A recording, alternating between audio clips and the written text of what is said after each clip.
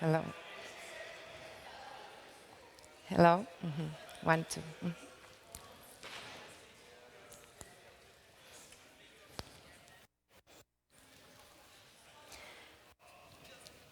Hello, good morning. I would like to ask you to take your seats. Dear official guests, speakers, and delegates, dear partners and friends, being us today in the room and for all joining us online. It is my great pleasure to be back in Vilnius and to welcome you to the second edition of the new series of events, Clusters Meet Regions. Cluster Meet Regions, this edition, Cluster Meet Baltic Sea Regions, is organized by the European Commission in collaboration with the Lithuanian Ministry of Economy and Innovation, European Cluster Collaboration Platform, AgriFood Lithuania DIH, Smart Food Cluster, and Agency of Science, Innovation and Technology. The objectives for the day is to discuss responses to the economic challenges, such as the supply chain disruptions and loss of market and inputs, and to enable EU companies to get in touch with other and develop business cooperation and open for new opportunities and investments. Before starting, some housekeeping rules. Please note that this session and event is being recorded and will be featured after that at the European Cluster Collaboration Platform. We will be having various sessions where we will open for Q&A. So please, if you'd like to take part, we will be happy to give you the microphone. And when having the microphone, please present your name and a company. We will value your comments. For everyone who is with us today online, please use the chat in order to address your questions and comments, and we will try to follow them during the day. Stay connected, share your thoughts. Please use the hashtag #ClustersMeetRegions. EU regions need to stay resilient in the face of pandemic, geopolitical, and other crises. So it is my great pleasure to welcome again everyone in the room and the Vice Minister Ieva Valeškaitė of the Ministry of Economy and Innovation for the welcoming words. Thank you, Vice Minister.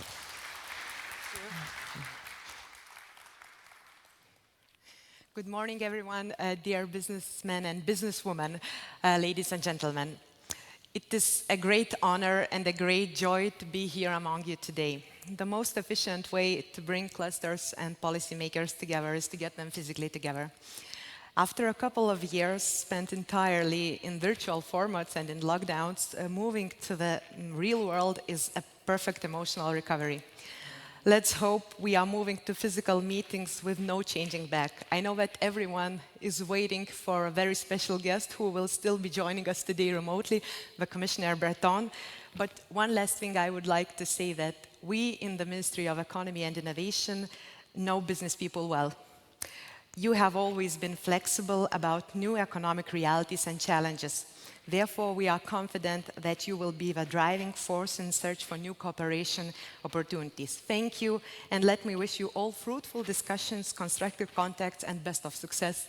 Thank you, Theodora.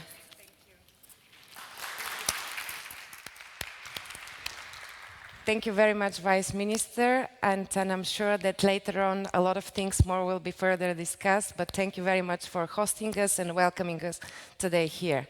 And now we are having the address by the Commissioner Breton directly from Brussels. So thank you very much, and having real pleasure to giving the floor for the welcoming words of Commissioner Breton.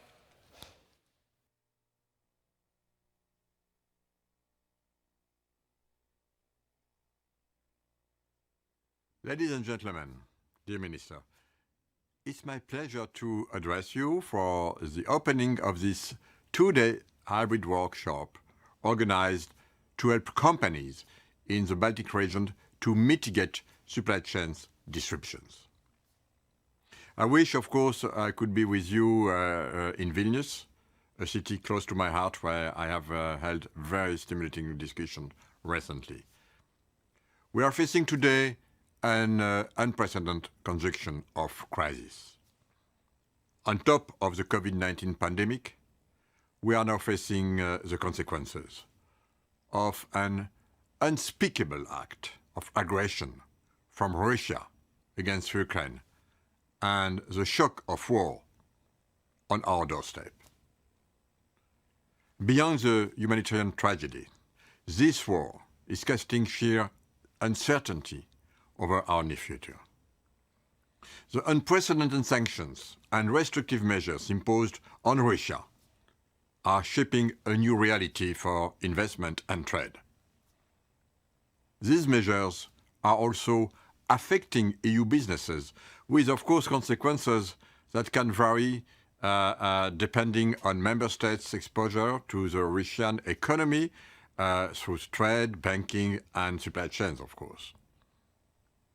Our preliminary estimates show that the sectors of mobility, agri-food, electronics and chemicals, as well as, of course, logistics, are particularly affected. This is explained by shortages in key components and raw materials, such as cable harnesses for mobility, potash for fertilizers, titanium for defense and aeronautics. And of course, we are monitoring the situation very closely and exploring all the possible options to mitigate the disruptions. And of course, as we all know, in Lithuania, you are also facing unjustified sanctions from China, which are incompatible with our WTO rules. All these crises and also tensions revolve around the same issue: the ability of Europe to ensure its security and prosperity in, of course, an increasingly volatile world. To me, one of the key lessons of the succession of crises we are experiencing is that we must continue building a resilient single market. The single market remains our strongest asset to safeguard and strengthen strategic supplies. In fact, the single market is a tool of geopolitical importance. Whether we like it or not, the current geopolitics is further proof that we need to be better equipped to avoid shocks to our supply chains. Therefore, we need a structural reflection on how to better anticipate and react to future crises which, whatever its nature, may cause major shocks to demand or supply, affecting our industries and fragmenting our single market. We are therefore working on a single market emergency instrument with two main components: better preparedness and reinforced capacity to react in case of shocks. And in doing so, I am looking carefully at the measures that our international partners have already put in place to become just more responsive and stronger in defending their own interest. It is time to have a discussion without naivety and without taboos on the toolbox we need to ensure the available of the most critical product and services in time of crisis. We have just launched a public consultation to gather input to our thinking, and of course, I will encourage you to submit your views. In this context, we must identify, use and mobilize our industrial and SME support networks, starting with European clusters and enterprise Europe network like we are doing today. The platform Clusters Support Ukraine and the Supply Chain Resilience Platform, which were set up within a matter of days from the outbreak of the war, show the importance of these networks. But of course we can do more. Today's and tomorrow's event will foster new collaboration opportunities to replace lost markets or to find alternatives for shortages of inputs. I believe that successful partnerships will stem from this event. Cooperation and unity are the only recipes to deliver the resilience and strategic autonomy we want for our continent. Europe can reach these goals if we work together and uphold the values that we stand for in unity. Thank you, and I would like to wish you all the best for these 2 days. Thank you very much.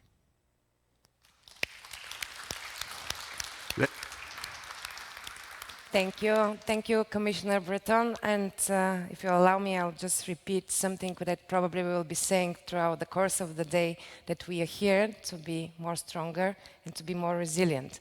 So with that, we are going to the next opening high-level discussion, where I would like to welcome on the floor Mr. Antonio Novo, who will be moderating the session and who is the President of the European Cluster Alliance, as well as to welcome back on the floor the Vice Minister. So they will be on that panel, and Antonio will continue with presenting and keeping the questions. Thank you.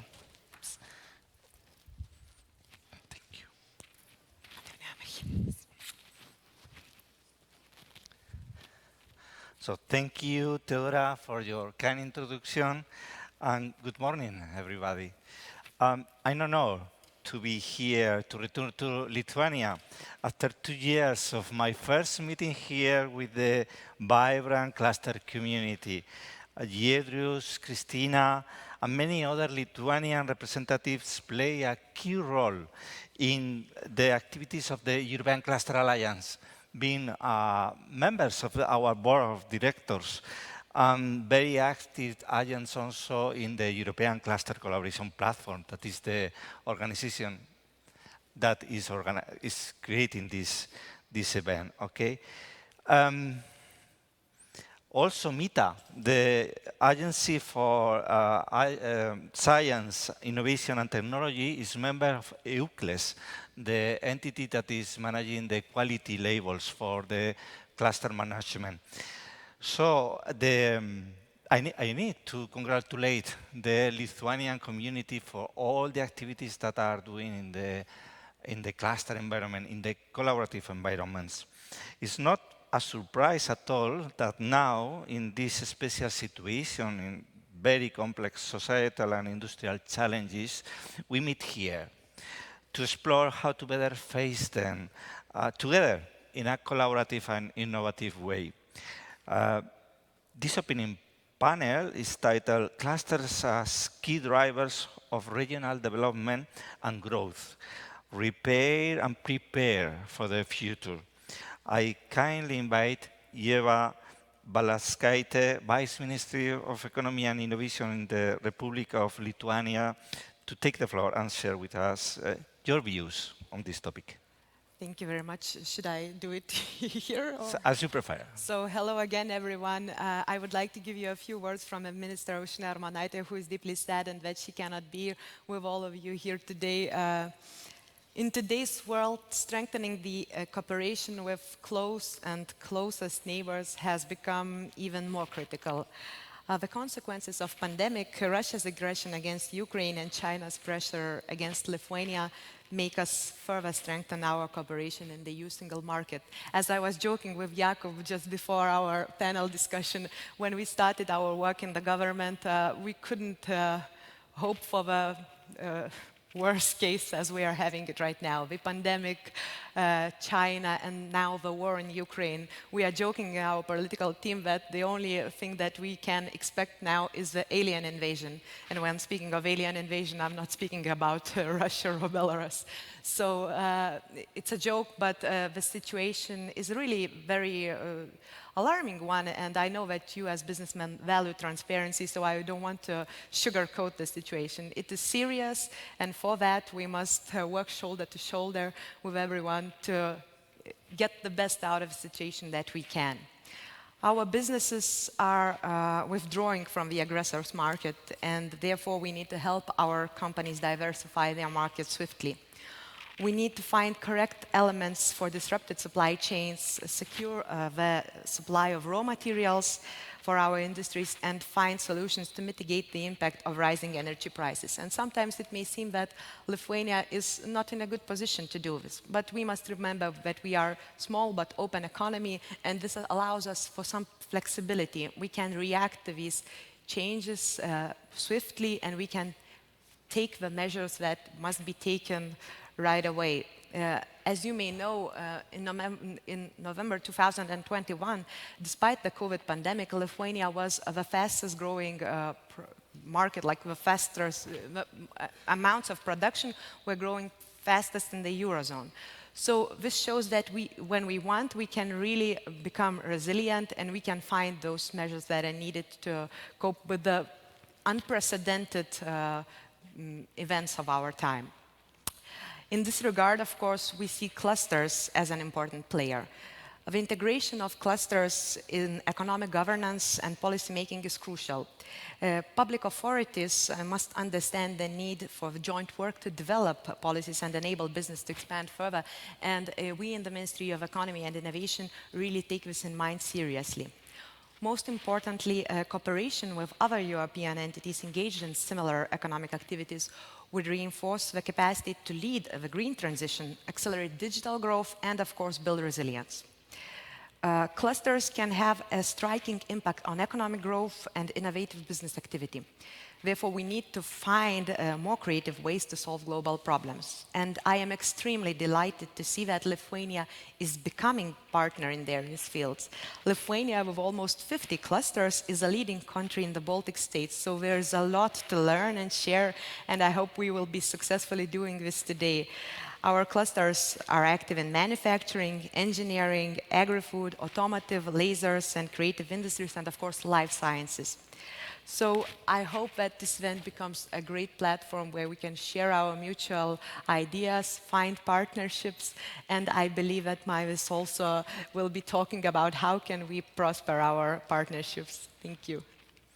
You are very welcome, Eva. It's time now to welcome Maeve Ruth, Deputy Director General in the DG Internal Market, Industry, Entrepreneurship and SMEs, GROW. As Deputy Director General in GROW, Maeve Ruth focuses on green transition of industries, resilience of supply chains, promotions of investments, standardization and IP rights. Between 2005 and 2019, she has worked as Director for Entrepreneurship and SMEs and as Director of DDG in the Research and Innovation field of the European Commission. Maeve, dear Maeve, the floor is yours. Welcome. Thank you a lot. And let me say that although I'm sitting here in the rainy Brussels, I'm also very much with you in my thoughts and heart, so to say, being from the country in the neighborhood from Estonia originally. It's really a pleasure to see that Lithuania is keeping the flag very high and is very actively engaging, both helping out the Ukraine for war refugees as well as economy there, and of course looking for ways of being more engaged in European single market. So really thank you for the invitation, and I'm very grateful to the Lithuanian Ministry of Economy for organizing it together with us. We see that the great place you have also offered, the City Hall of Vilnius, is a good occasion to really come together in physical meeting as well. We already have heard from the opening speeches that we are indeed, as Europe now, operating in a crisis mode. And I wanted to bring to you a couple more messages from our commissioner, besides of what he has already just said. But I found from his yesterday's presentation really a strong conviction, which I wanted to reiterate here. Yesterday we had a so-called European Industry Forum meeting. An industry forum is for us, I would say, the highest level of platform to discuss the state of play and how to take things forward with the various industrial stakeholders.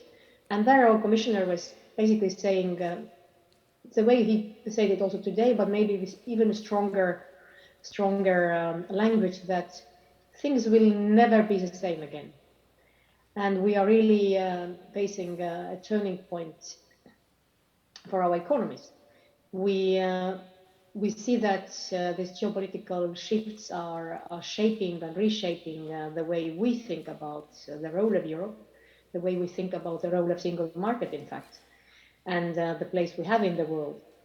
And we have, of course, to take the lessons from the COVID times and apply them and look for ways of taking our economic and societal futures even more into our hands than we perhaps realized before 24th of February. So I found this really a very strong message from the Commissioner, where he's calling upon all of us to find ways of using this crisis to come out of it stronger than before. And you have heard him saying, and also our Deputy Minister here saying, that we have, of course, short-term issues and we have longer-term issues. We have the shortages of various strategic products, inputs, materials, technologies, and then we have, of course, longer-term structural issues which we face. Maybe I will illustrate with few numbers and examples what we have been working on and what we hope also this workshop today and the matchmaking will help us solve. Well, we know that already before the Russian aggression in Ukraine, we were facing various, let's say, dependencies and shortages, and therefore, of course, the collaboration with a wide range of actors, which are invited also to the event today through the clusters, business organizations, individual companies. This is really one tool that will help us. And from today's event, we hope that the Baltic Sea region companies will find more collaboration with each other, but not ever lesser importance is to find ways of working with the rest of Europe. So single market indeed is the tool that we hope will bring us through these difficult times. Now, first on a couple of words on the impact that the Russian aggression in Ukraine is having on our economies. Just to illustrate with few numbers, EU gets about 20-21% of its iron and steel imports and 17% of our aluminium from Russia. Russia and Belarus together account for about a third of EU fertilizer inputs. And then also the share of wood imports is quite high. It depends on the type of wood which we talk about, but it's between 7% and 25% of our imports from Russia and Belarus. But then, of course, not every EU member state is exposed to the same level. We have, of course, some countries, particularly in the neighborhood, who have been doing more trade in some of these materials I mentioned, and then, of course, the impacts are stronger. We see impacts altogether very much in construction sector, for example, in wood processing. We see the problems in logistics and transport, which I think you're all very much familiar with, fertilizers, car manufacturers. So there are various inputs that are missing, and of course also markets that have been lost, not to mention the human tragedy and the everyday hostilities and atrocities we see happening in Ukraine. So on this, of course, EU has taken actions, and you have all seen the sanctions packages coming. But maybe then from a more kind of a constructive side, let me also mention a few things that have happened over the few last weeks, which might be of interest. We have worked and we continue to work on solutions for energy. And we expect mid-May approximately to have a next EU policy communication out, which will talk about how do we repower Europe? How do we really speed up the necessary technologies for green transition? So the technologies needed for renewable energy, for example, solar, wind, but also heat pumps and also biogas, for example. So these are very high on our agenda. You also heard from Commissioner that we are working on a package for single market emergency instrument, which should make us more prepared for situations that we face today. We are working also on raw materials availability, and hopefully we'll be able to come with some proposals on this. We have recently adopted a guidance to member states how to facilitate the integration of the many war refugees into our labor markets to allow these people to also really earn proper incomes and to be accommodated in our economies. We have made also a recent move towards making some export credit guarantees available again for doing business with Ukraine. And I wanted to pass on this message because I think among the many countries in the neighborhood of Ukraine, I believe Lithuanian Export Credit Agency is one of the very few ones which is still offering export cover, so export insurance for the deals for the business with Ukraine. But now at European level, we make a counter guarantee available for such offer, and I hope that also in the other countries, the export guarantees would again be then made available for imports and exports with Ukraine. And then an important point is that, as you all know, Ukraine has also applied for membership in the European Union, so this analysis is ongoing. And we, in parallel, have restarted our work on something that is called Agreement on Conformity Assessment and Acceptance of Industrial Products. But behind this word, or this the long title, is the work to see together with Ukrainian authorities how can we make their quality assessments of various products really fit for European single market, so that as soon as the situation on the battlefield allows this, and as soon as we have a so-called ACA agreed with Ukraine, they could also start doing really business with European side based on this new ACA framework. But this probably will take us still a few months to go through. Nevertheless, I think in the context today, where we're looking at this kind of region, we truly hope that Ukraine can also restart their economy soon. Now, a couple more points maybe on the longer term issues. On the longer term issues, certainly the EU strategic dependencies, strategic capacity building is something that we very much emphasize and need to still work on.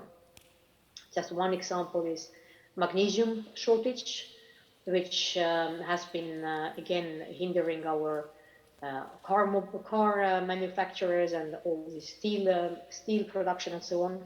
So we have invited member states who are ready to invest into this value chain to work together to build also European magnesium production, and not only the extraction but also recycling and all that goes with the value chain. So I say this is one example from the point of view that beside the big policy aims towards more resilience, we really now look into specific value chains, such as availability of solar PV panels, such as building up hydrogen economy in Europe, such as even these raw materials, be it magnesium or permanent magnets for windmills. So this type of work is what we invest into to increase our resilience. And then on the other hand, of course, when we talk about renewable energy, to also enable Europe to wean us off from Russian gas and oil imports, which, as you know, are still ongoing. As to the manufacturing capacities, we very much want Europe to be able to have good jobs in Europe for our people, and particularly in the areas where we know that the markets are developing fast, be it electromobility, batteries, be it manufacturing of the solar, as I mentioned already, or also hydrogen. It's important that we have manufacturing in Europe as well. And one way we support it is through the industrial alliances. We have industrial alliances for batteries, for plastic circulation, being circular plastics, rather, I should say, raw materials, hydrogen. So these are the ways how we promote actually industries to come together and build these new value chains. We also should pay particular attention to not only extraction and availability of raw material, but very much also on the sustainability and circular use of materials which we already have in our economies. On this front, we are working on regulative side of things. We have recently, as Commission, adopted a package, circular economy package, where you also find eco-design for products, sustainable products. We are pushing forward with various recycling targets. And for all the people in the audience today, I believe in this circular economy thinking and recycling and reuse of materials. That is also a business opportunity which can be captured. And then as to the food operators, whom I believe we have today here also quite a number, we work, DG GROW, we work with other parts of the Commission, DG Agri particularly, to ensure that the war in Ukraine would, how can we meet the crisis that comes from the war. We know that Ukrainian operators are ready to bring their wheat and sunflower oil to the markets, and Commission is looking into ways of helping the logistics to be smoothened, because this is currently the main difficulty for them to try and get their goods to the global markets. And finally, a few words about the clusters. I believe that having the cluster collaboration throughout Europe is something that really can make us so much stronger.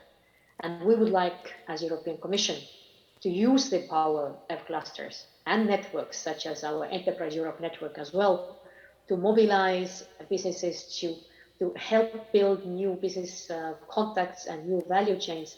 And of course, through your work, through your efforts, the policies that we design can actually then be implemented and will make the impact. So we truly appreciate the European cluster collaboration that happens. We have also initiated a few additional tools that should help you to use the cluster collaboration, such as a platform available with various information on how to find partners, but also information on Ukraine and what kind of supply chain remediation opportunities that would be. We have also a forum, EU Cluster Support for Ukraine, that facilitates indeed finding partners within Ukraine, and there is also an overview of what kind of support would be needed.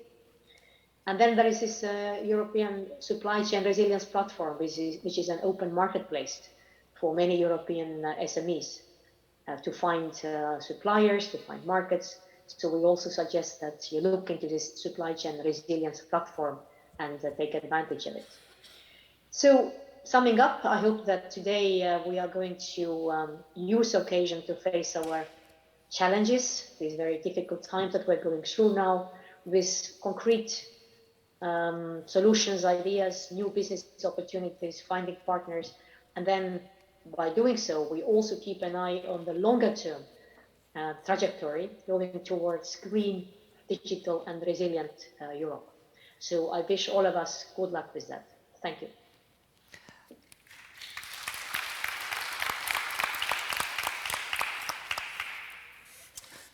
Thank you very much to you, Mayve. Now I have some questions for you, okay? The first ones are for both you, so you can choose who take it first. What is your view on the current situation of companies which have to face supply chain disruptions due to the geopolitical situation? China's restriction on Lithuania, and now the war on Ukraine. So first of all, we must acknowledge that geopolitical situation plays an important role for business growth and development. most of our problems today are actually caused because of that undervaluation of geopolitical situation. If we have been like more insightful into whom we are living nearby to, maybe today we would have less of a problems that we are speaking here today, and we could be more ready to face those challenges that we are having here today. At the same time, of course, every challenge brings new opportunities. So disruption to supply chains incentivize companies to search for new ways to minimize delays, diversify their supply chain, for new, more efficient ways to conduct business. As an example, not from a cluster area, but from the SME area, our agency, Enterprise Lithuania, which has turned into innovation agency, a one-stop shop for business and an instrument for fostering innovation in Lithuania, has done a research during the COVID pandemic, and we had done a small business survey where they asked small businesses, how are your ways of doing business are changing? And there was an interesting insight that 80% of SMEs which started online trade during the pandemic actually said that they are not planning to go back to the physical trade. So the changes and the disruptions are very, very prominent, and some of them will not be like negative ones. We can see positive things like the internet trade turnover and stuff like that, that opens the global markets for Lithuanian SMEs. As I said before, Lithuania is a small but open economy, and we have been able to keep ourselves above the water during the COVID-19 pandemic. And as I said, that in November last year, we had highest monthly year-on-year growth for industrial production in the Eurozone. This was made possible, of course, thanks to the swift financial and safety measures that were put in place. And of course, because of the adaptivity of our small and medium enterprises and the emergence of a trend to supply chain nearshoring. What we are having now, we are also reacting very swiftly. In the first days of war, actually, we were getting to know the situation that we'll be living in, and we were actually solving the problems that we are talking about today. For example, one of the areas that were causing us some fear was rising prices in construction sector, and the formation of possible bubbles there that may, put our real estate in terrible situation. So together with the Department of Statistics, we managed to make an indices of construction prices and put them in place in few weeks, so that not only business to business or business to private and persons relationships can be indexed according to the inflation of various components, but also this instrument could be used in public procurements, so that we could, avoid the contraction in the construction sector. So yeah, another thing that we were working on very seriously were the certification procedures in Lithuania, because we know that the lack of shortage of metals, and especially steel, is the thing that may, put the whole economy into very serious and dangerous situation. So these might seem like a short and simple solutions, but they are very important ones, because they do not let the economy go into panic. Of course, the war in Ukraine is unprecedented, and certain sectors will inevitably be affected in short term. We see rising prices, we see disruption of production in some sectors that were largely serviced by Ukraine. However, the effects of war in the medium and long term, they will depend on the length of the conflict and, of course, many other factors. Various scenarios can happen, we all know that, and the effect should not be only seen in a regional matter, because this is a global problem, and this is a global economic situation that we are living in. Of course, what Maiva Rūta said before, it is incredible to witness such a level of unity and solidarity among business and people when it comes to supporting and helping Ukraine to survive this unprecedented act of violence. The EU and its leaders and institutions need to keep this unity and to take the opportunity to strengthen economic and political relations. The situation that we had talking before was, of course, China as well. China's undeclared measures against Lithuania, which have been applied full scale since December 2021, are unprecedented, and they are a clear case of economic coercion.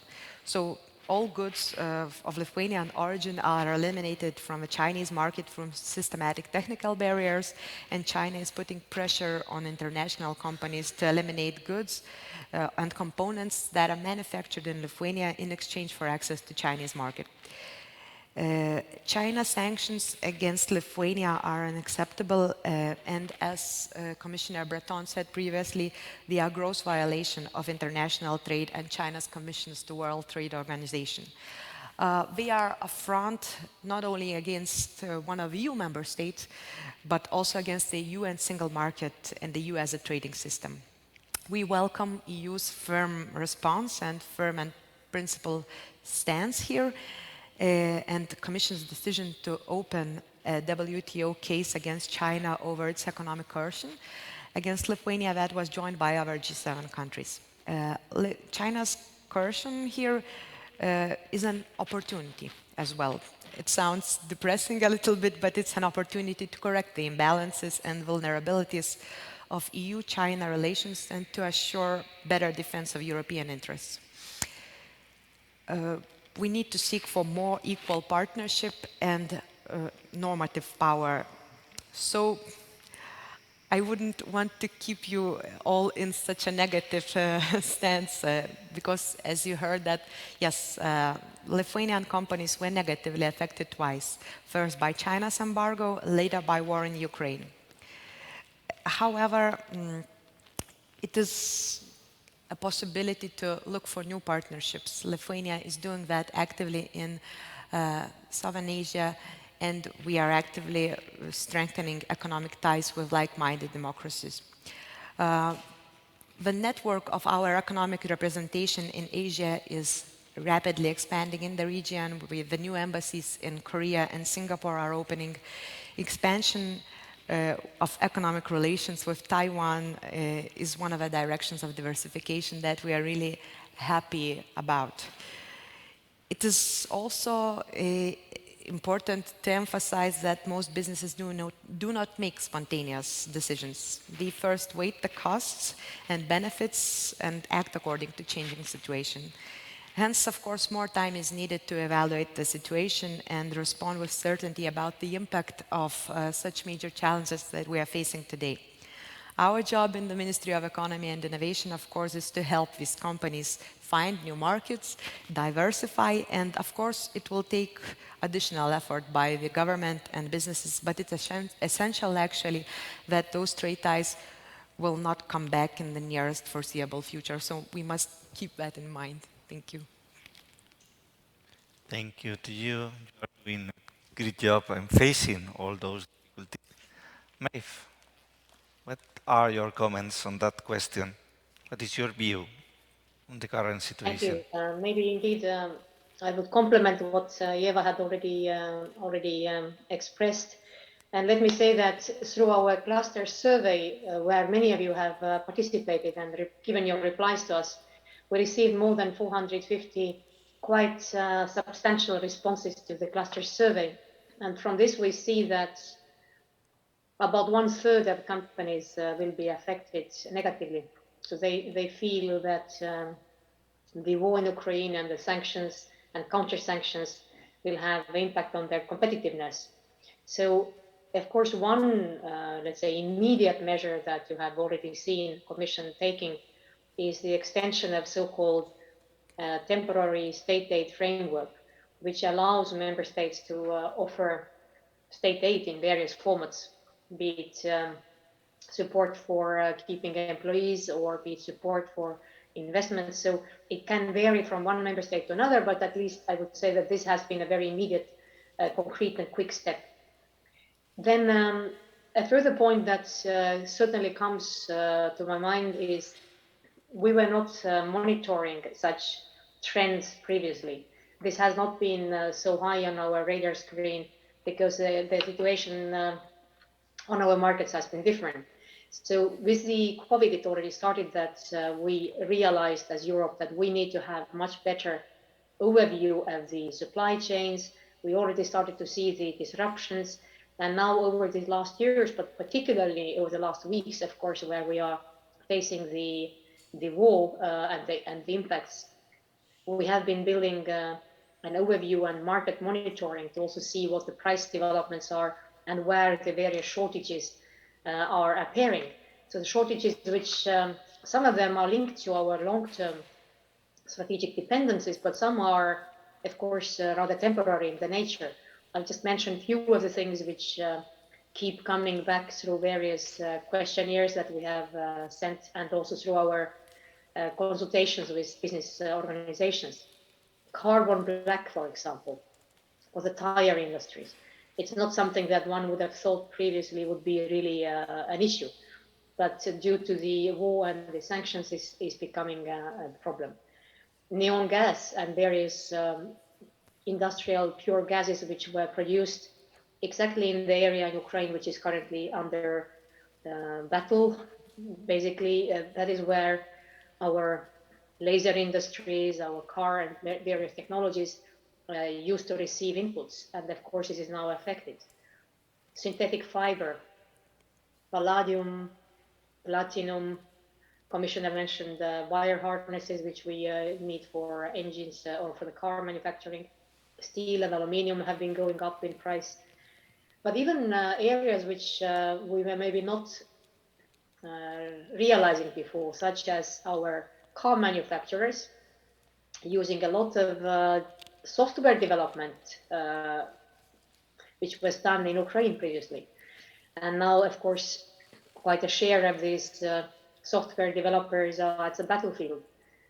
So, of course, it has an impact.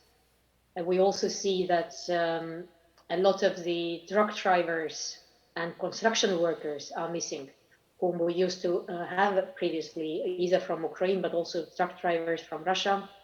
So these additional elements are also having impact, besides of the direct impact of war itself or sanctions. So of course, some of these difficulties are temporary in nature and there will be solutions found.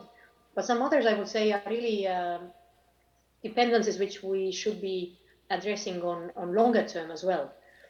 When we talk about European so-called open strategic autonomy, what we really have in mind is that, yes, we want to continue being the continent which is most, let's say, involved in international trade.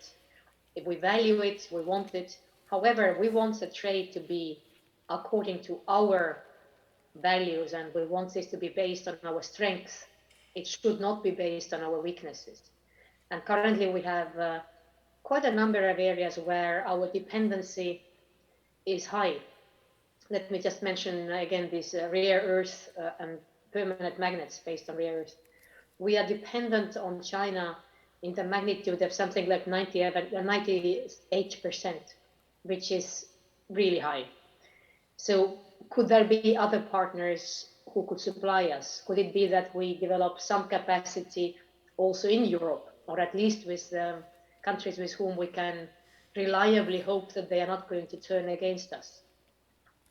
So this type of thinking is, I think, a thinking we have to develop, particularly now as we are seeing some of our former, let's say, trading partners really choosing sides which we didn't expect to happen, or at least we didn't expect this to happen to such extent.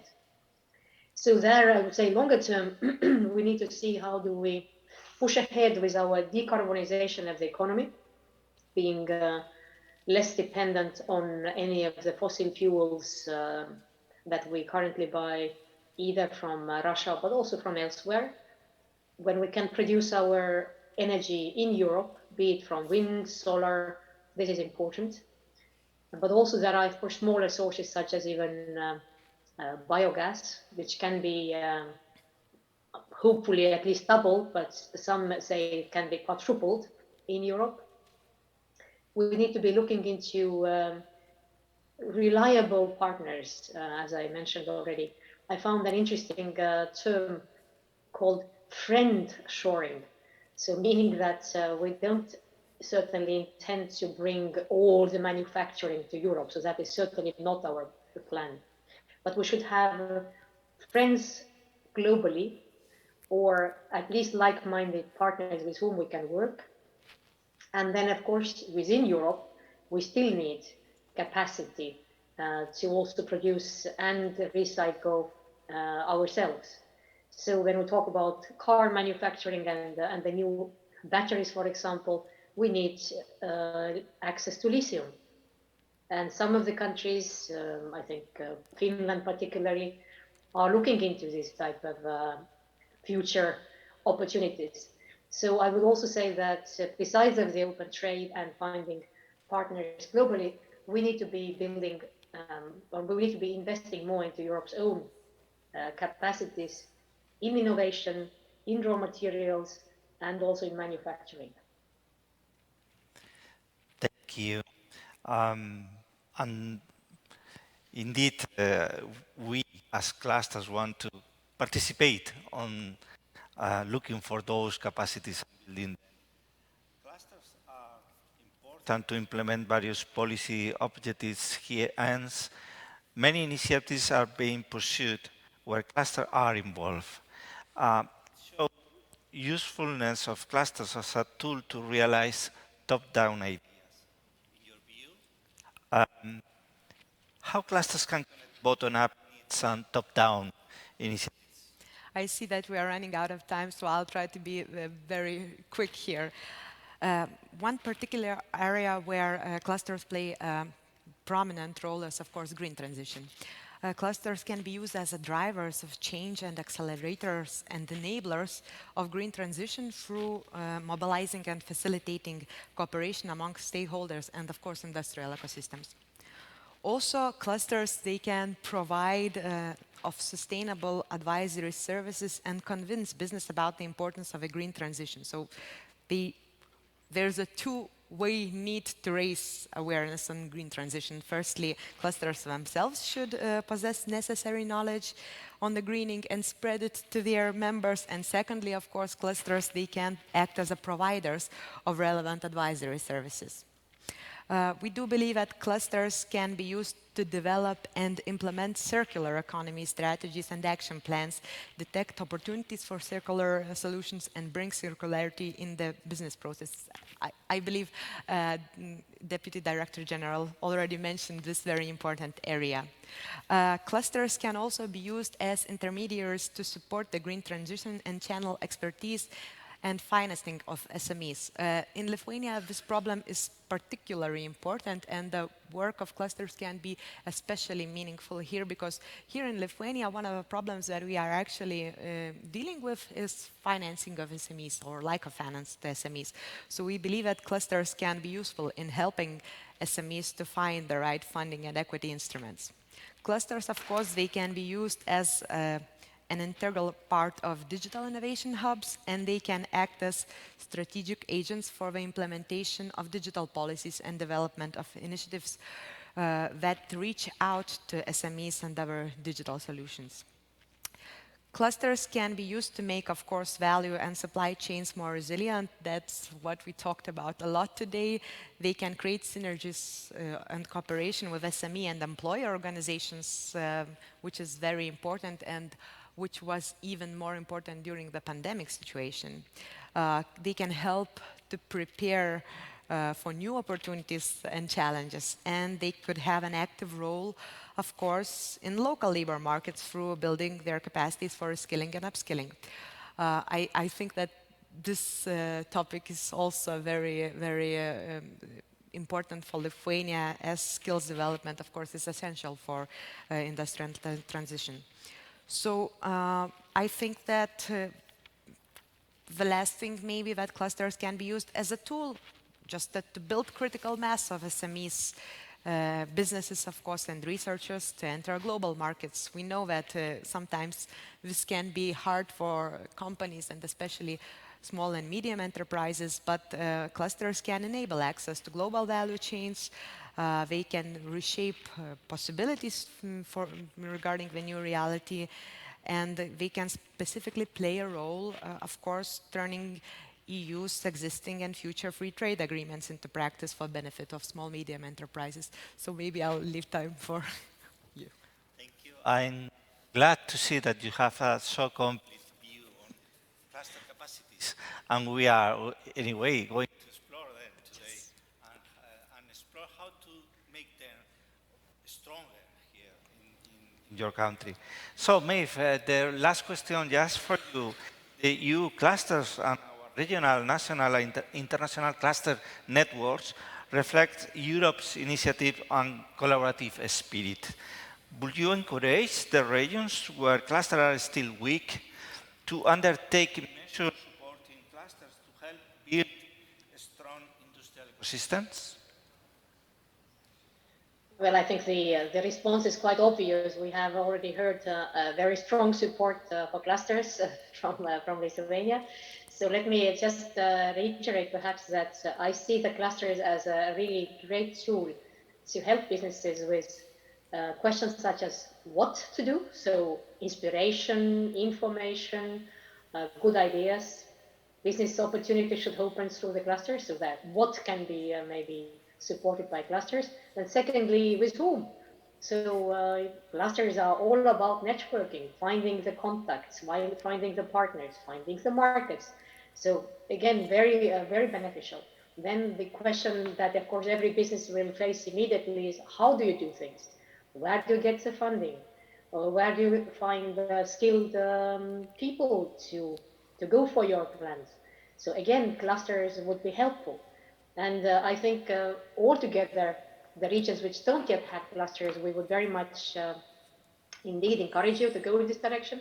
And I would then say that since we have been talking today already for quite a long time, I realize that the event is in fact very much about networking. So we better let you do some networking as well, because this is the biggest value added. Thank you. You're very welcome. So we will work to answer those hows, no? Today and tomorrow. Thank you very much to both of you, and looking forward for the next panels. Thank you. Thank you.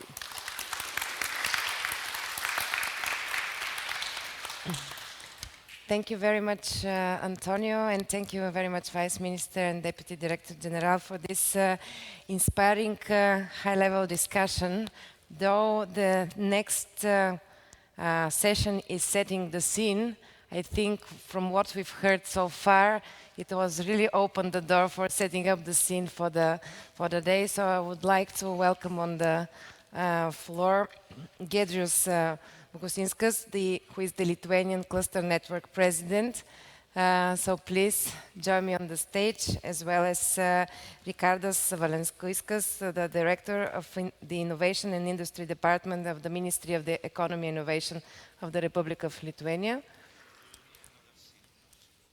I will speak here. Yes, no, it's fine because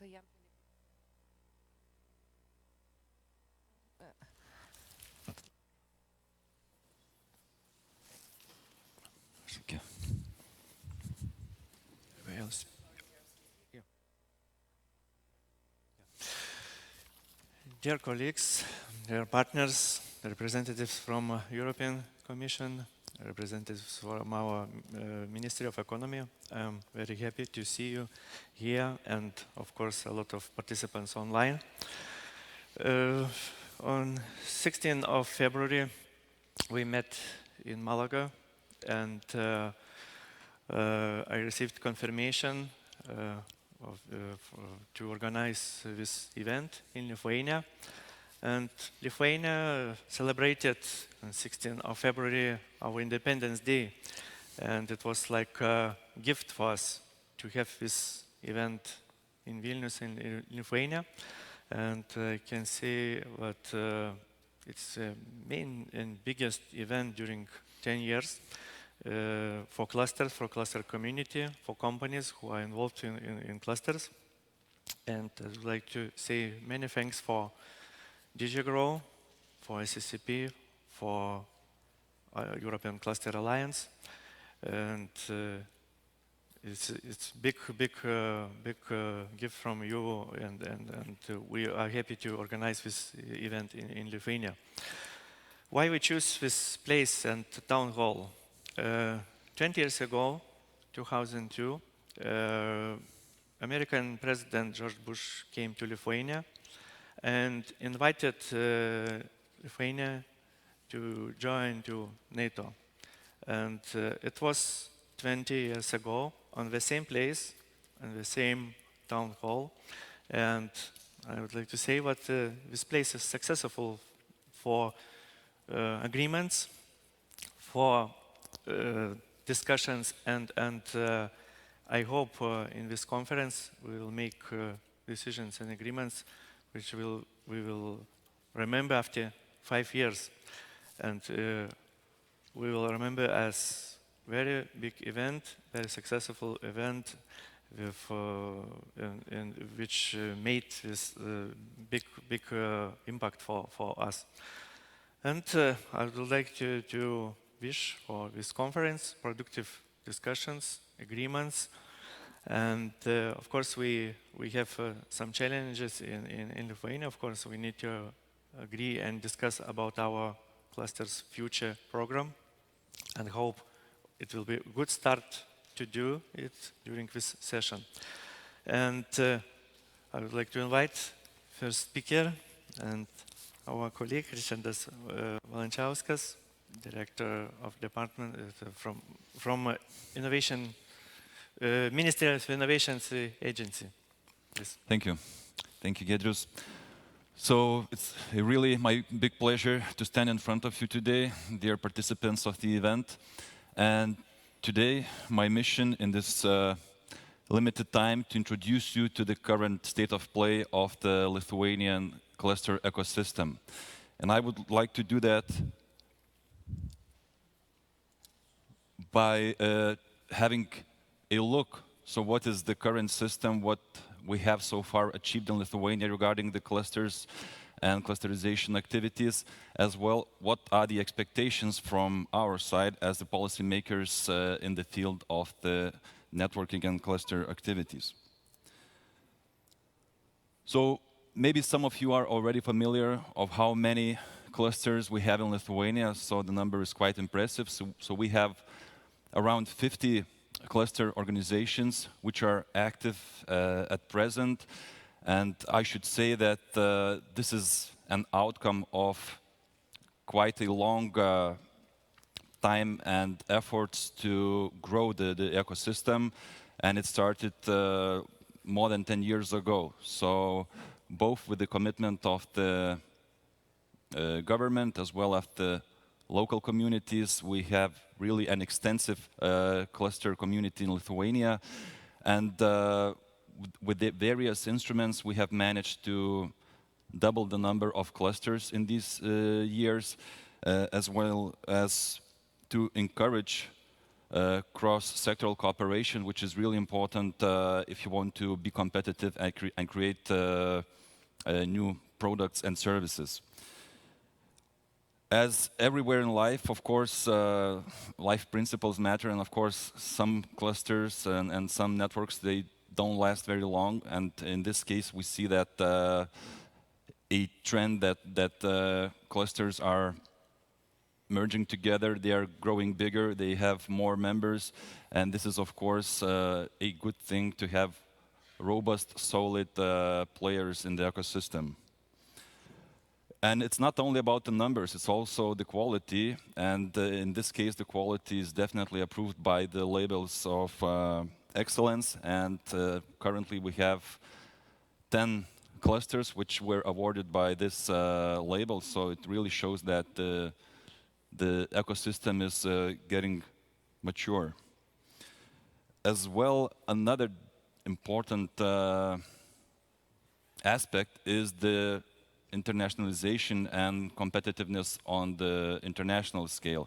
So more than the half of the clusters in Lithuania are part of various networks, both within Europe and even sometimes outside the EU and Europe's borders.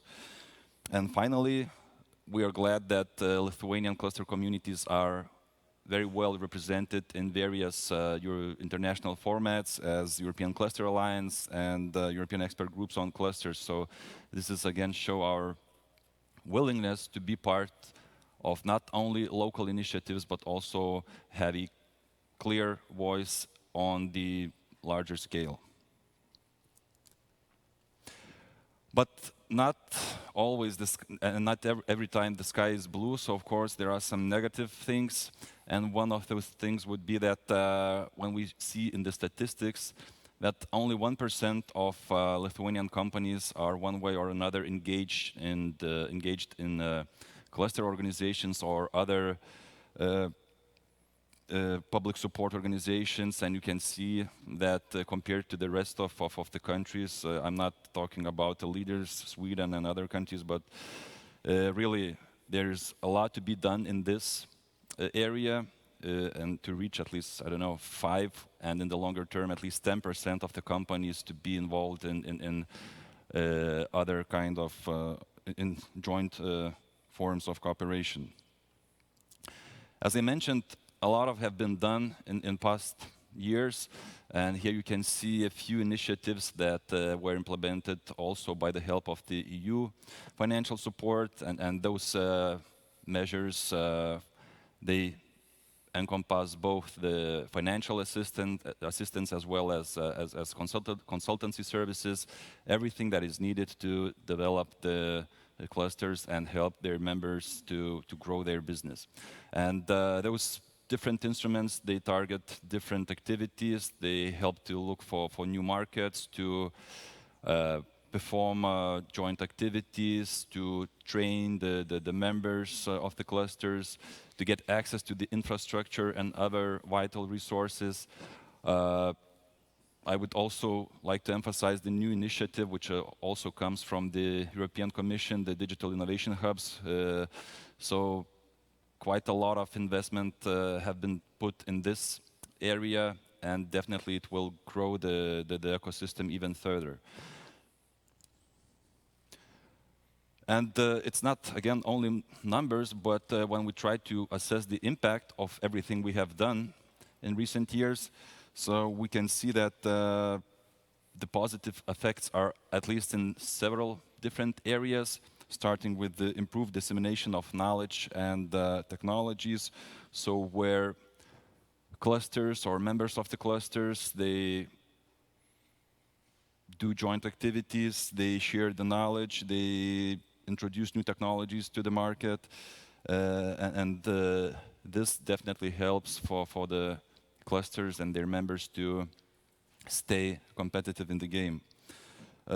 Another important thing is, of course, the increased numbers in respect to turnover, to productivity, to investment into R&D activities. And we can see that companies which are part of the clusters, they at least show 20 or 30% bigger numbers in this area. As I mentioned, productivity is one of the really important things for us, and we can see that it's also improved in recent years, and through various support measures, clusters and their members, they were able to find new partners, new suppliers, new sales channels, and they were able to enter new value chains, European chains, global value chains, and this is definitely a good thing to note. And finally, the access to infrastructure, to other resources, which is quite often is not accessible if you are working alone on your own. So we see that all of those initiatives that were implemented definitely helped to get the access to the relevant infrastructure. So that is what we have at the moment, but I would like also to take a few minutes to introduce you to our vision on the future and what are our expectations in this area. So first of all, to have even bigger impact, economic impact, or impact on innovation, on new technologies, and also to contribute to the bigger openness, to the open culture between clusters and their participants. So when we talk about the impact, again, the key thing is to help our clusters to catch up with the EU, with the rest of the EU, to at least achieve the EU averages in the areas of productivity, of the wages within the clusters and their members, and again, investment into R&D activities. And another thing is we would really like and will try to do our best to encourage Lithuanian organizations to be more active, to take the lead in various international projects. Of course, that projects that deal with the regional challenges, which are not only local, but are relevant to other regions and countries as well. And switching to the open culture, so the ambitions are quite high, at least. And the first ambition is at least to have one cluster within the Global Innovation Index, and to have one cluster in top 100 science and technology clusters. Another ambition is to have at least one cluster who is awarded with the gold label of excellence. Also to increase the international networking. As I mentioned previously, nearly 60% of clusters are involved in various international networks, and the hope from our side is to have it even bigger international participation, and to have at least 4 out of 5 clusters to be involved in those networks. And finally, of course, to create the ecosystem that could be, that the clusters would be very mature, they would be self-sufficient, that less and less external initiatives and support and help would be needed, and that the companies, they would truly see the benefits of being part of those clustering activities, and to help them boost their businesses. And to sum everything up, so really clusters could and should act as advocates for cross-sectorial cooperation, for interdisciplinary research and activities, to promote internationalization of our businesses, also to take one of the leading roles when we talk about smart specialization strategies, to encourage clusters and then the companies to help to set the agenda, and then to implement various different instruments under the smart specialization strategy. And of course, the twin transition, so clusters may and should play the key role in this area to both help create the digital future and greener future. And in this case, clusters' role would be of particular importance. And to sum everything up, so all of these activities, if everything goes well, so definitely the ambition is that clusters are of key importance to our economy, to help not only in the times of crisis, but also to make a large part of our economic performance. So this is the ideas and ambitions that we have in the future for clusters. So thank you. This is a short introduction to our clusters ecosystem in Lithuania.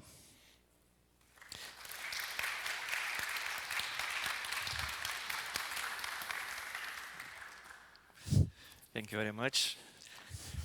Yeah, and I would like to invite another speaker online to represent online, Jean-Philippe Kramer.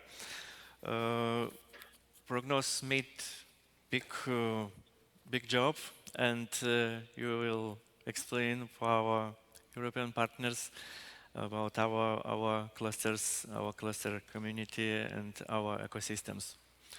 Jan, please. Yes, a very good morning and greetings from Brussels to Vilnius. I already experienced a very lively debate that you're having there, and it's a great pleasure for me to be with you today. I will share with you in the next 15 minutes some insights that we gathered as part of an input paper for this event, and I very much welcome you to have a look at this paper later if you have time to observe some further details. I will give you an overview of the key findings, and I will focus on some information about the economic profile and development of Lithuania, with a focus also on the role of clusters, very much complementing also what was said before by Ricardas. I will give you some insights also on the important discussion points around the supply chain disruptions and the supply chain reconfiguration. And I will add to this some insights on the role of European cluster programs already in the past to tackle and develop not only innovation, but also helping to create new value chains. And last but not least, I will leave you with an outlook on the role of smart specialization and also the engagement of cluster organizations in that process to increase competitiveness and also resilience in the future. I hope you can see my slides in a minute, and I will start right away with some key information on the economic profile. I think what we can start off with as a very important trajectory also for the Lithuanian economy is that over the last years, we have seen constant improvements. And Ricardas was also talking about some key impact indicators, key performance indicators. And the good news is that Lithuania has been able to really grow also at a good speed with a GDP per capita growth at 5.9%, which is almost double that on the EU average.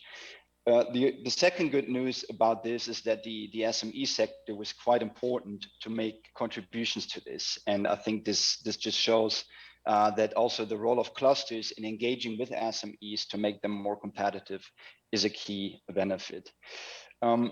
Last key figure, looking at the importing, exporting activities, we see obviously that Lithuania, being a smaller EU member state, that the export market is very important, and therefore also the issue of export markets is very important. And we see a trade surplus of 2.5 billion euros in 2020. I will give you some more insights on this as we come to this section. So overall, I think a good development when it comes to some of the more general macroeconomic statistics that we are looking at.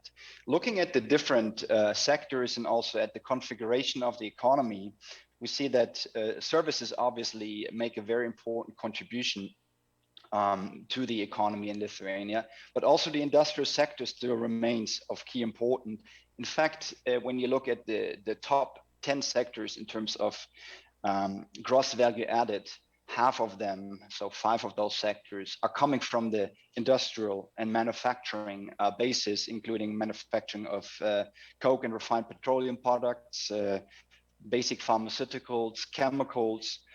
So very important sectors for the European economy. The second pillar I wanted to highlight is the increasing number of ICT-driven companies that we observe in Lithuania. There are around 2,000 companies that help also to drive the digital transformation. And Lithuania actually hosts 13 of the 20 biggest IT companies among the Baltic states. And this is a foundation I think we can further work on. When you look at the geographical setup and also the key ecosystem, the key industrial ecosystems which are active, we need to differentiate the two distinct regions in Lithuania, Vilnius County and the Central Western Lithuanian regions. The capital regions obviously has a lot of the knowledge-driven and creative sectors, including the ICTs and others, whereas the second region is more driven by the agro and textile industry, even though, and I will show you this just now, we see a number of cluster organizations also active in other areas. Before looking at the clusters, a very brief explanation on the innovation performance. We, I think, all agree innovation is the fundamental pillar for our competitiveness.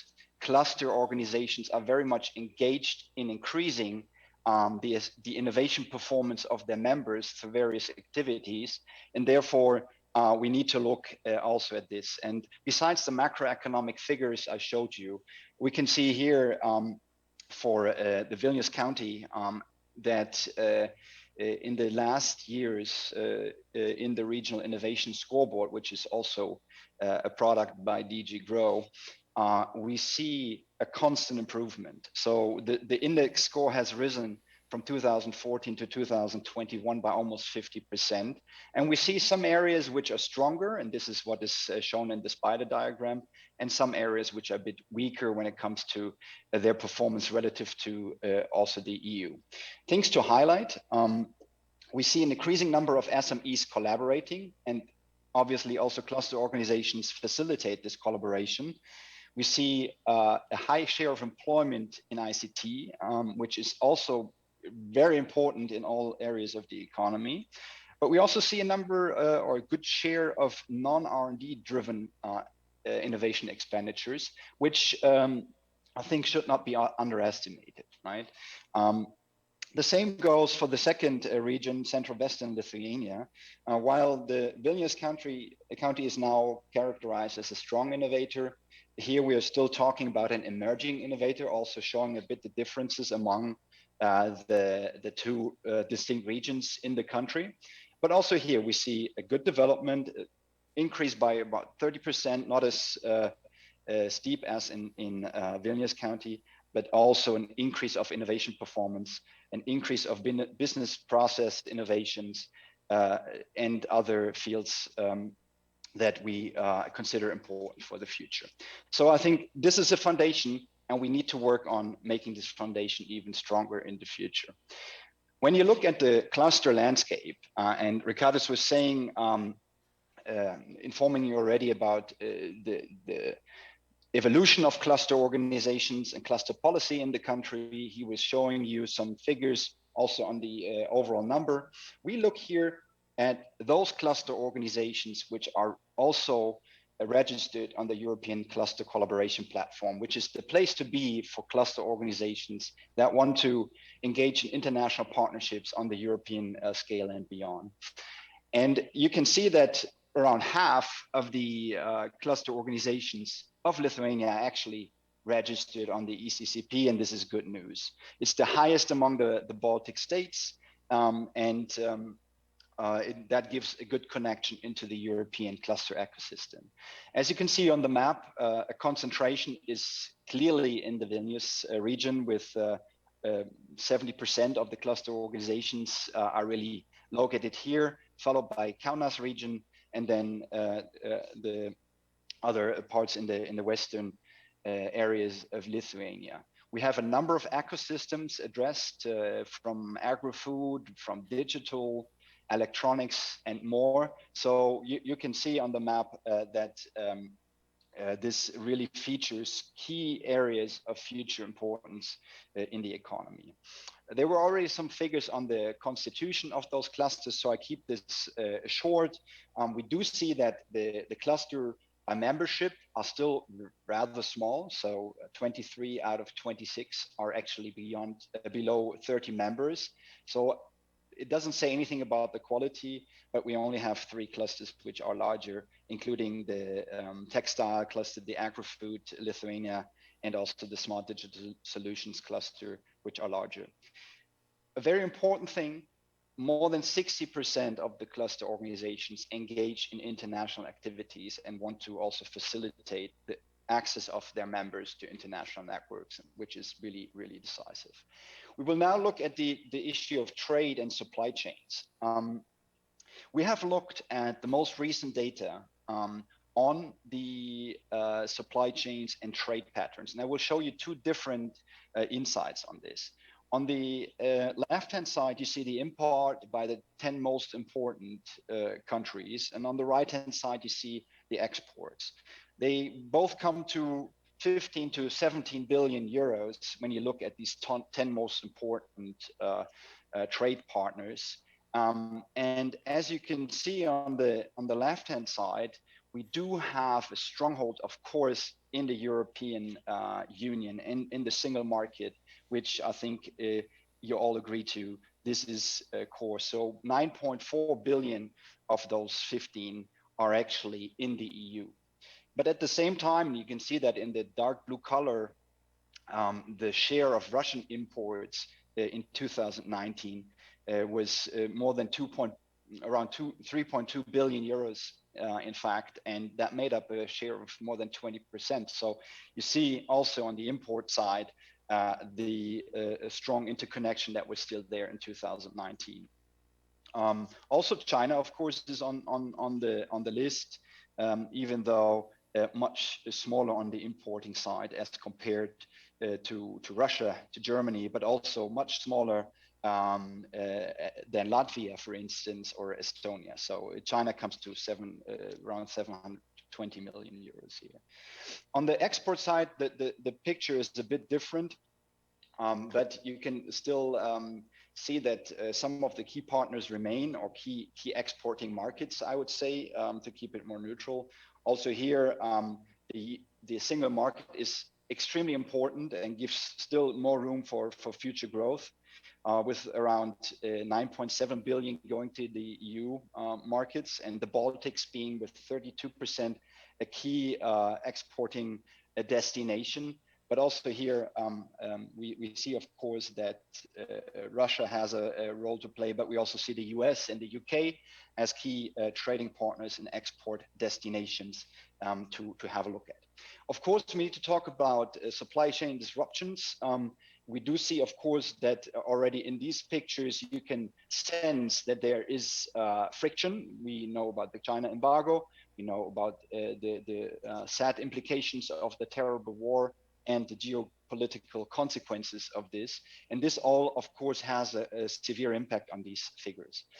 I can go one level further, which is the commodities. Right now, it was an aggregated picture, and I show you here 2022 data, so really the most recent data we can provide on secondary statistics on the important commodities imported to Lithuania for three countries of interest here, being China, being Russia, and being Ukraine, and of course, all in light of the supply chain disruptions.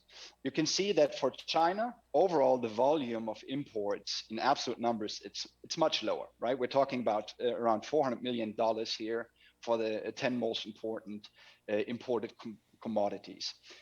For Russia, it's 4.2 billion, which is quite visible. For Ukraine, it was about 525 million euros, right? Dollars, excuse me. So you can see from these numbers and also the specific commodities that we have a different setup here. In China, we see lots of very important inputs for the value chains, telephone sets, components like electronic integrated circuits, printed circuits, semiconductor elements which are important for the photovoltaic industry and others, and also for the automotive industry. So accessories for motor vehicles and other parts. So we see, of course, a restriction here. On the Russian case, it's as expected. The top five are all linked to oil and gas, and we all know about the decision of Lithuania to ban these imports already in early April 2022.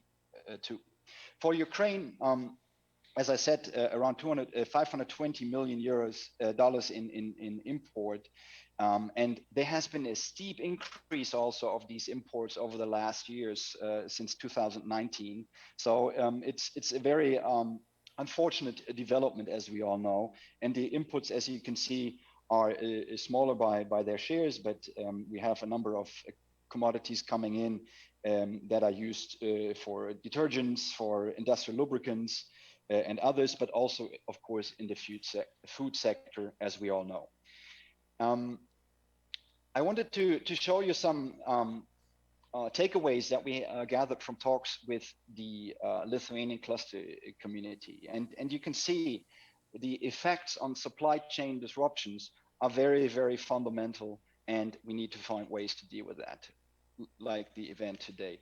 You see a quote from FITEC on the photovoltaic industry saying that looking for cost-effective alternatives from the materials imported from China, from chips, solar cells, wafer, solar glass, it's challenging. We see from LITEC in the laser market, 1/3 of exports go to China. So there's a major distribution market lost. This has a multiplying effect on European supply chains because also the restrictions go further down the low. Other companies are looking for supplies from other places. We see from the automotive sectors that export problems to China, redirecting also big multinational corporations, has an effect on the Lithuanian economy, and clusters are right there. From the Lithuanian plastics cluster, the input from raw materials is more difficult now due to the war in Ukraine. So there is a price issue here that is difficult to manage. And last but not least, from the smart food cluster, it's important to diversify export markets, right? We need to catch the attention of big companies, and the EU organized matchmaking could be effective in this respect. And this is a message to the event today in Vilnius. And looking back, in fact, the European Commission, DG GROW, had funded already a number of cluster initiatives in the 14-20 period, which have addressed this. So there were cross-sectoral value chain creation under INNOSUB. There's internationalization under the European programs for I. There's driving the excellence and also smart specialization. So numerous activities from the European Commission to support this. And I give you a brief glimpse of some of those. We see here for the INNOSUB an initiative that was extremely successful also in terms of its stimulation of innovation and creation of new value chains. Lithuania was quite engaged, right? We know, and I take the words from Ricardas, the ambition is to be even more engaged in the future. But already in the past, we see that Lithuanian clusters have been quite active in these INNOSUB projects, coming up to fundings which are also significant.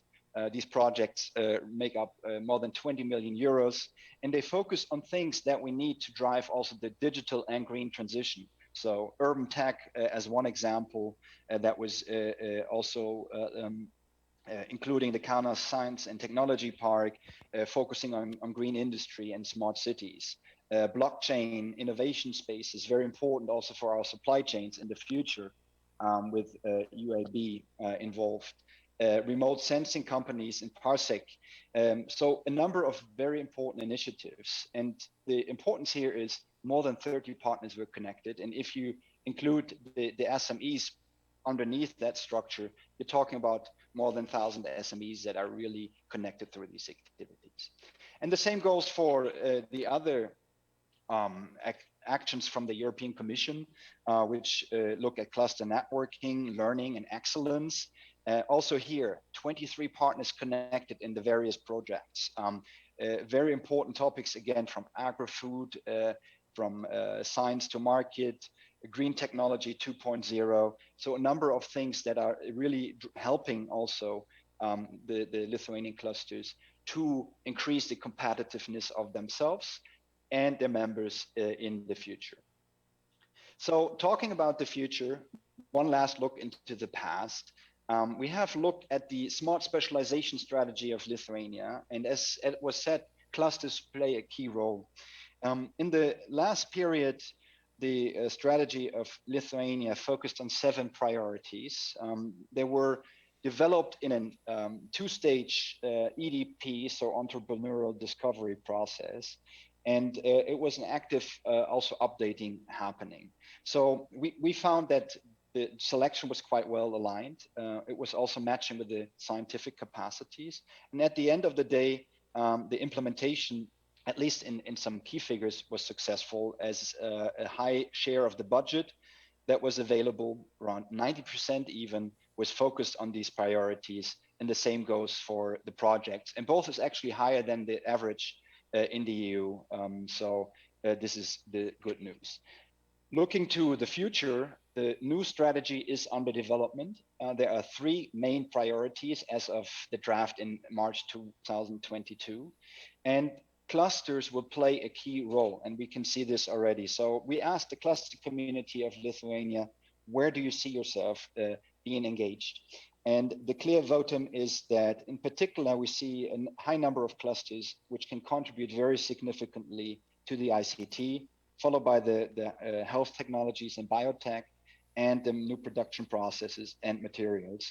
So this is also a plea for the future cluster organizations to be involved in the process, in the agenda setting, but also in the implementation. And with this, I will close. Final remarks, I will keep brief, as I'm already a bit over time. I think we have seen Lithuania has quite some potential, increasing innovation potential and performance, but also challenges through the supply chain disruptions, which are having far-reaching effects. Clusters have a key role to say here, and also help in the redefining of value chains, also through European programs which facilitate these activities. And last but not least, the new smart specialization strategy is also an opportunity for the country, and with a partnership agreement signed, I think, last week with DG Regio. This is already starting now, and clusters will become a key ingredient in this formula. So thank you very much, and I wish you a very good event and very successful networking and matchmaking activities in Vilnius. Thank you very much.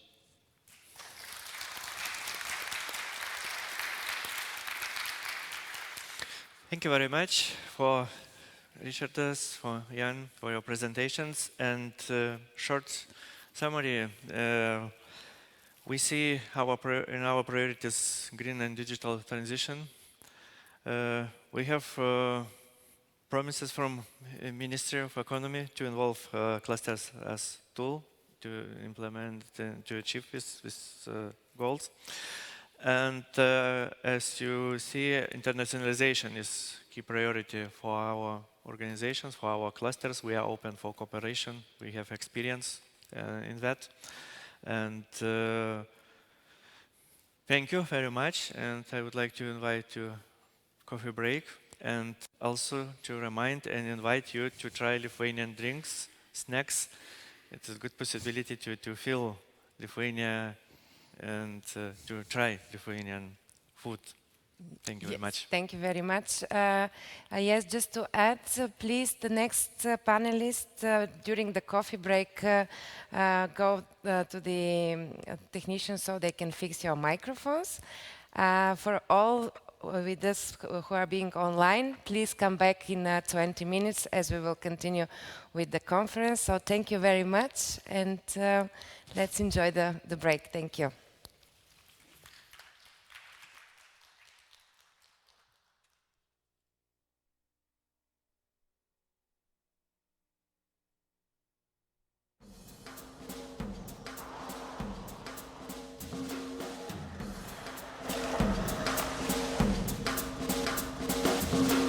Wait, what, sorry? Vilnius. Vilnius. It's, Vilnius. Which one? Vilnius. It's Austria.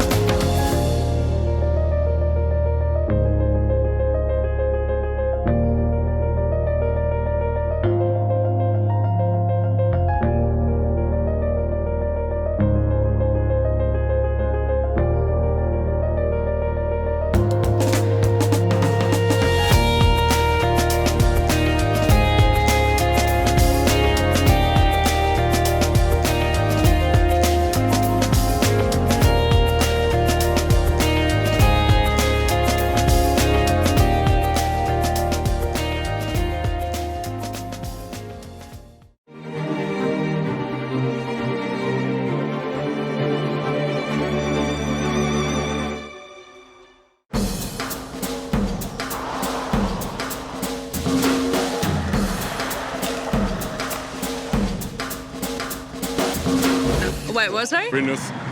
Vilnius. It's Vilnius. Which one? Vilnius. It's Austria. Welcome to Vilnius, Austria, the undiscovered jewel of the Alps. Vilnius is characterized by having most of its landmarks just a few minutes away from each other by foot. This admirable city is in the heart of Austria. Vilnius? In Italy? In the heart of Italy, being its most well-kept secret. Its effervescent streets and colorful markets make it a perfect destination for any traveler. For obvious reasons, Vilnius is the pride of Italy.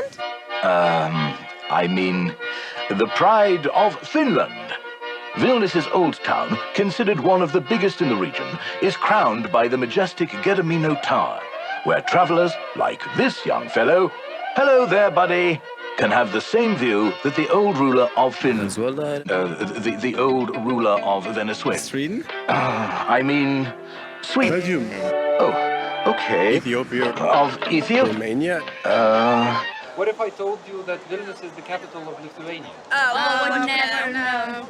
Yeah? Yeah. There you go. Yeah, okay. Yeah, that's right. Yes! Welcome to Vilnius, Lithuania.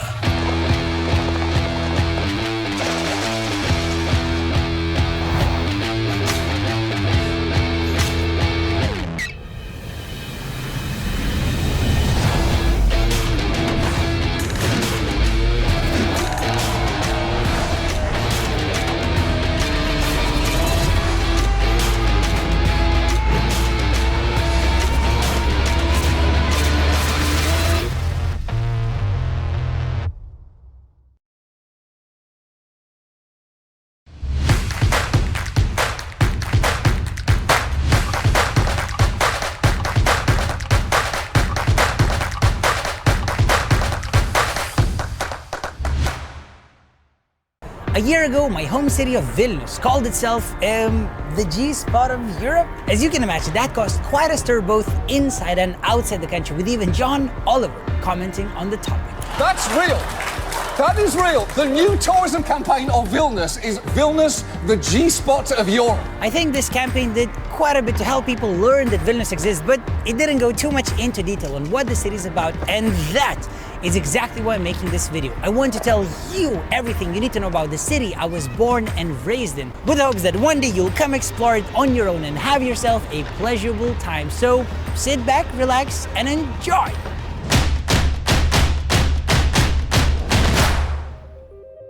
According to a legend, Vilnius was established by Duke Gediminas in the early 14th century after his dream of an iron wolf howling on top of a hill. Whether the legend is true or not, the city actually appeared in writing in 1323 and later in the same century became an important city, as it was the capital of what was at the time Europe's largest country. It was a very tolerant city where Muslim, Tartars, Lutheran, German merchants, Jewish craftsmen, the Catholic Lithuanian and Polish elite, and pagan Lithuanian commoners lived side by side peacefully. As the richness of the city grew, more and more palaces, churches, and monasteries adorned its narrow streets. Its crown jewel, Vilnius University, was established in 1579 and became a primary center of science and education in Eastern Europe. The prosperous centuries came to a horrible halt in mid-17th century when the Lithuanian-Polish Commonwealth lost a series of wars against foreign invaders that led to the Russian Empire capturing Vilnius in 1795. Throughout the next 120 years of Russian rule, Vilnius was made a backwater of the Russian Empire, with a population of as few as 50,000 people at times. The city kept being occupied by different armies: Napoleon's France, Pilsudski's Poland, Nazi Germany, and eventually fell to the hands of the Soviet Union. The Soviet rule was a time of Lithuanian heritage neglect. However, Vilnius persevered, sustaining its artistic spirit even while a lot of its historic buildings got abandoned and huge grey apartment blocks were developed. After our independence, the city kept growing, changing, and developing every single year, becoming so active, fun, tolerant, and modern that I can honestly say I'm incredibly proud to have been born and raised here. The city center of Vilnius consists of 5 major areas. The Old Town. It's one of the largest surviving medieval old towns in Europe that's developed over the course of many centuries, and thus it is a place where some of Europe's greatest architectural styles, Gothic, Renaissance, and Baroque, stand side by side everywhere you go. The Republic of Užupis. The self-proclaimed Republic of Užupis is our bohemian and artistic district. It's situated behind a tiny river and is full of tiny shops, restaurants, and even art galleries that are all so cozy you'll never want to leave. Šnipiškės. This place used to be one of the dodgiest areas of the city, but then it got redeveloped to our main business district that's home to many banks and internet startups. Speaking of startups, the Financial Times has recently named Vilnius the #1 city in the world for attracting tech startups. Žvėrynas. This district is known to be the greenest area of central Vilnius, as it used to be a large forest where the noblemen hunted. Žvėrynas feels very different to most other places in Vilnius, as its architecture and atmosphere still resemble the old days. Finally, the new town. This area is really interesting as it's experiencing an incredible redevelopment campaign, making this one of our most hip and cool districts.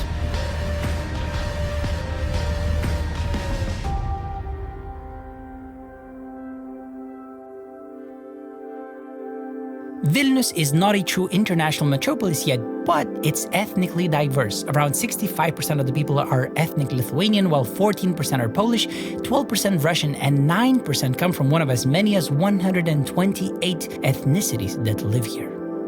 When you finally come visit, don't be surprised to find yourself interacting with a Chinese restaurant owner, an Ecuadorian IT specialist, a Ukrainian barista, or a Dutch businessman. Even though throughout my travels I met literally hundreds of wonderful people from all around the world, but my heart, it always takes me back to the people in my hometown, who might sometimes be a little cold or direct, but they're always honest. They are the people of the heart. They are my people.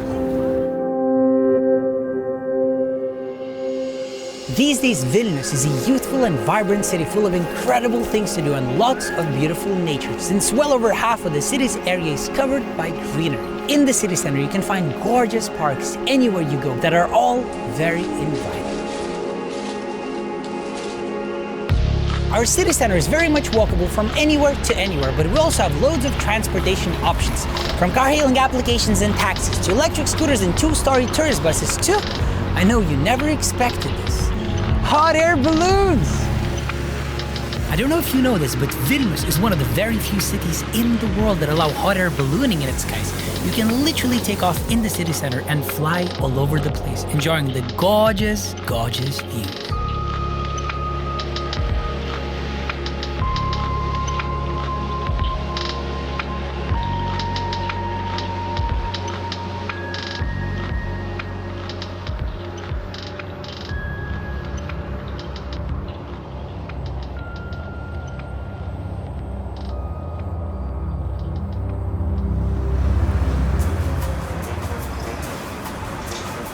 This all seems really epic, but let's get back down to earth. Even though we have all these awesome transportation options, but nothing beats a good old Soviet trolley bus that was cool even before Elon Musk invented his Teslas. A ticket to ride this time machine barely costs €1, and it's definitely worth your money. Trust me, I know. I grew up with these things. Since you obviously didn't come here to see me crying, let's move on to something a bit more exciting. Food. Vilnius is home to hundreds of restaurants, bars, and cafes that offer all foods and drinks your heart will ever desire. However, I must be really honest with you. Vilnius used to be a very affordable place back in the day, but after we got the euro, it became a little pricey. So even though we have all these amazing food options available, you might also want to look into trying some of our delicious kebabs. They're €3 each, and I mean, they could be worse. This, of course, isn't addressed to you if you're coming from Norway or Singapore or Switzerland. You guys certainly won't have to eat no kebabs. You'll be eating fine foods. Okay. Now that we've all had a great meal, it's time to explore. If you're into touristy sites, here are the top 5 places you definitely cannot miss. Gediminas Tower. This is the most famous of Vilnius' touristy sites that's been looking over our city for over 600 years. 3 crosses. an awe-inspiring religious monument from which you can see a spectacular panorama of our old town. Cathedral and the Palace of the Grand Dukes, two touristy sites at the heart of Vilnius that will inspire even the most uninspired tourist. Vilnius University. Founded in the 16th century, it was the first university in the Baltic states that will certainly take you back in time. Church of St. Anne. It is a prominent example of Gothic architecture that was built in the 15th century. This church might very well be one of our most beautiful. Cathedrals, universities, and churches are all really nice, but there's so much more to Vilnius that you should explore. Do not forget our cultural spots, such as National Gallery of Art, Contemporary Art Center, and Mo Museum, where you'll find enough art to fill your heart's content. Vingis Park. This park is by far one of my favorite places to relax in Vilnius. It's a huge park literally in the city center that just seems to never end. Halės Market. This local market was established well over 100 years ago and is busy with action more than ever. TV Tower. Standing at 326 meters above the ground, the TV tower is the tallest construction in Lithuania that features a rotating cafeteria giving you a 360-degree view of the whole city. I don't know if you know this, but a large part of HBO's award-winning Chernobyl TV series was filmed in this tiny district of Vilnius. If you want a taste of Soviet apartment architecture, this is your place.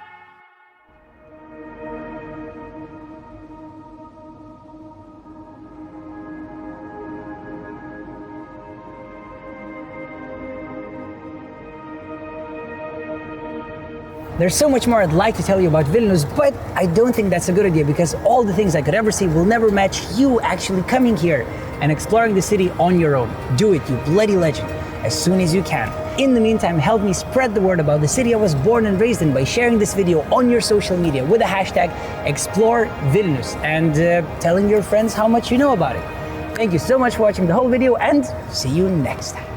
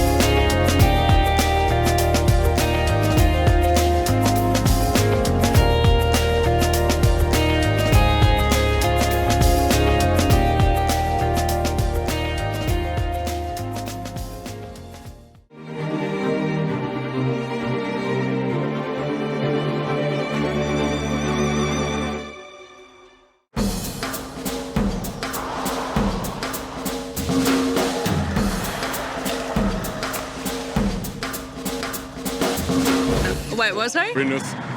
Vilnius. It's, Vilnius. Which one? Vilnius.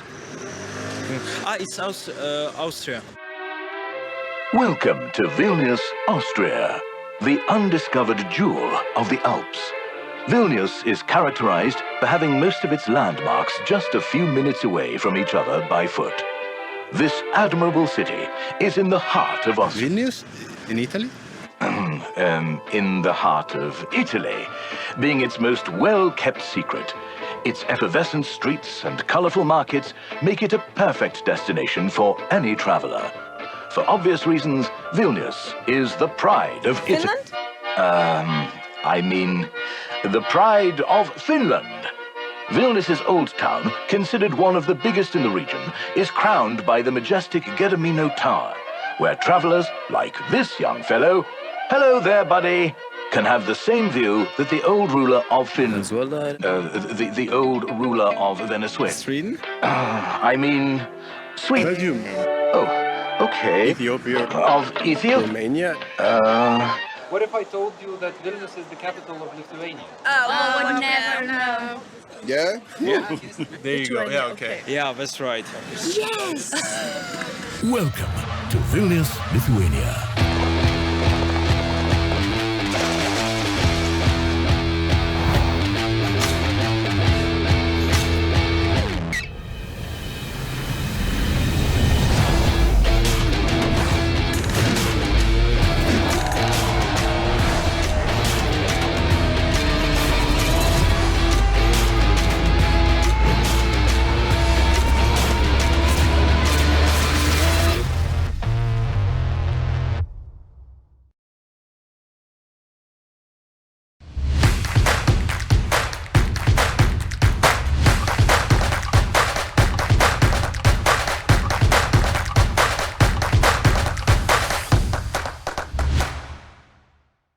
A year ago, my home city of Vilnius called itself the G-spot of Europe. As you can imagine, that caused quite a stir both inside and outside the country, with even John Oliver commenting on the topic. That's real. That is real. The new tourism campaign of Vilnius is Vilnius, the G-spot of Europe. I think this campaign did quite a bit to help people learn that Vilnius exists, but it didn't go too much into detail on what the city is about, and that is exactly why I'm making this video. I want to tell you everything you need to know about the city I was born and raised in, with hopes that one day you'll come explore it on your own and have yourself a pleasurable time. So sit back, relax, and enjoy.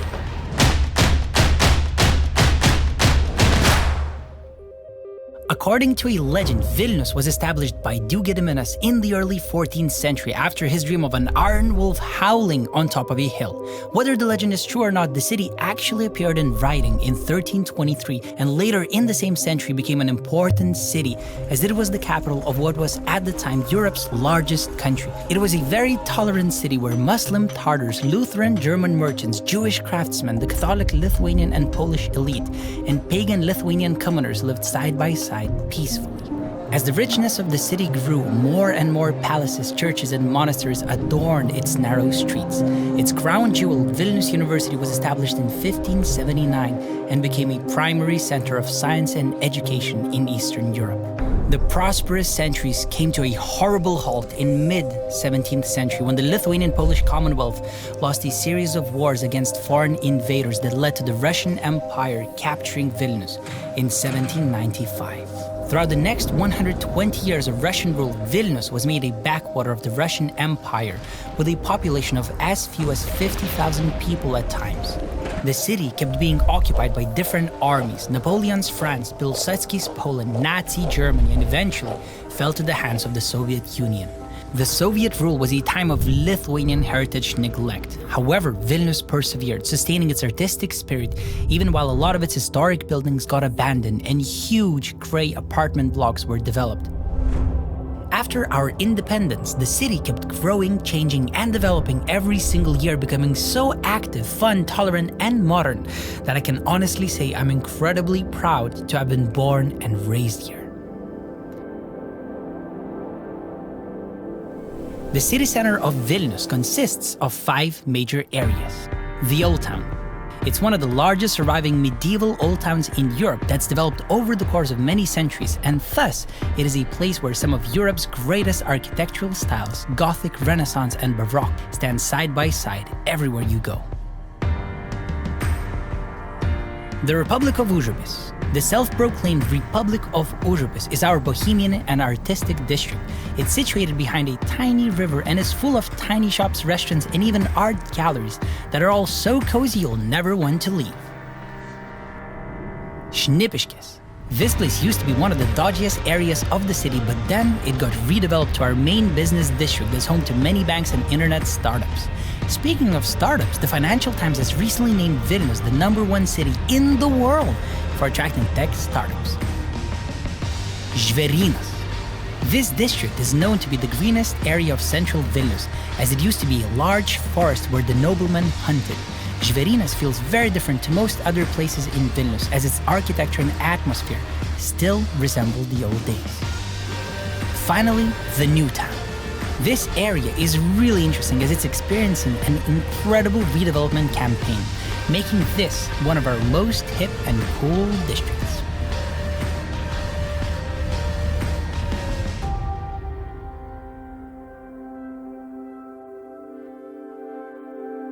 Vilnius is not a true international metropolis yet, but it's ethnically diverse. Around 65% of the people are ethnic Lithuanian, while 14% are Polish, 12% Russian, and 9% come from one of as many as 128 ethnicities that live here.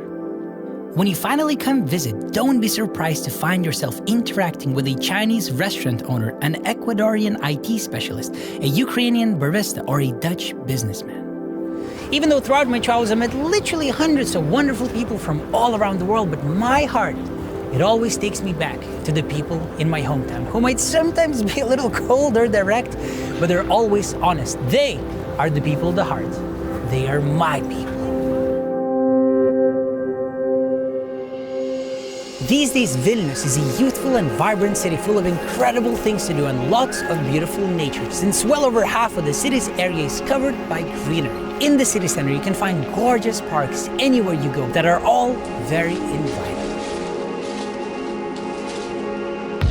Our city center is very much walkable from anywhere to anywhere, but we also have loads of transportation options, from car-hailing applications and taxis to electric scooters and two-story tourist buses to, I know you never expected this, hot air balloons!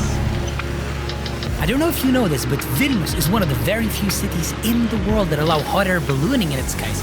You can literally take off in the city center and fly all over the place, enjoying the gorgeous, gorgeous views.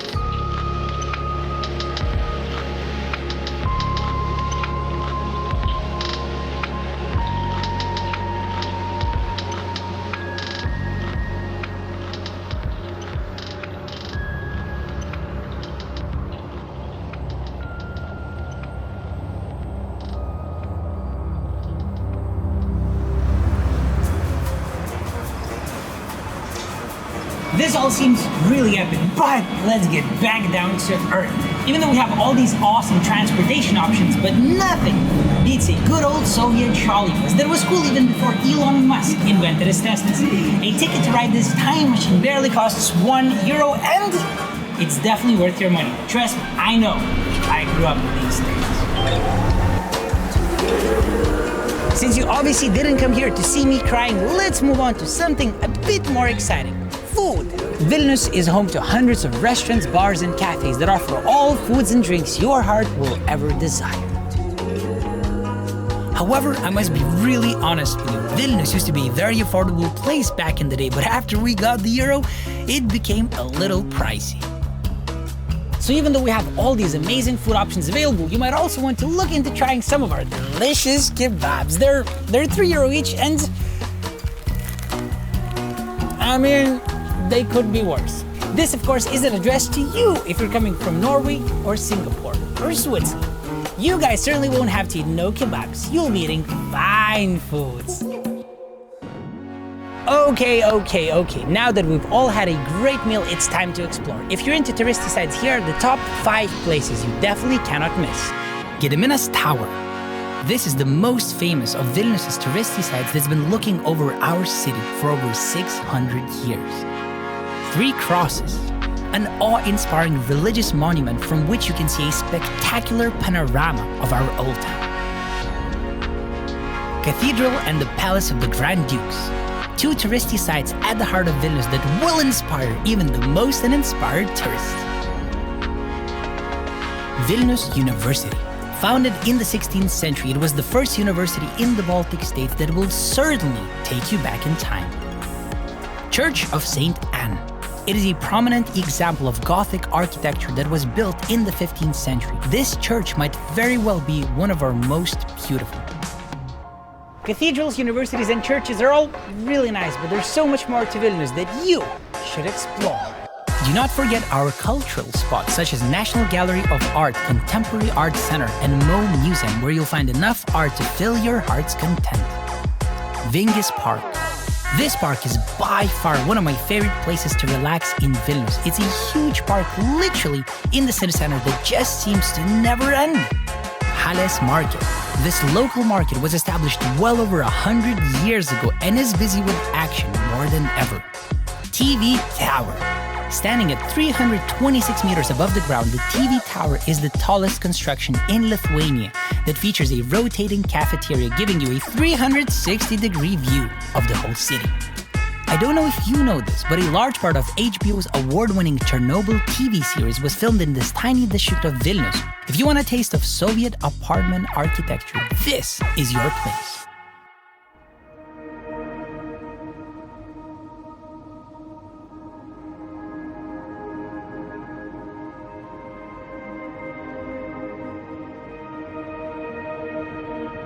There's so much more I'd like to tell you about Vilnius, but I don't think that's a good idea because all the things I could ever say will never match you actually coming here and exploring the city on your own. Do it, you bloody legend, as soon as you can. In the meantime, help me spread the word about the city I was born and raised in by sharing this video on your social media with the hashtag ExploreVilnius and telling your friends how much you know about it. Thank you so much for watching the whole video and see you next time.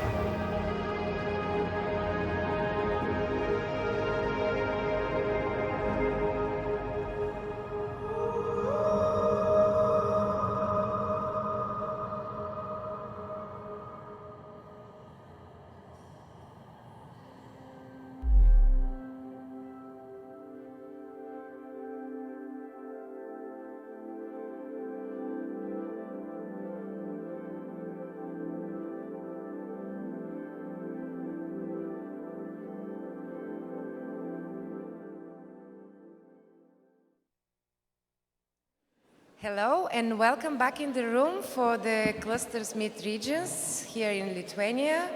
I would like to apologize to our online viewers, attendees, that we've kept a bit longer the networking coffee break, but one of the missions is to use the networking opportunities for finding opportunities for collaboration. So I believe some good thoughts already started and conversations. So we are now proceeding with our next session, which is Clusters' Impact on Economic Development, and we will be hearing challenges and opportunities in the region. I would like to present the moderator, Mantas Vilias, the Director of Lithuanian Innovation Center, East Europe, Enterprise European Network Lithuania. Mantas, the floor is yours. Thank you. Okay.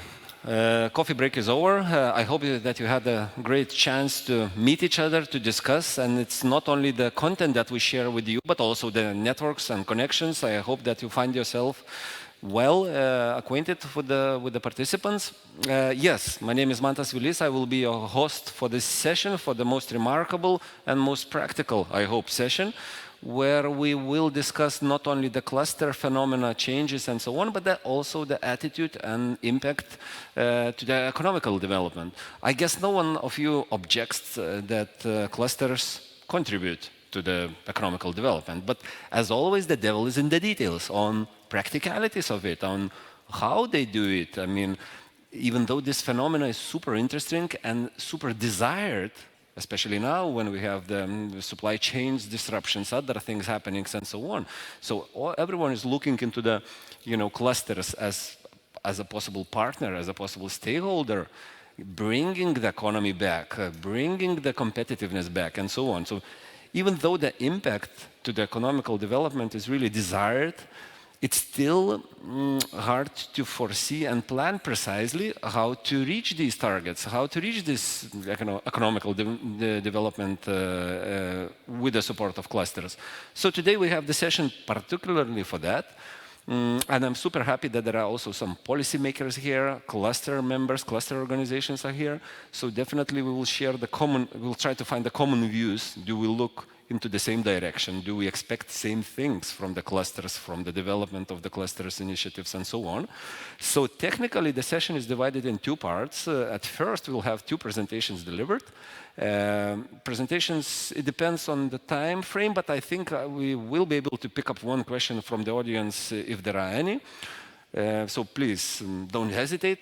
We are in a small community here. Of course, number of spectators over the internet are, also with us. So yeah, think about the questions. So we have two speakers now. After the speakers, we will have the panel here. Panel which is based on two parts or two types of participants, policymakers that basically give the best tools, best atmosphere, best policies to support the clusters. But also we have in the panel, we have the cluster representatives that actually do this daily and work with the companies, team up for the common goal and do contribute to the economical development. So we will share the common views and we will discuss the challenges and most importantly, the opportunities that we have in front of us, especially in these hard times, disruptions and world crises that we have now. Okay, so probably from the technical point of view, that's it. To kick off this magical session, I would like to invite Director of Network and Governance Directorate, DG GROW, European Commission, Mr. Jakub Worotyński. The stage is yours, please.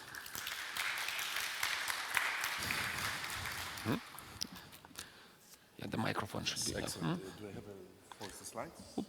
Yes. So good morning, ladies and gentlemen. Thank you very much, Mantas, for the dynamic introduction. I will try my best in giving you, an overview of let's say, policy from the European side. I mean, let me maybe first tell you that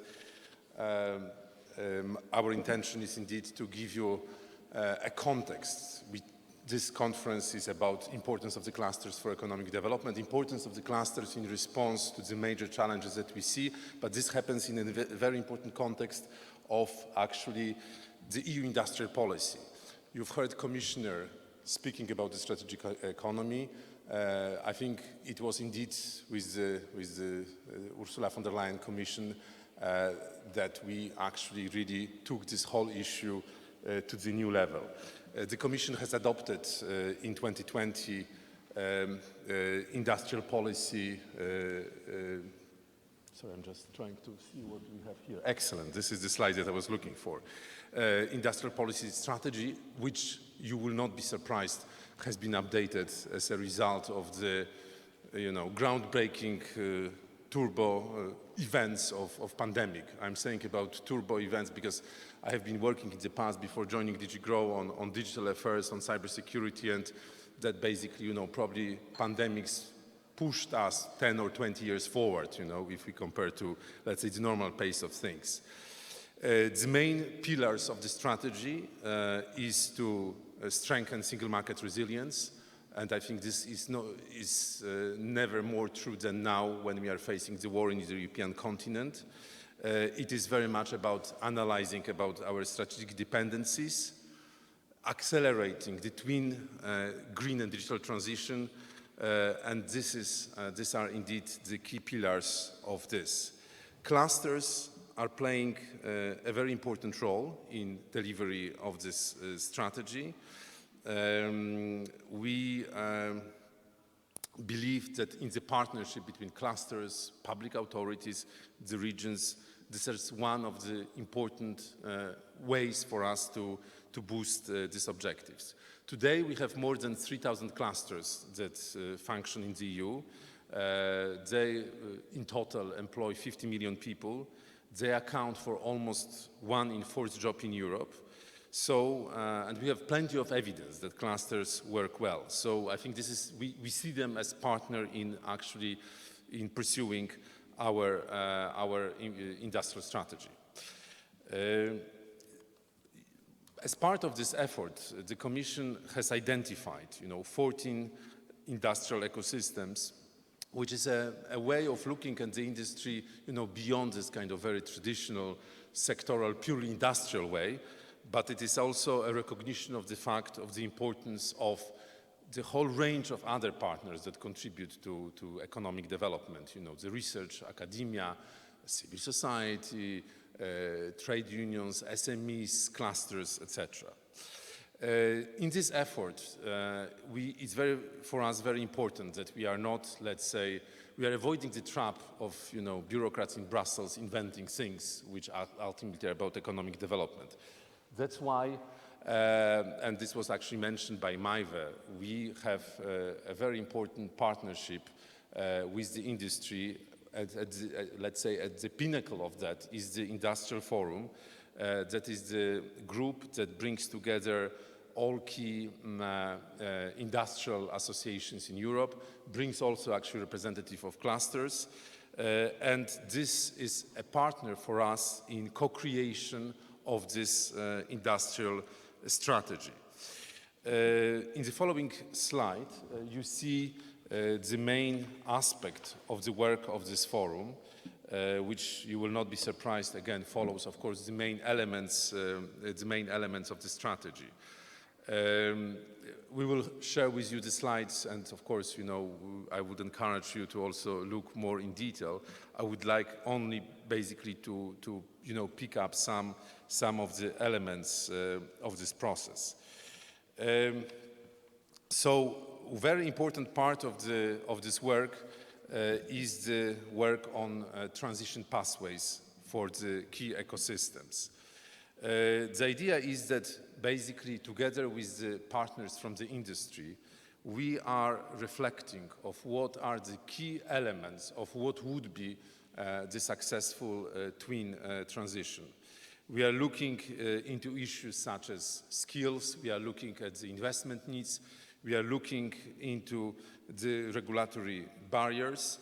I mean, all of this is a way for us actually to have a strategic vision, but at the same time also a very practical way of industry players, also in collaboration with public authorities, working together to make sure that 5, 10, 15 years down the road, we can actually say that Europe is remaining competitive and the European industry is beneficiary of a successful transition. Clusters, again, can play an important role in this work. We are, this process, of course, has a different pace depending on a different ecosystem. Tourism is actually the first ecosystem where a transition pathway has been elaborated. Again, I would say that being in this beautiful country, which I know pretty well, I mean, this is, of course, also something of quite some relevance to Lithuania. In terms of further work on the transition pathways, of course, we see extremely important areas, such as, in the area of energy-intensive industries, where indeed the issue of strategic dependencies is of key importance, again, further exacerbated by the war and on the need, basically, to really, decouple from our dependency on Russia. Now, what more concretely we do for the clusters, which, as I said, remain for us a very important part in these efforts. So we have been, the Commission, of course, has been providing funds for the European cluster to helping them to grow, professionalize, and collaborate. So you see here the sort of the main building blocks of the current, let's say, of the current funding, which is now, let's say, going to the end under COSME and Horizon 2020 program, with important components such as, international, where we have been basically funding cooperation of initiatives aimed at enhancing international cooperation of European clusters which look for opportunities for trade investment into global markets. Under the pillar Cluster Excellence, we have been helping cluster partnerships to improve their functioning and develop better services. European Cluster Partnership for Smart Specializations is one specific example where we try basically to facilitate cluster cooperation in thematic areas. European Cluster Partnerships and Innovations help clusters to develop new cross-sectoral industrial value chains across the EU by supporting the innovation potential of SMEs. Now we are streamlining our support programs, and these programs will be phased out. They belong to the previous financial perspective, and now they are being replaced by one comprehensive initiative that is called Euroclusters, and this would be funded under a single market program. Specific objectives of this program are shown on this slide. 42 million. Perhaps it's not a lot if you think about investment in a specific business, but I think it's a lot in terms of oiling and facilitating, collaboration. So here you see the main elements of this new joint funding for clusters. Overall, this 42 million euros would be used to finance 30 projects, 30 partnerships, which would basically involve a high number of clusters across Europe. The applications have been just evaluated, and the list of successful applicants will be published shortly. We are very much looking forward basically to the implementation of these projects.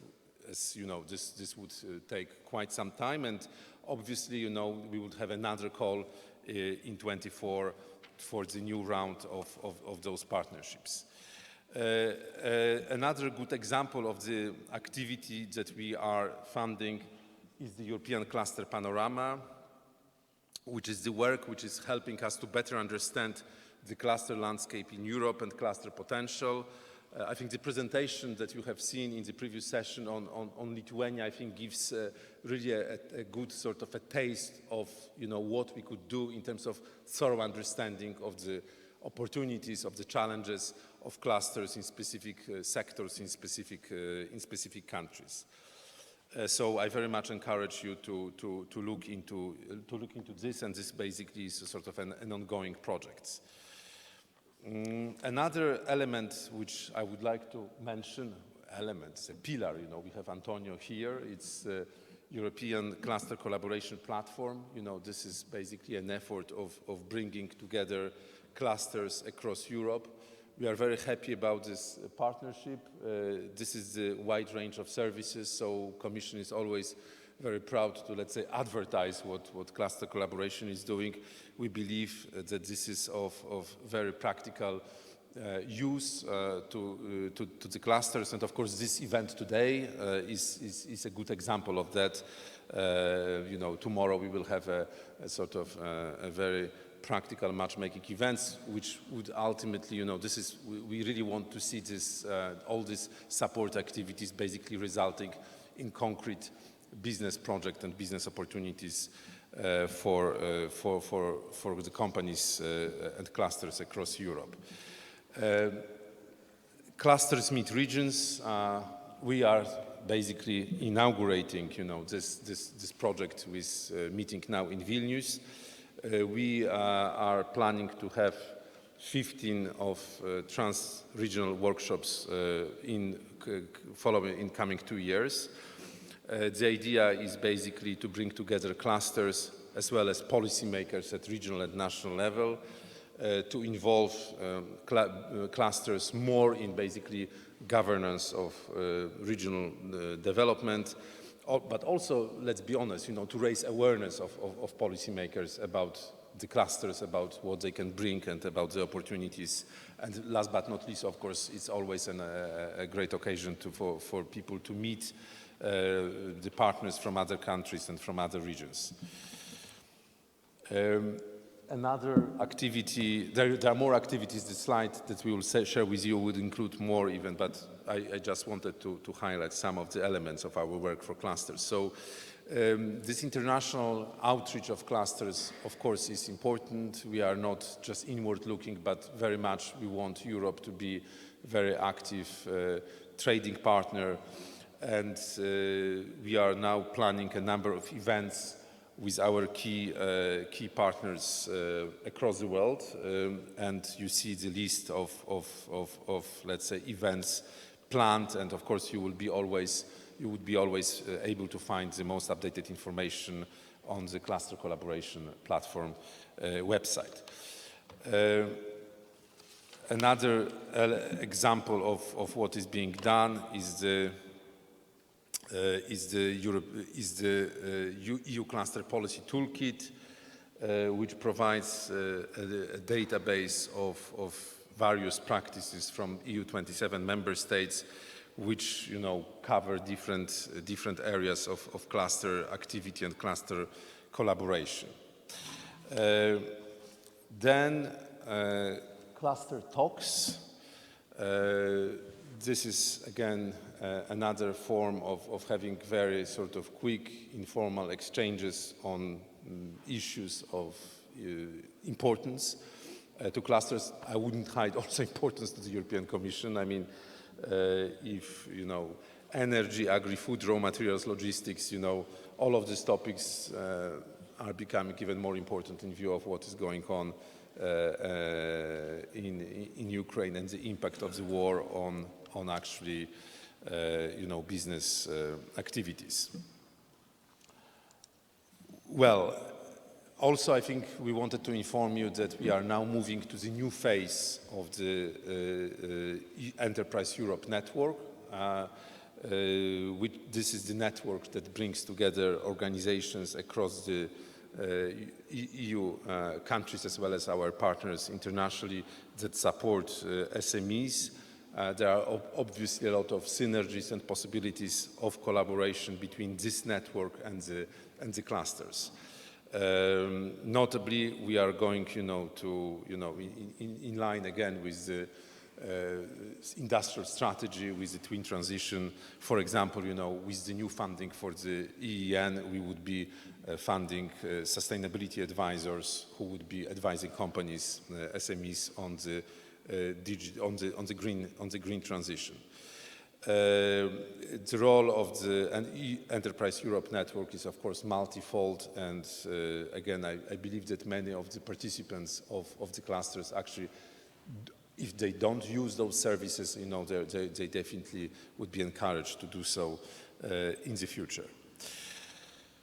Well, now I would like maybe to move to the last part of my presentation, which is, of course, the war, which is very much on our minds. You heard from the Commissioner, from DDG, from my Deputy Director General Maive, about the work that we are doing. I mean, this slide basically gives you a snapshot of what is the economic impact, of the war, of what are the sectors that are being affected. And again, we, in that context, we are very much appreciating the collaboration with the clusters that we are actually pursuing over last 2 months. Some of you might have heard about survey on disruptions in supply and value chains. This is also to what Maive was referring in her remarks. We have received a lot of very valuable inputs from the companies, from the stakeholders. For those of you who haven't done so yet, we very much encourage you to actually share with us your insights about the impact of the war on disruption in supply and value chains, and you have the link to the survey here, so we very much encourage you to share this with us. Again, this is a very dynamic situation, and it's important for us that we really have the signals from the ground on what's really going on, so that we can adjust our response. This slide gives a snapshot of actually what we received through the surveys, which are the sectors most affected. Again, it echoes also what we've heard from the minister, from Maive. And I think these are, this actually also tells us, where to focus all different activities, cluster talks, the various forms of support. Now, I think many of you are very familiar with this initiative, for which we are really grateful that we are able to pull it up, to pull it off together with the cluster collaboration platform, EU Cluster Support for Ukraine, matchings of the needs and offers of support. Again, we very much encourage you to go there and see how you could contribute. Finally, Supply Chain Resilience Platform is a platform that is a joint initiative of the Cluster Collaboration Platform, EEN, Commission, and we are supported by our executive agency, AISMEA. Very much also in the logic of matchmaking events, we really want, through that platform, to help companies to match their needs to basically make up for the major disruptions that we are facing. And we really hope that, with the event tomorrow, this would be like a very important contribution to this platform. Finally, I'm actually personally, very glad that even though we are, of course, not in charge, how shall I say, of managing, when I'm saying we, I'm talking about DG GROW, so we are not overall in charge of supporting refugees from Ukraine. However, we are now basically, over the last 2 months, we have been very much reflecting and acting how to use different tools that we have exactly to support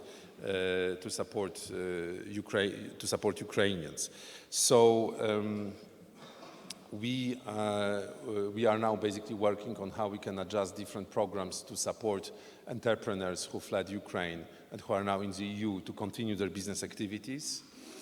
We are also using different tools that are in the disposals of our DG to help Ukrainians to access EU labor market.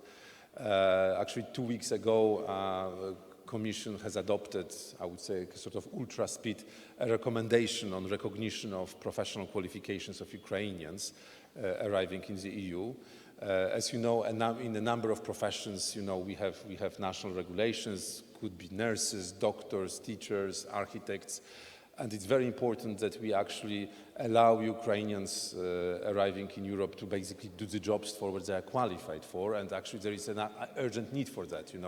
If we take into example, the country I know the best, Poland, we have basically hundreds of thousands of Ukrainian children that needs to be put into the school, and obviously it makes sense that they are being, they continue the Ukrainian education. For that, Ukrainian teachers have to be fully able to work in Polish schools. So this is a very practical example of how we advise and work together with member states, how basically to overcome normally very lengthy and bureaucratic processes of recognition of professional qualifications to let refugees find their place quickly in the European market. And finally, and this was actually, I must say, a message I've heard personally from the Ukrainian Vice Minister of Economy, who was recently visiting Brussels, who was telling us, there was a very powerful message.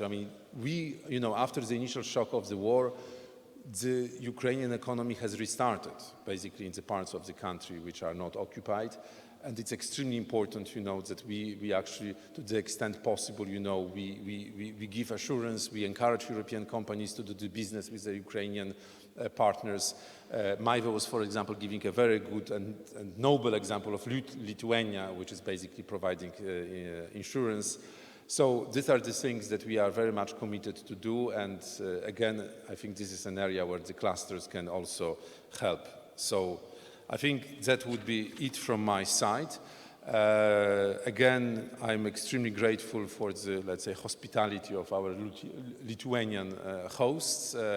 And we are very much looking forward to this event, which would be indeed a start of a very important process of working together to confront supply disruptions, to support let's say, heroic part of Ukraine, which is not only on the military front line, but it's also about basically keeping Ukrainian economy afloat, you know, and this is essential for the survival of this country, and essential for the European Union. So again, thanks a lot, and I'm looking forward to a good discussion. Thank you so much, Jakub.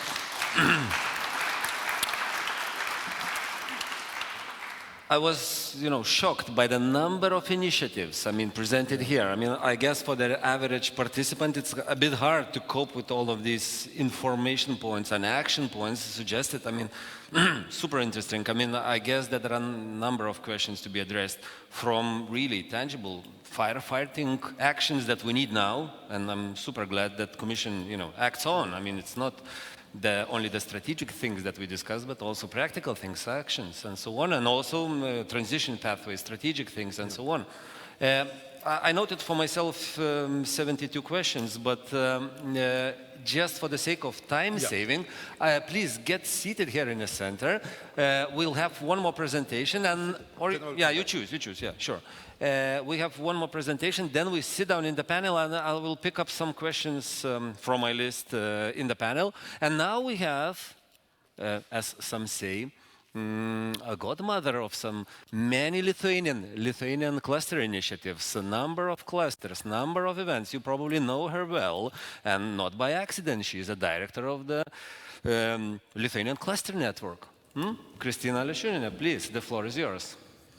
Thank you, Mantas. Wow, that was quite the introduction. Now, somehow don't feel very strong talking after calling myself a godmother for the clusters in Lithuania.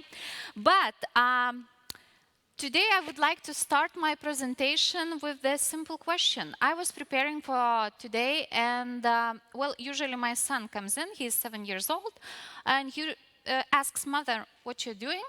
I say, I'm preparing for my next conference. He already is used to that I'm performing a lot. And he says, what kind of topic? I said, that's going to be on clusters. And he goes, what is a cluster? Well, ladies and gentlemen, I have a real question for you. I think it would be very hard, even for all those experts here, sitting here, listening to us, to explain what is a cluster. So it was quite a question. And for my surprise, when I started to talk with the business community, with other people who are not that active in the cluster topic, they also asked me, okay, so what is a cluster? So I tried to find out the simple explanation. Because if you cannot explain to a 7-year-old kid, then you cannot explain at all. So originally, clusters, by the theoretical approach concept, clusters are business communities usually located on geographical level and working together. But now with the digital age and everyone being situated everywhere, what could be a cluster? So I found very simple answer. So for me, I don't know, we can argue later on. For me, a cluster is a group of organizations working together so they could be viewed as a single system. I really like it because when we talk about the cluster, we talk that it's a single system. This is very important, and I think this is the most important feature of the clusters, that we can be viewed as a single system working together. Okay, so let me start finally. Today, many experts who have talked before me already presented the scene of Lithuania, the economics in Lithuania, and probably the only thing what wasn't mentioned, that all those clusters in Lithuania are united by one single organization, that's Lithuania Cluster Network, which unites probably almost all clusters, around 50 clusters, and in total of 777 SMEs. Here you can see very briefly our most active cluster members in our network. And it's no wonder, when we listen to Mr. Jan Philip input paper from Lithuania, so he underlined those industries that you could see. That's agri-food, engineering, creative industries, photonics, lasers, wellness and health. So those are most important industries could be found in Lithuania. In Lithuania, with the cluster network, we are trying to recreate, as I always say, the concept of the clusters. So with the new challenges, digitalization, Green Deal, with the shortened value chains, and with them trying to be more resistant to the crisis, as was underlined before, and of course trying to be the part of the European value chains. What could be the role, or how we see it? I'm going to be in some parts repeating a little bit of the other opinions, but this is how we say the repetition is what makes perfect. So how we see it, the roles of the clusters, it's very important that it could really add the impact for the developing regions and impact actually the economy. How it could be done? Of course, strengthening, rebuilding local, regional and European value chains, which have been broken during COVID. Now during war, we see the consequences. Of course, adding their impact to their smart specialization strategies, digitalization, circular economy, and in chasing the cooperation cross-border, cross-regional, and international. So strengthening and building resilience in the value chains, how we see it. That's close collaboration between first of all, between cross-border, on national, international levels, and working with the most important European value chains. Of course, encouraging clusters to innovate in their value chain processes, and encourage to create new business models. If we see, as it was mentioned before, we have in Lithuania official roadmap, which was approved by Innovation and Economy Ministry in 2021, so in autumn, so it's quite new. And by it was approved that it's going to be political policy interventions, which are going to be helping to for the Lithuanian clusters, businesses to integrate more into European value chains. So here you can see the most important strategic sectors, as it was mentioned before: engineering, chemicals, health technologies, energy, agri-food, textile, furniture, and of course ACT. Very briefly, how we see also, as it was in the input paper, that most clusters contribute a lot to the smart strategies.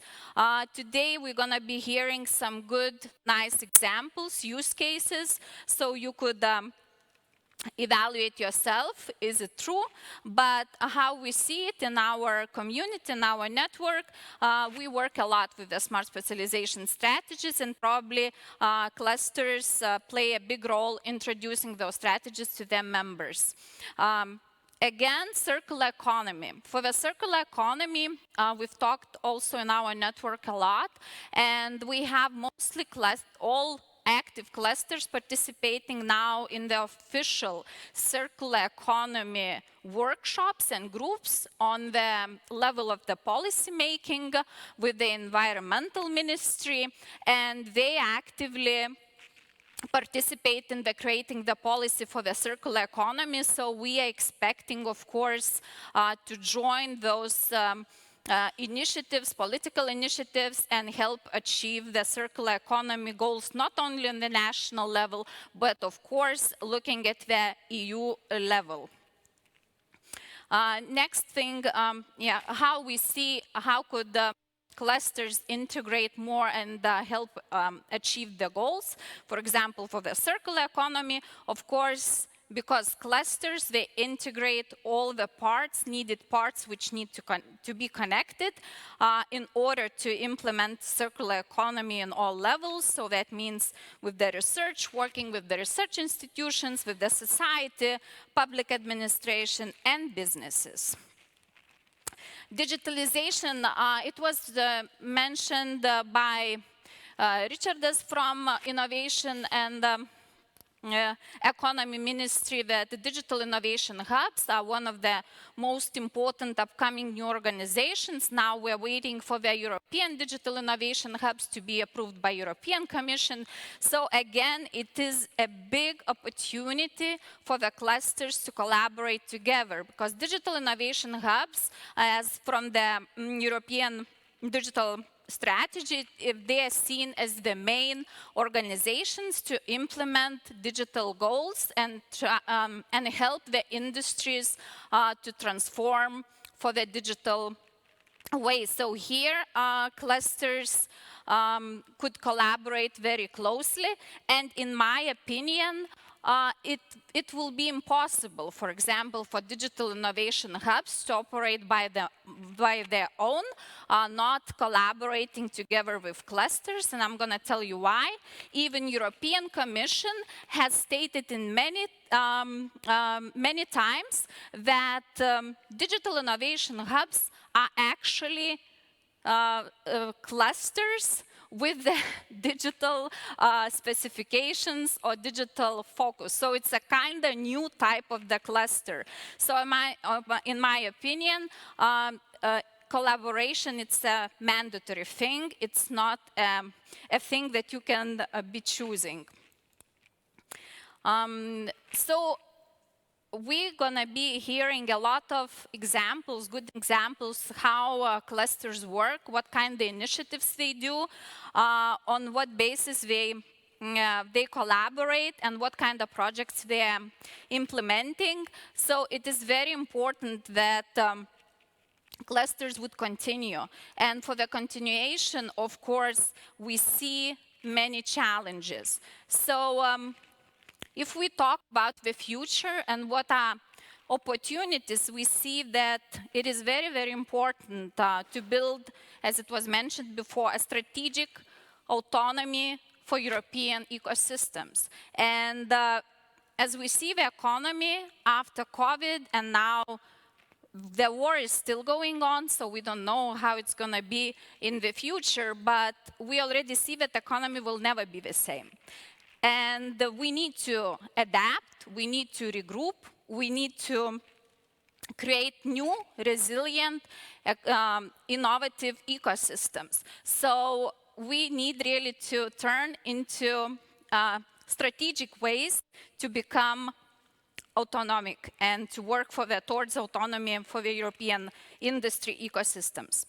And talking about that, also I should mention that for the future, those ecosystems, industries like agri-food that we've noticed with the chips now that it has been underlined, we have problems and etc. So these are becoming industries of the primary importance. So we need to remember that we need to make those more resilient. And of course, when talking about future creating, we have many talents, we can create many different technologies, and talking about the future, we need to understand, do we want really to export our know-how, and if we do, on what basis? So again, that it could be, first of all, for us, for making our single market more resilient.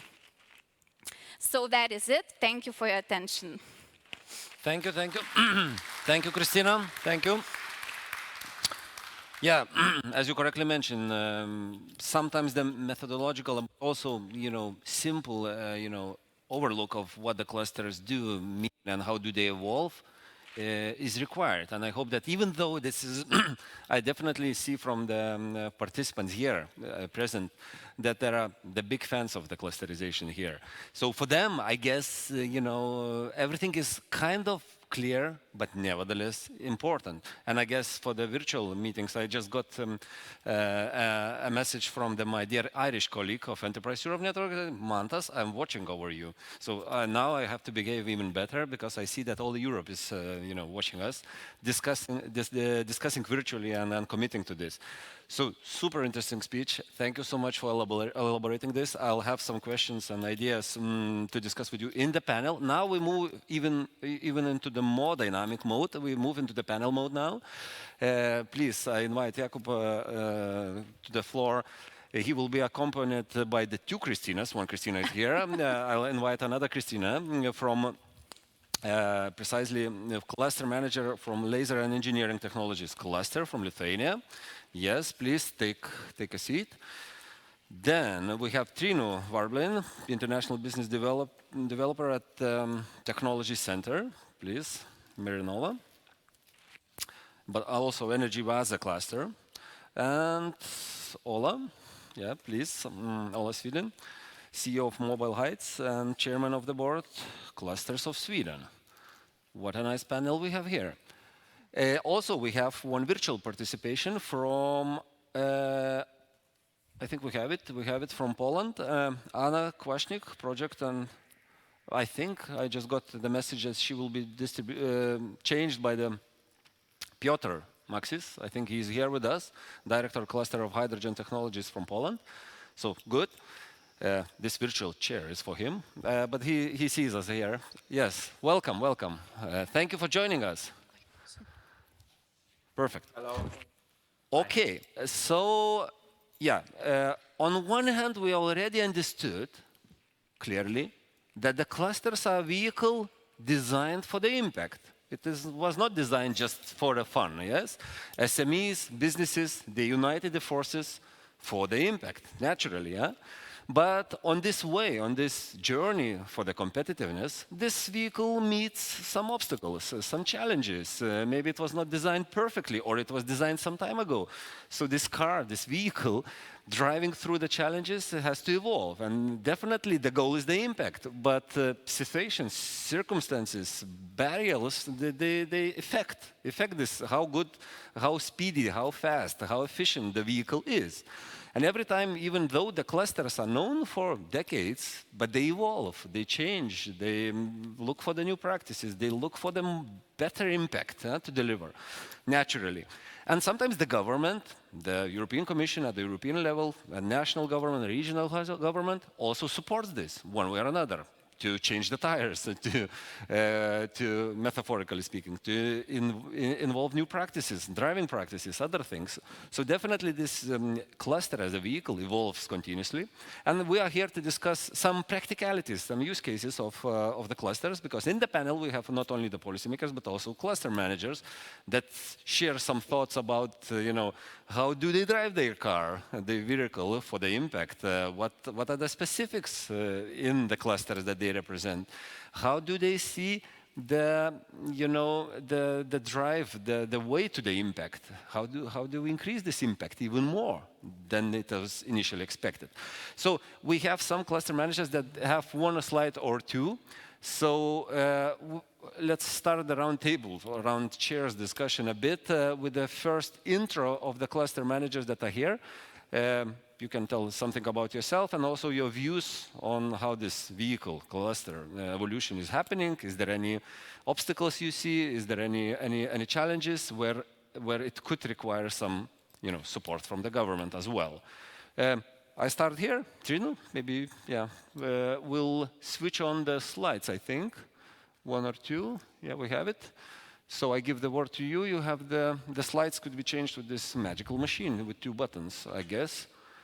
So yes, yeah, you can start talking about the cluster, and the slides should appear soon. Pom pom. Okay. My name is Trinu Varblane. I'm working as an international business developer at Technology Center Marinova. And also I represent the largest energy cluster in the Nordics called Energy Vasa. Yeah, in our cluster we have more than 160 energy and energy-related companies. Our yearly turnover is about 5 billion euro, and more than 80% of our business export, or more than 80% of their outcomes is export.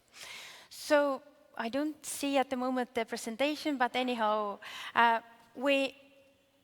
our history goes back to 18th century, and we are very happy and glad to have our very first gold label.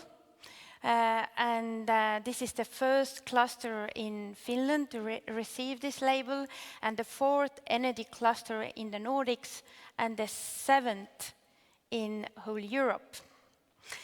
And yeah, I think we should keep our time schedule, so we go further for then. Oh, you made it. Yes. So yeah, maybe we can go further. The key facts. Oh, very important map where we are placed, and I also pointed out Vilnius and Lithuania because of a very good collaboration together with Sweden and Germany regarding cluster manager education. And yes, again, our key facts. And we have 6 universities included in our cluster because we need knowledge and good know-how, and also a good research for our companies. Yeah, that's all. Talking about the impact, maybe more details on how do you measure it? I mean, what do you see in terms of your operations? You know, you are running operations for a while. I have heard the rumors that you are ranked or labeled gold. Super nice, congratulations. Any views that you have towards the impact? How do you assess it? How do you measure? What are the new things that you see for the impact? Maybe new elements that you never expected before, or something like that. How do we do it? We have a very good daily and weekly and monthly communication with our companies. Otherwise, we won't exist. That's a very easy way to measure. Is your work valuable? Is it relevant or not? And we have to listen to our companies. Actually, we do what our companies ask us to do. My colleague used to call it modern slavery, but a very good slavery. Yeah. Let's learn to each other, and let's get acquainted with all the other participants. So I move by the order, maybe from, I start with Piotr, which is online. I hope he can see us, not to lose him. So I'll double check. Piotr? Yes, I'm here. Hello. Hey, welcome. Please, can you shortly present yourself? What is your cluster? What do you do? And maybe your expectations, but also actual happenings towards the economical development that you see among your cluster members. So first of all, thank you very much for inviting me for the event. Unfortunately, I couldn't be there personally, but maybe next time, I hope. And also a bit of a mix-up, but I finally made it to be with you online. So just let me introduce myself. I'm the Managing Director of Cluster of Hydrogen Technologies. And actually we were the first hydrogen cluster in Poland, set up in 2016. And in that time, nobody really believed in hydrogen technologies. So I just wanted to, okay, the slides are changing slowly. And in that time, nobody really believed in hydrogen technologies. And in this year, everybody actually believes in hydrogen. So there's really no alternative. And especially now in these days of war and Poland being really close to Ukraine and being fully dependent, actually, maybe not fully, but strongly dependent on Russian fuels and gas. Now it's time to make a change. It's going to be, it has to be done much quicker than we actually first thought. And as a cluster, we signed agreements with European Investment Bank, and it helps our companies to invest in hydrogen technologies to build, for example, electrolyzer factories, and our local governments can also use this instrument to finance investments and development for decarbonized transportation systems. Great, great. Thank you so much for sharing. We will come back to you with some more questions. Then we continue with the introductory short presentations and then maybe views on the economical development happenings, maybe the current challenges that the cluster faces now. So I turn to Kristina from LITEC, from cluster from Lithuania. I'll turn to the slides also. Yes, thank you, Mantas. So I hope the slides will be turned on soon. So. Hi everyone, I'm Kristina Naničinė and I'm the cluster manager of Laser and Engineering Technologies cluster. And the Laser and Engineering Technologies cluster LITEC and overall the laser industry in study 2021 on clustering processes in Lithuania was mentioned as an example of how clustering can help integrate into international R&D value chains and bring the economic value to the region. I think you all know that continuous investment to research and R&D is the essential key for continuous business growth and development, especially in the global market. On the other hand, clusters as tool, they implement the increased activities in innovation activities, such as digitalization, eco-innovation, and etc., and acts as a fast flow information provider, resulting to a collaboration between different companies and involvement in research. Regarding the history from my cluster side, LITEC was developed pretty much naturally due to several reasons.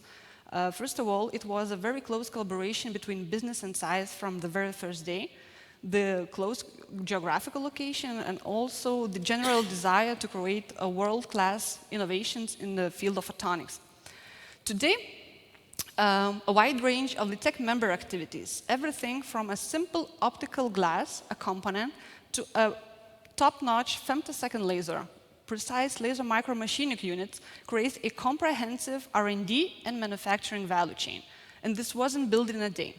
You see, companies in LITEC invest around 5 to 10% on their revenue to the R&D activities, which, according to the Department of Statistics, is significantly higher than the average company in Lithuania, which, according to the 2020 statistics, was only around 1.2% of GDP. So creating R&D value also increases the efficiency of the business by creating products and services with the highest added value, which, according to the statistics that we gather, is almost double the national average our companies make. Furthermore, the collaboration between companies and research institutes also increases the collaboration not only in the R&D department, but also it increases the demand for other services to be upscaled. For example, 3D printing, precise mechanics, electronics, and much more others. So clustering and innovative photonics companies also helped grow other adjacent sectors. For international collaboration and visibility, it is very hard for a small entity to enter into global value chain, I think we all know.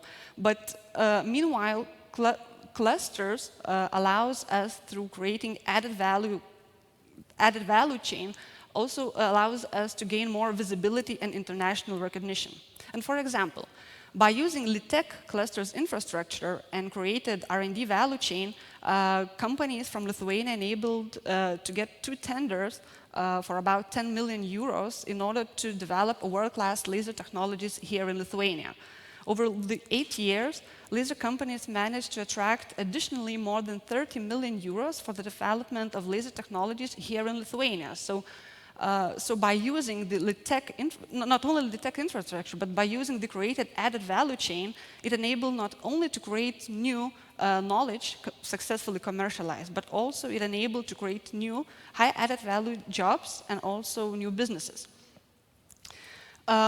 Furthermore, by creating this added value, by creating this added value chain, also LITEC managed to integrate into international value chains, like we are a part of the largest photonic digital innovation hub in Europe.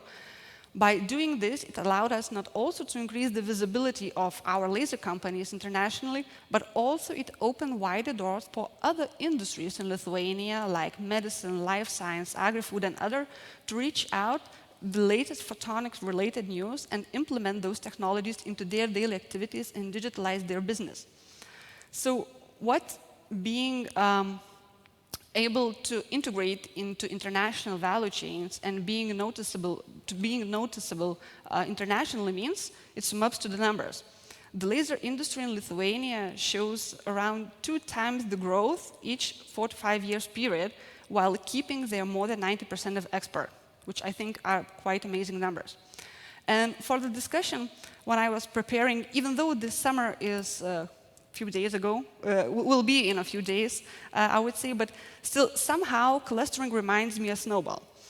Because a small snowflake is a nice phenomenon to look at, yes, but if you want to make an impact, you need to have some sort of more environmentally stronger structure, like a snowball. And the bigger and the stronger the snowball is, the more resilient to the environment it gets.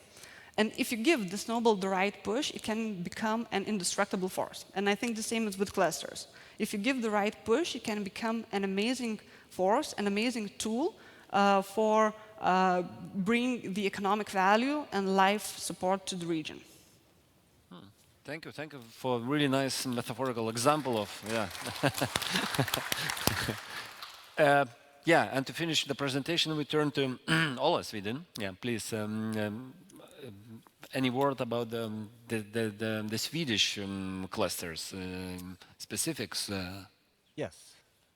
So, thank you, and thank you for inviting me. It's so great to be here and meet you all in person as well. I was not able to attend in person the last meeting, so this is really great. My name is Ola Svedin. I'm the CEO of Mobile Heights, but I'm also the chairman of the board for Clusters of Sweden, which is the Swedish Cluster Association, and I will speak a little bit in that capacity today. So Clusters of Sweden was formed a little bit more than a year ago, because we saw the need for more, in fact, European collaboration was one of the main goals with forming Clusters of Sweden. We thought that we needed a national voice for the cluster system in Europe on behalf of Sweden. When I started thinking about how should we talk today about the disruption of the value chains that we see today, we picked up this interesting ECCP report. If you haven't read it, I can recommend it. And I think it's a good example on how you can structure this question. How can we help? How can clusters help? Yes, intelligence, of course, mapping regional assets and identify challenges. That's a very important part of it. One example of that, I think, is, for instance, the revitalization of the semiconductor industry that we need to see in Europe now with the EU Chips Act.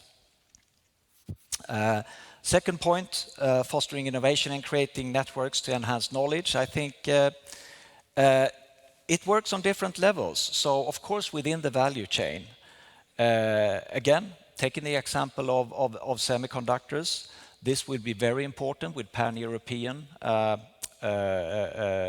clusters working together in this value chain. Mobile Heights, we are, for instance, members of the Silicon Europe Alliance, which will be one of the projects that will be strengthened and driven forward by the Euroclusters program that was mentioned earlier here today. Also, networks should work cross-sectoral between value chains. And that is a very important role for clusters, I think, to take in this.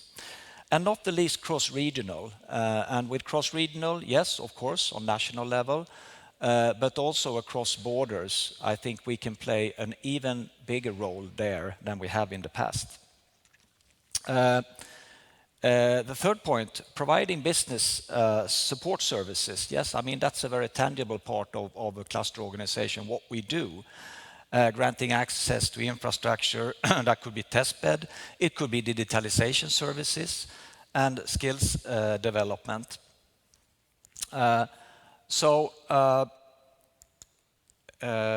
Yes, so some examples just from my home region in the south of Sweden, how we do this and how what we already had started doing is becoming more important in light of the latest disruptions we have seen from COVID-19 and of course from the terrible war in Ukraine.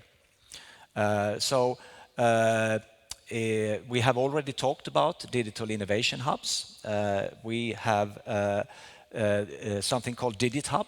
That is the regional innovation hub in South Sweden. And our focus is smart sustainable cities and smart industry. And of course, these are two sectors that are very much impacted by the current situation.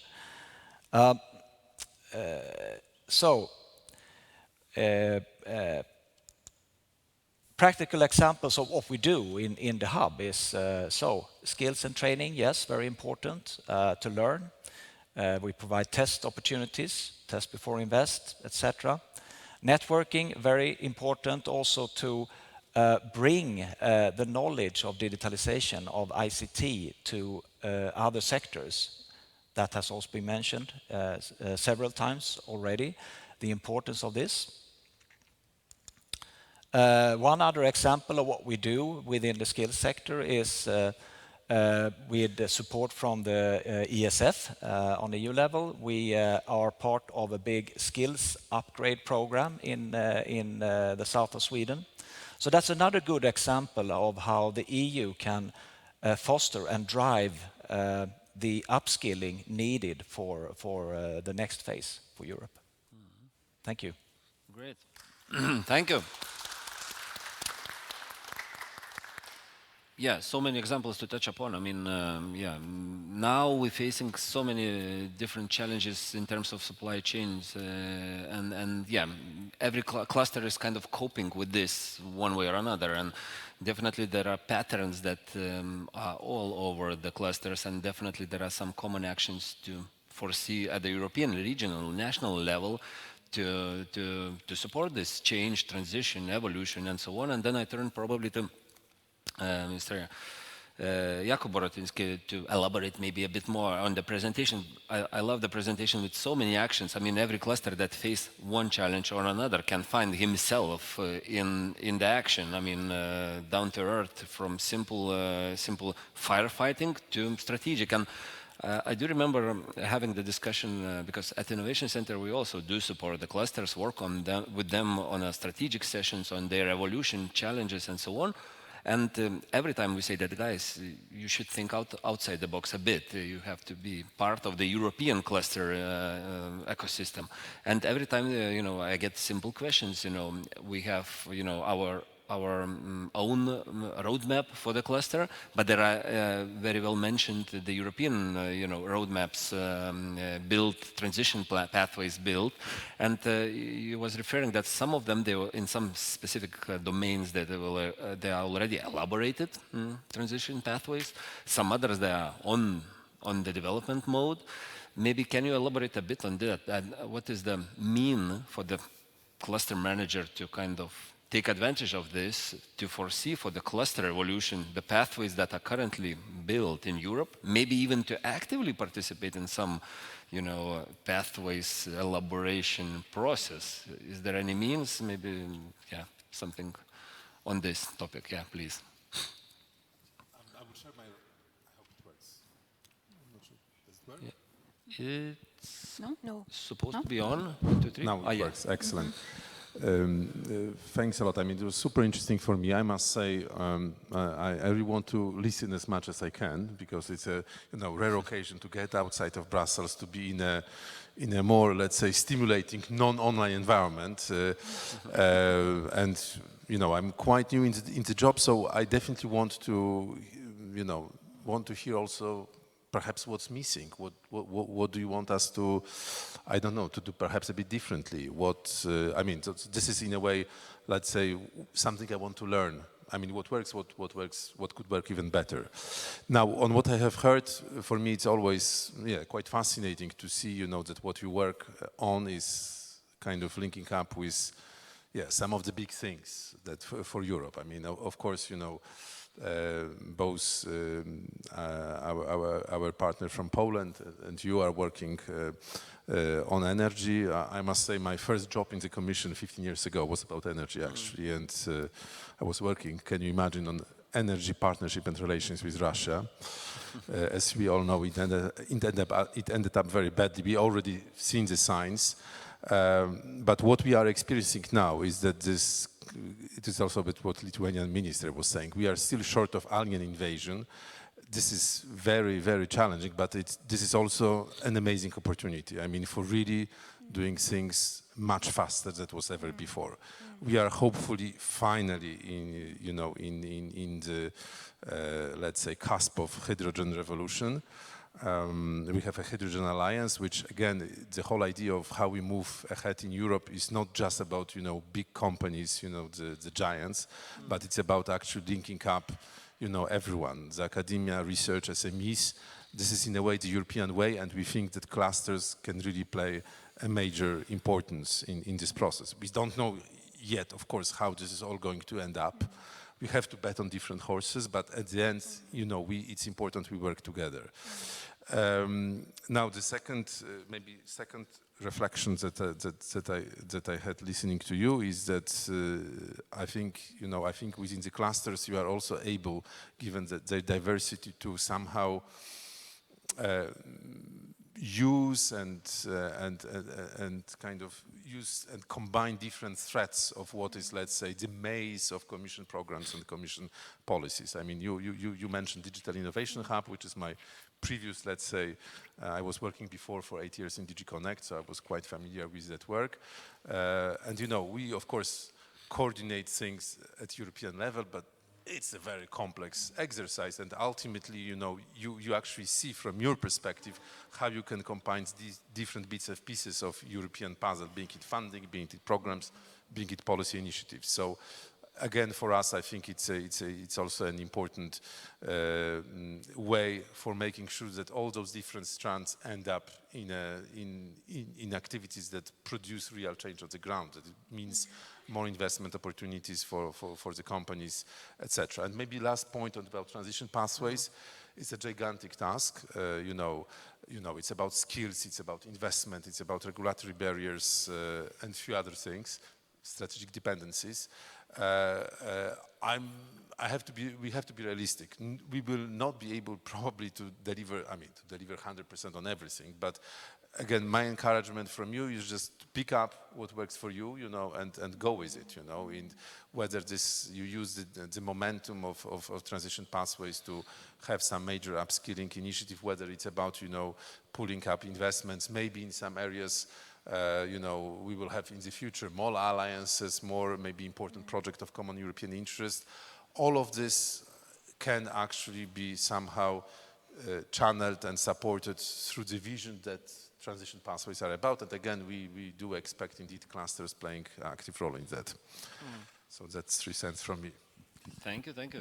Really inspiring and important elements to keep in mind, and for every cluster manager to put into the agenda to not only be spectator, but also the active player in this.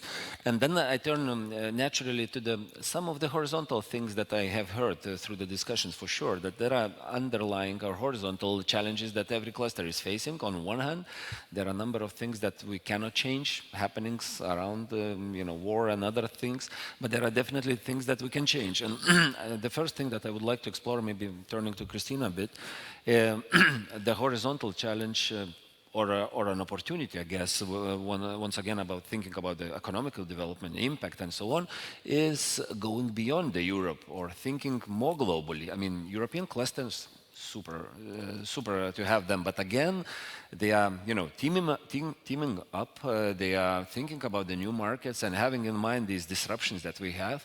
Do you see some patterns, some happenings broader than the Europe? I don't know, in terms of, possible suppliers, some cluster or company-to-company collaborations, or maybe even cluster-to-cluster collaboration. Any things that happens in the international agenda that maybe is important for the clusters that you know of or you're part of internationally?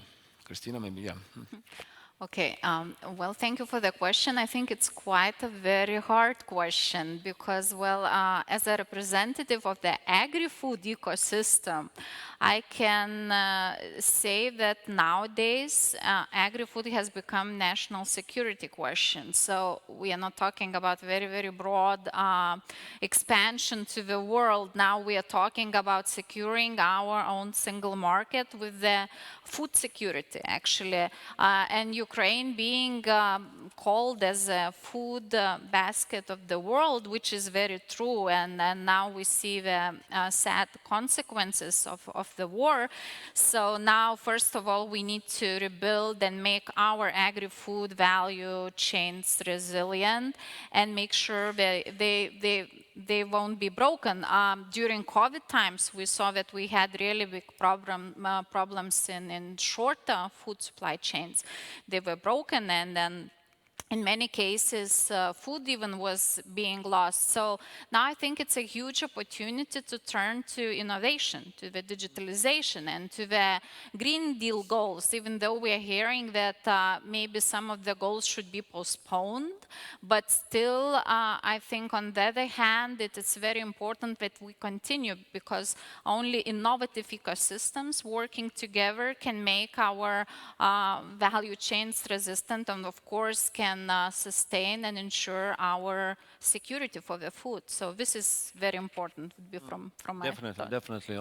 I hear you well. I mean, even though it's a challenging task, even though it's like plenty of things related to the national interest and so on, but nevertheless, what we clearly see, being a brokers, helping companies to connect, find alternative supply chains and so on, we found out that sometimes it's impossible to find the alternatives in Europe for some strategic ingredients, being it agri-food, being it the semiconductors and so on. And then it's, again, same as clusters have been designed for the impact, same, they naturally go international. Think about the supply chains naturally, because the cluster members, companies face this tremendously.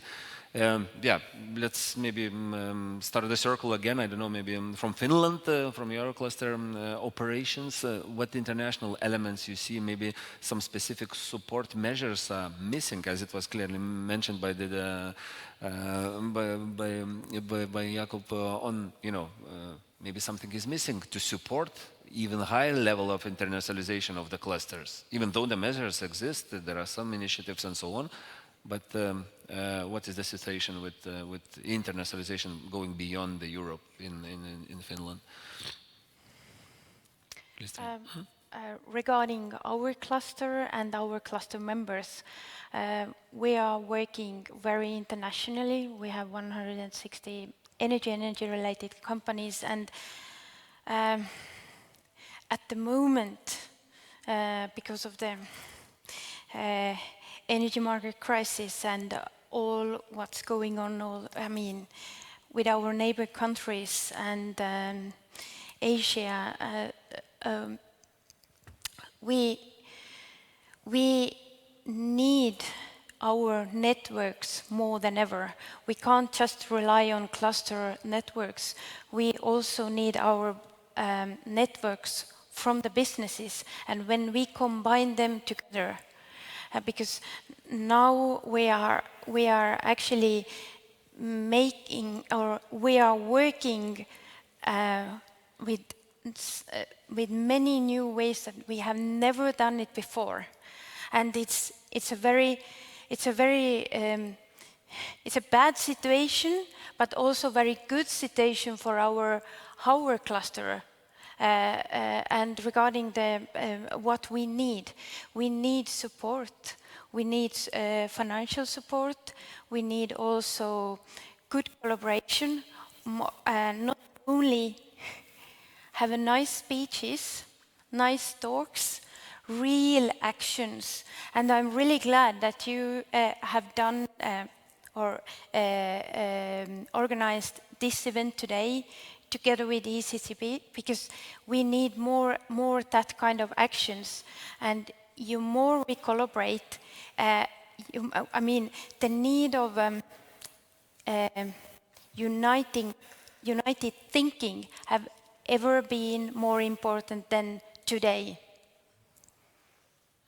Good word, amen, as some say. Yeah? Really, really important elements. And probably let's continue with this framework of the discussion. You know, what is missing in the policy mix, maybe, what is missing from the initiatives, being it national, regional, being it European.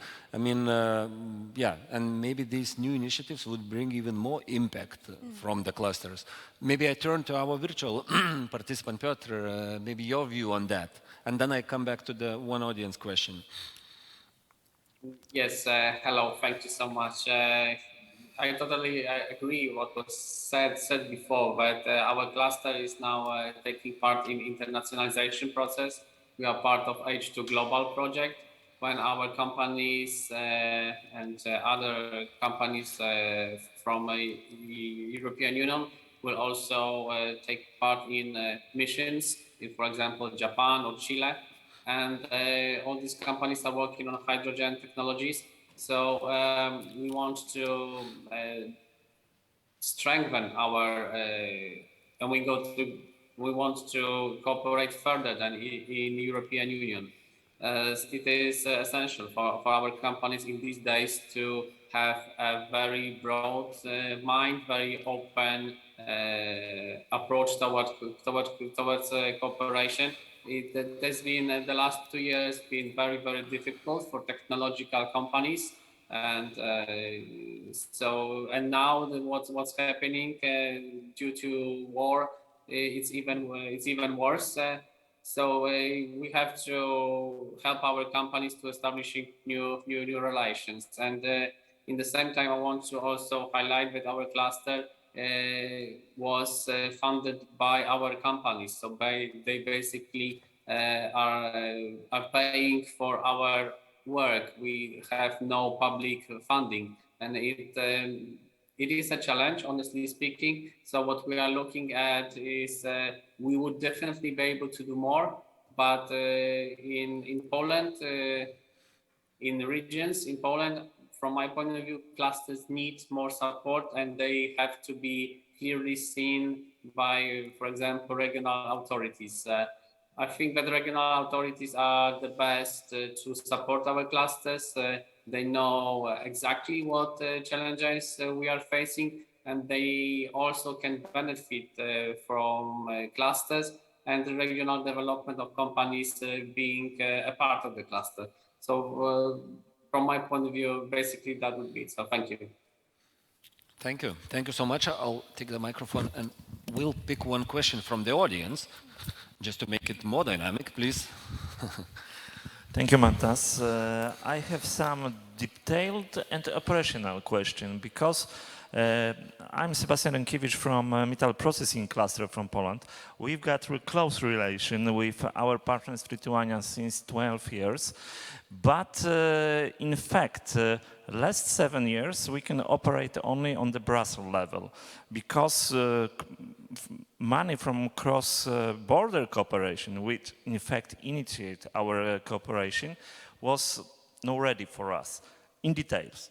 That is enough. And at the moment, 1 week ago, Antonio initiated meeting with clusters. We are during the war, during the problems.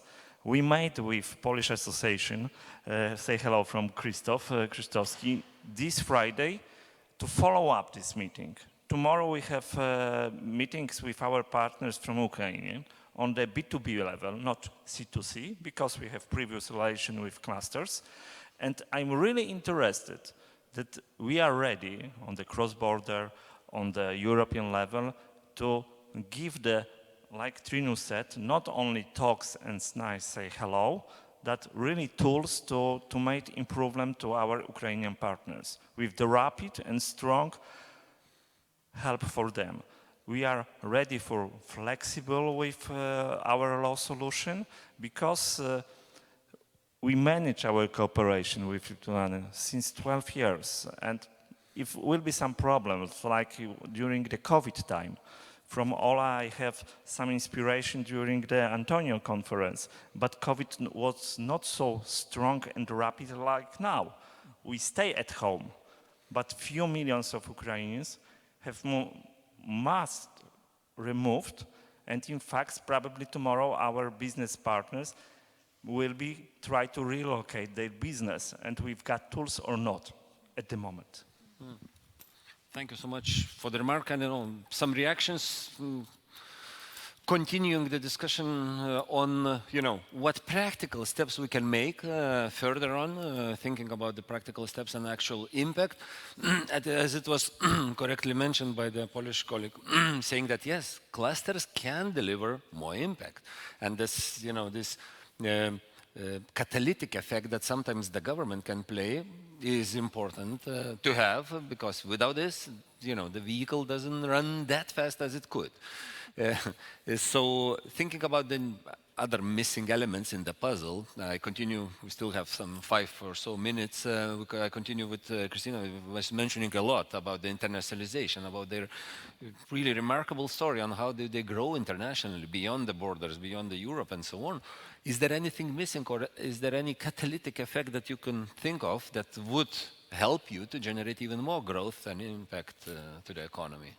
I think from the catalytic effect, a really nice graph was shown, I think, by Richard, that only 1% of SMEs in Lithuania are involved in clustering activities. And I think it shows a lot, especially when we say that in Lithuania we have around, 50, 60 clusters. So, but only 1% of the overall SMEs only are involved in the clustering activities. So we already have some success stories from the clusters, from Lithuania, whether it's agri-food, whether it's automotive or other industries. So if only 1% of SMEs can achieve this kind of goals, the impact into the national economy, imagine what kind of impact could be done if we could involve more SMEs into creation of the national or international value chains. So what I'm hearing, and today, and overall my experience, 5 years in clustering activities, from the Commission level, there are a lot of initiatives, like today was mentioned. You just have to pick up whatever your industry is, whatever you are looking for, whether it's collaboration, whether it's knowledge implementation or another. But I think the catalytic effect that might upscale the regional economy and impact by the clusters should be, I think, more focused also for the local development towards the clustering activities. Like my metaphor was, the bigger and the stronger the snowball is, the more it's resistible to the environment. So I think the government should be more aware of not only how they can maybe support clustering, but also what are they expect from clusters, because with the power comes the greatest responsibility. So if clusters are asking for funding, they also should be getting some expectations, what kind of national authorities would like to achieve for them and bring that economic value or life, a better life for society. So. Thank you, Christina. Very good remark. Thank you for returning the ball to the national policymakers as well. We are not talking about the European level here. Yes, yes, indeed. I mean, correctly mentioned, cluster support facility, other things that happens nationally, they contribute, they underpin, underconnect other initiatives, European ones and so on, and kind of digest and clearly prepares all the possibilities, financial, networking and other things for the local clusters to be used and to be, explored. So definitely the role of the national policy initiatives clearly there. I mean, we're supposed to have some vice ministers joining us due to some time constraints. They are not there, but I know that they're watching us over the Zoom. So they hear this well. I mean, definitely we need their role. We are not relying only on European level support.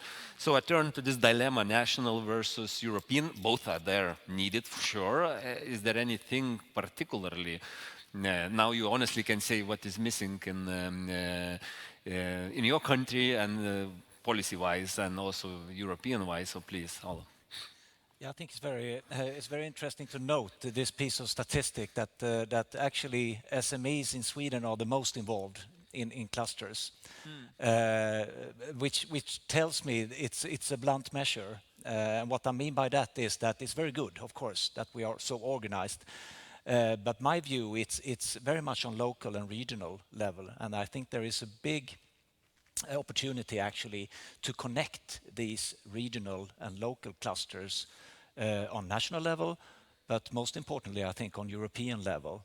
So that is actually what I see, what I need help with, so to speak. What do I want? I want the help from the Commission, of course, to engage in talks also with the Swedish government on these issues.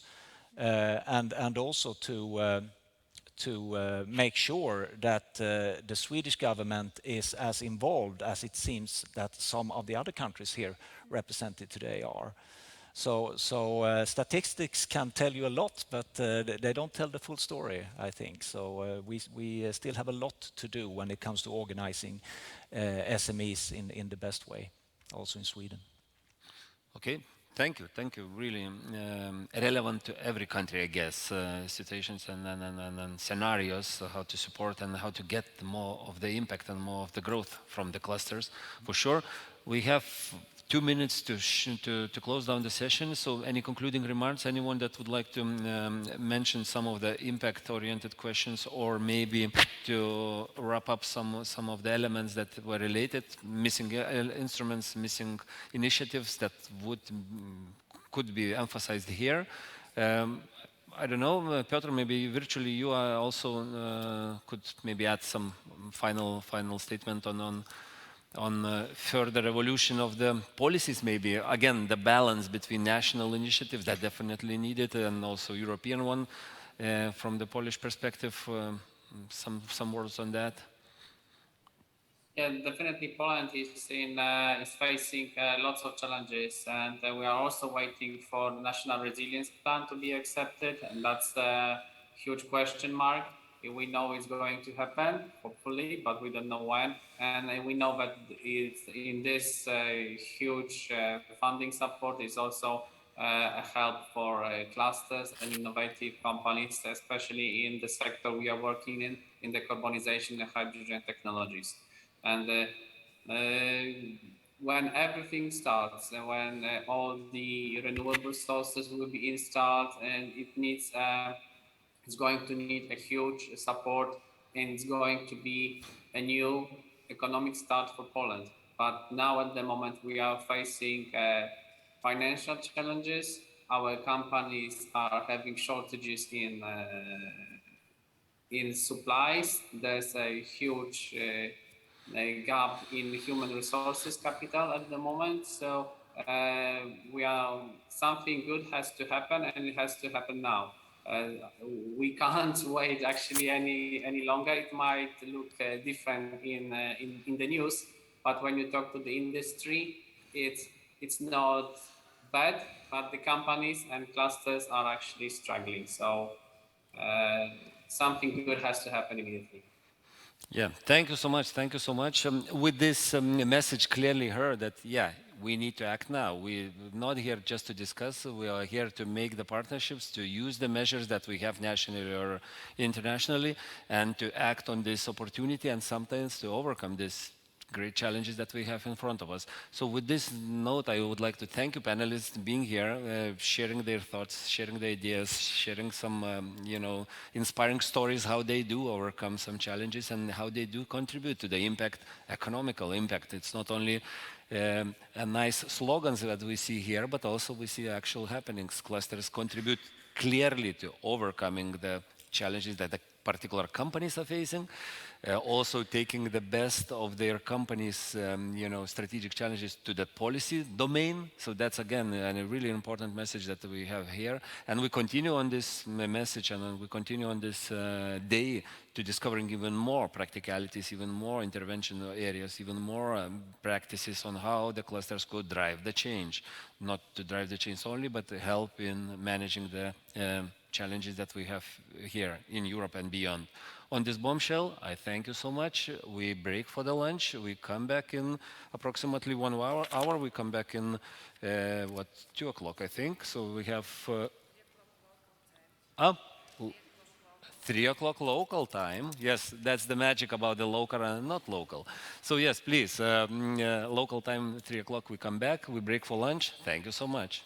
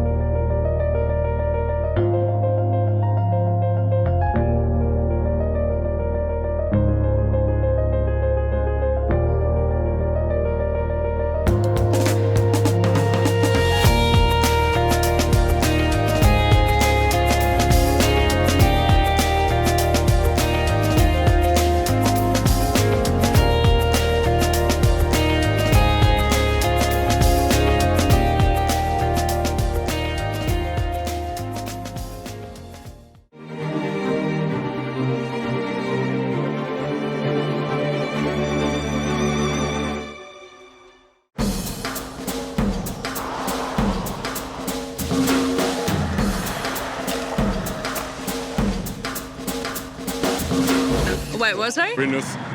Vilnius. It's, Vilnius. Which one? Vilnius. It's Austria. Welcome to Vilnius, Austria, the undiscovered jewel of the Alps. Vilnius is characterized by having most of its landmarks just a few minutes away from each other by foot. This admirable city is in the heart of Austria. Vilnius? In Italy? in the heart of Italy, being its most well-kept secret. Its effervescent streets and colorful markets make it a perfect destination for any traveler. For obvious reasons, Vilnius is the pride of Italy. I mean, the pride of Finland. Vilnius's old town, considered one of the biggest in the region, is crowned by the majestic Gedimino Tower, where travelers like this young fellow, hello there, buddy, can have the same view that the old ruler of Finland, the old ruler of Venezuela. Sweden? I mean, Sweden. Belgium. Oh, okay. Ethiopia. Of Ethiopia? Romania. What if I told you that Vilnius is the capital of Lithuania? Oh, never know. Yeah? There you go. Yeah, okay. Yeah, that's right. Yes! Welcome to Vilnius, Lithuania.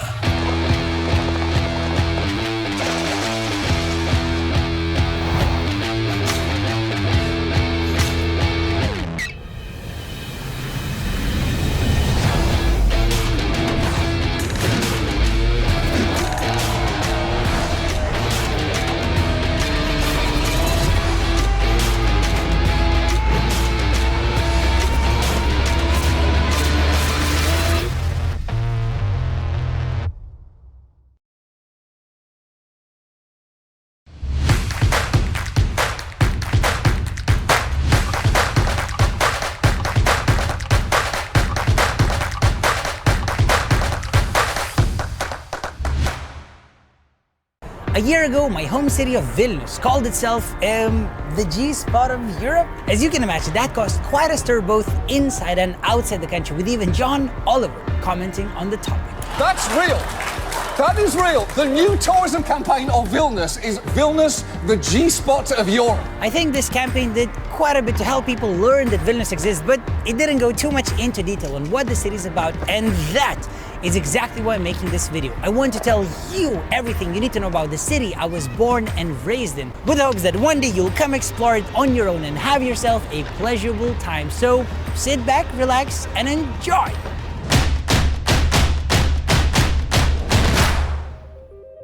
According to a legend, Vilnius was established by Duke Gediminas in the early 14th century after his dream of an iron wolf howling on top of a hill. Whether the legend is true or not, the city actually appeared in writing in 1323 and later in the same century became an important city, as it was the capital of what was at the time Europe's largest country. It was a very tolerant city where Muslim, Tartars, Lutheran, German merchants, Jewish craftsmen, the Catholic Lithuanian and Polish elite, and pagan Lithuanian commoners lived side by side peacefully.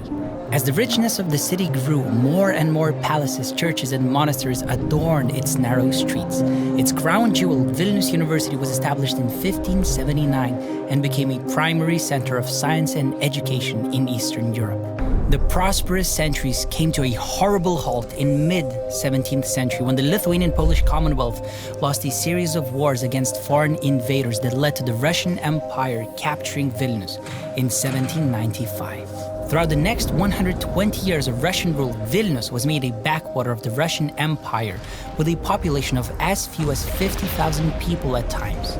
The city kept being occupied by different armies: Napoleon's France, Pilsudski's Poland, Nazi Germany, and eventually fell to the hands of the Soviet Union. The Soviet rule was a time of Lithuanian heritage neglect. However, Vilnius persevered, sustaining its artistic spirit even while a lot of its historic buildings got abandoned and huge grey apartment blocks were developed. After our independence, the city kept growing, changing, and developing every single year, becoming so active, fun, tolerant, and modern that I can honestly say I'm incredibly proud to have been born and raised here. The city center of Vilnius consists of 5 major areas. The Old Town. It's one of the largest surviving medieval old towns in Europe that's developed over the course of many centuries, and thus it is a place where some of Europe's greatest architectural styles, Gothic, Renaissance, and Baroque, stand side by side everywhere you go. The Republic of Užupis. The self-proclaimed Republic of Užupis is our bohemian and artistic district. It's situated behind a tiny river and is full of tiny shops, restaurants, and even art galleries that are all so cozy you'll never want to leave. Šnipiškės. This place used to be one of the dodgiest areas of the city, but then it got redeveloped to our main business district that's home to many banks and internet startups. Speaking of startups, the Financial Times has recently named Vilnius the #1 city in the world for attracting tech startups. Žvėrynas. This district is known to be the greenest area of central Vilnius, as it used to be a large forest where the noblemen hunted. Žvėrynas feels very different to most other places in Vilnius, as its architecture and atmosphere still resemble the old days. Finally, the new town. This area is really interesting as it's experiencing an incredible redevelopment campaign, making this one of our most hip and cool districts.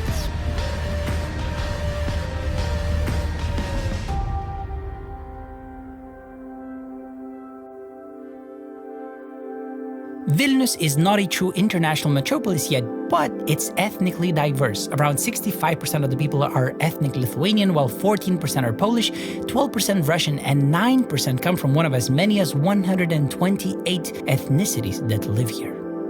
When you finally come visit, don't be surprised to find yourself interacting with a Chinese restaurant owner, an Ecuadorian IT specialist, a Ukrainian barista, or a Dutch businessman. Even though throughout my travels I met literally hundreds of wonderful people from all around the world, but my heart, it always takes me back to the people in my hometown, who might sometimes be a little cold or direct, but they're always honest. They are the people of the heart. They are my people. These days, Vilnius is a youthful and vibrant city full of incredible things to do and lots of beautiful nature, since well over half of the city's area is covered by greenery. In the city center, you can find gorgeous parks anywhere you go that are all very inviting. Our city center is very much walkable from anywhere to anywhere, but we also have loads of transportation options, from car-hailing applications and taxis, to electric scooters and two-story tourist buses, to, I know you never expected this, hot air balloons! I don't know if you know this, but Vilnius is one of the very few cities in the world that allow hot air ballooning in its skies. You can literally take off in the city center and fly all over the place, enjoying the gorgeous, gorgeous views.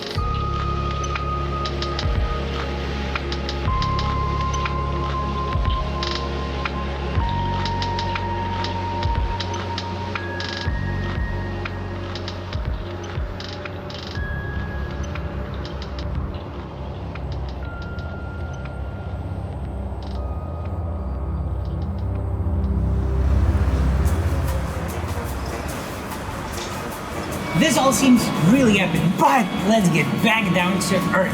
Even though we have all these awesome transportation options, but nothing beats a good old Soviet trolley bus that was cool even before Elon Musk invented his Teslas. A ticket to ride this time machine barely costs €1, and it's definitely worth your money. Trust me, I know. I grew up with these things. Since you obviously didn't come here to see me crying, let's move on to something a bit more exciting. Food. Vilnius is home to hundreds of restaurants, bars, and cafes that offer all foods and drinks your heart will ever desire. However, I must be really honest with you. Vilnius used to be a very affordable place back in the day, but after we got the euro, it became a little pricey. So even though we have all these amazing food options available, you might also want to look into trying some of our delicious kebabs. They're €3 each, and I mean, they could be worse. This, of course, isn't addressed to you if you're coming from Norway or Singapore or Switzerland. You guys certainly won't have to eat no kebabs. You'll be eating fine foods. Okay. Now that we've all had a great meal, it's time to explore. If you're into touristy sites, here are the top 5 places you definitely cannot miss. Gediminas Tower. This is the most famous of Vilnius' touristy sites that's been looking over our city for over 600 years. 3 Crosses, an awe-inspiring religious monument from which you can see a spectacular panorama of our old town. Cathedral and the Palace of the Grand Dukes, 2 touristy sites at the heart of Vilnius that will inspire even the most uninspired tourist. Vilnius University. Founded in the 16th century, it was the first university in the Baltic states that will certainly take you back in time. Church of St. Anne. It is a prominent example of Gothic architecture that was built in the 15th century. This church might very well be one of our most beautiful. Cathedrals, universities, and churches are all really nice, but there's so much more to Vilnius that you should explore. Do not forget our cultural spots, such as National Gallery of Art, Contemporary Art Center, and Mo Museum, where you'll find enough art to fill your heart's content. Vingis Park. This park is by far one of my favorite places to relax in Vilnius. It's a huge park literally in the city center that just seems to never end. Halės Market. This local market was established well over 100 years ago and is busy with action more than ever. TV Tower. Standing at 326 meters above the ground, the TV tower is the tallest construction in Lithuania that features a rotating cafeteria giving you a 360-degree view of the whole city. I don't know if you know this, but a large part of HBO's award-winning Chernobyl TV series was filmed in this tiny district of Vilnius. If you want a taste of Soviet apartment architecture, this is your place.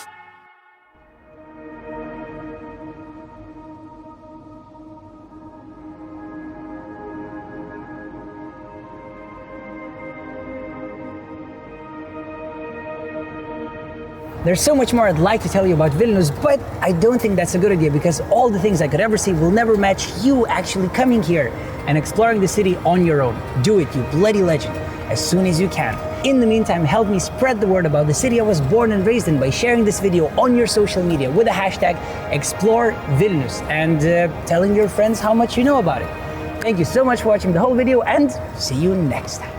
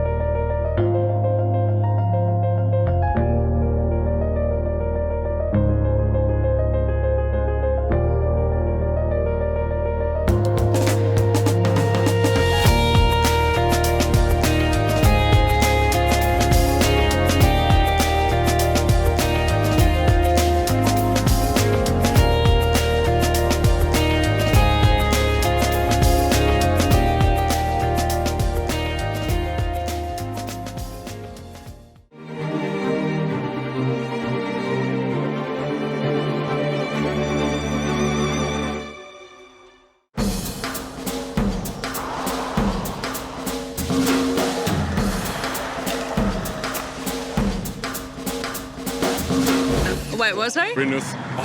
Vilnius. It's, Vilnius. Which one? Vilnius. It's Austria. Welcome to Vilnius, Austria, the undiscovered jewel of the Alps. Vilnius is characterized for having most of its landmarks just a few minutes away from each other by foot. This admirable city is in the heart of Austria. Vilnius? In Italy? In the heart of Italy, being its most well-kept secret. Its effervescent streets and colorful markets make it a perfect destination for any traveler. For obvious reasons, Vilnius is the pride of Italy. The pride of Finland.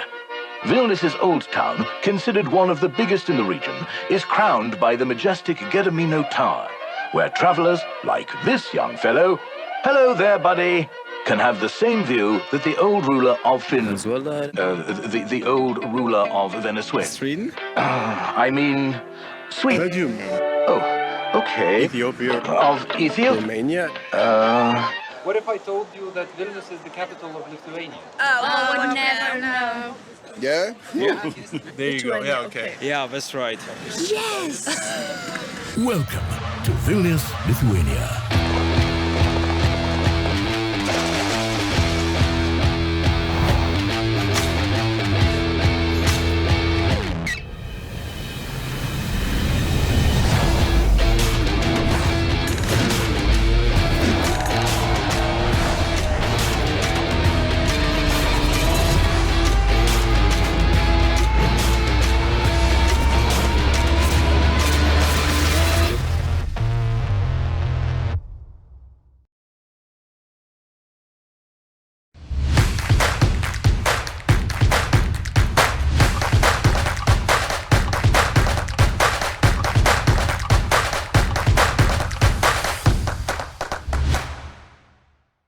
A year ago, my home city of Vilnius called itself the G-spot of Europe. As you can imagine, that caused quite a stir both inside and outside the country, with even John Oliver commenting on the topic. That's real.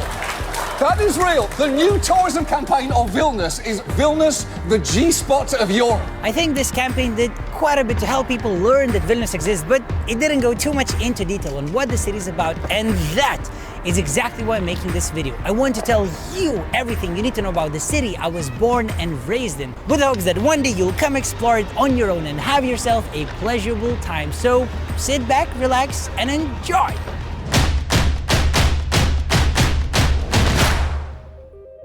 According to a legend, Vilnius was established by Duke Gediminas in the early 14th century after his dream of an iron wolf howling on top of a hill. Whether the legend is true or not, the city actually appeared in writing in 1323 and later in the same century became an important city, as it was the capital of what was at the time Europe's largest country. It was a very tolerant city where Muslim Tartars, Lutheran German merchants, Jewish craftsmen, the Catholic Lithuanian and Polish elite, and pagan Lithuanian commoners lived side by side peacefully.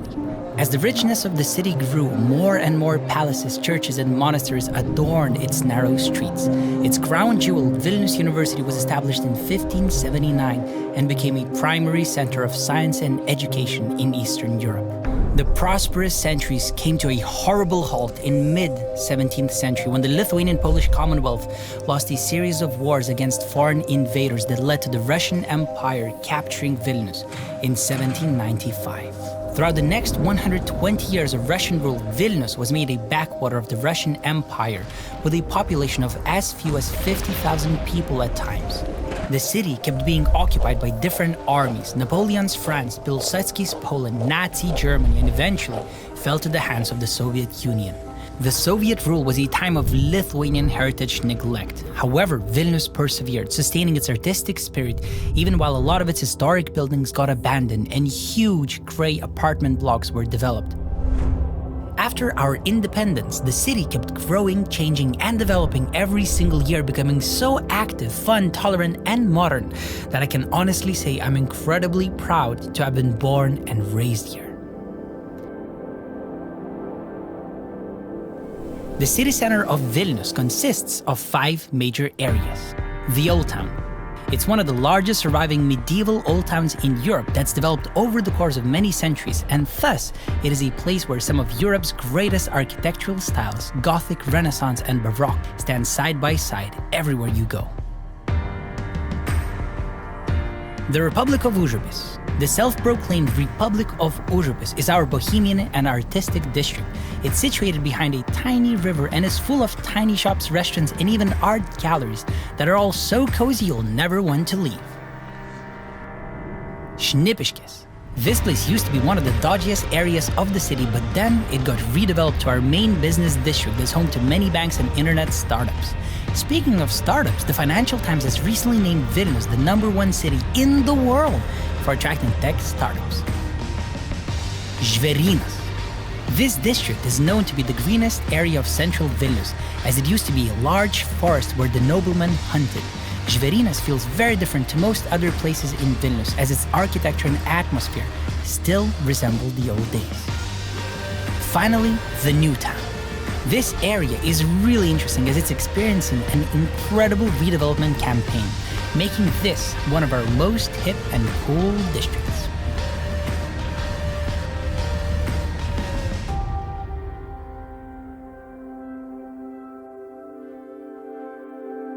Vilnius is not a true international metropolis yet, but it's ethnically diverse. Around 65% of the people are ethnic Lithuanian, while 14% are Polish, 12% Russian, and 9% come from one of as many as 128 ethnicities that live here. When you finally come visit, don't be surprised to find yourself interacting with a Chinese restaurant owner, an Ecuadorian IT specialist, a Ukrainian barista, or a Dutch businessman. Even though throughout my travels I met literally hundreds of wonderful people from all around the world, but my heart, it always takes me back to the people in my hometown, who might sometimes be a little cold or direct, but they're always honest. They are the people of the heart. They are my people. These days, Vilnius is a youthful and vibrant city full of incredible things to do and lots of beautiful nature, since well over half of the city's area is covered by greenery. In the city center, you can find gorgeous parks anywhere you go that are all very inviting. Our city center is very much walkable from anywhere to anywhere, but we also have loads of transportation options, from car-hailing applications and taxis to electric scooters and two-story tourist buses to, I know you never expected this, hot air balloons! I don't know if you know this, but Vilnius is one of the very few cities in the world that allow hot air ballooning in its skies. You can literally take off in the city center and fly all over the place, enjoying the gorgeous, gorgeous views.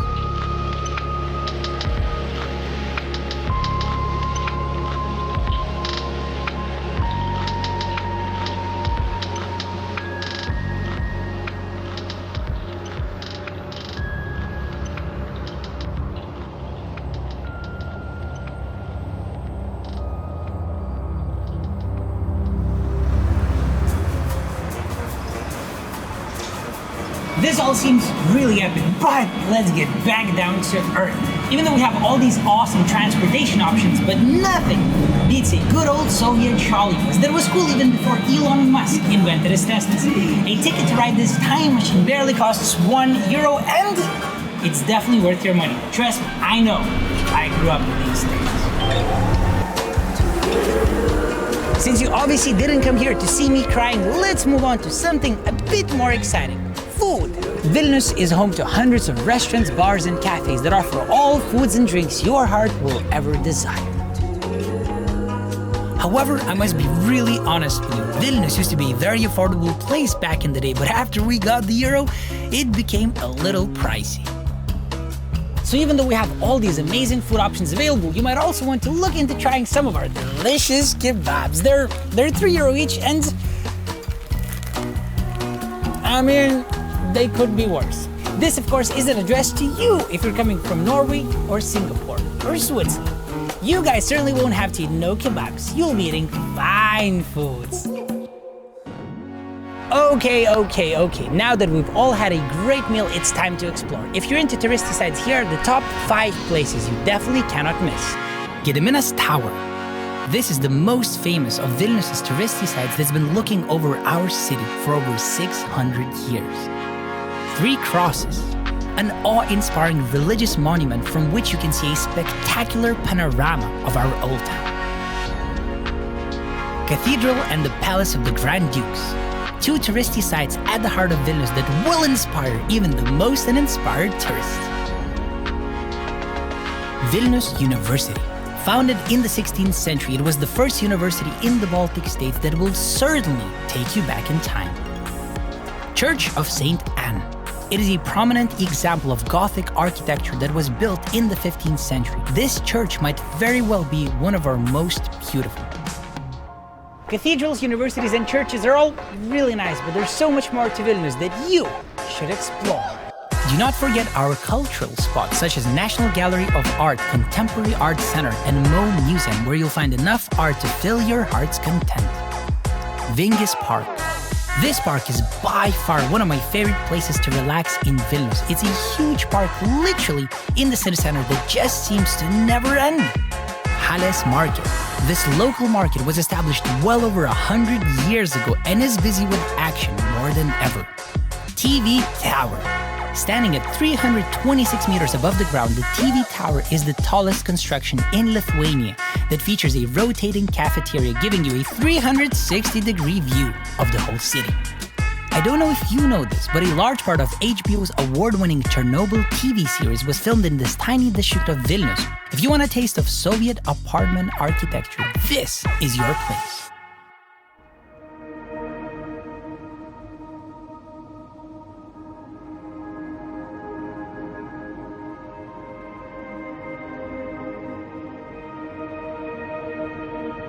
There's so much more I'd like to tell you about Vilnius, but I don't think that's a good idea because all the things I could ever say will never match you actually coming here and exploring the city on your own. Do it, you bloody legend, as soon as you can. In the meantime, help me spread the word about the city I was born and raised in by sharing this video on your social media with the hashtag ExploreVilnius and telling your friends how much you know about it.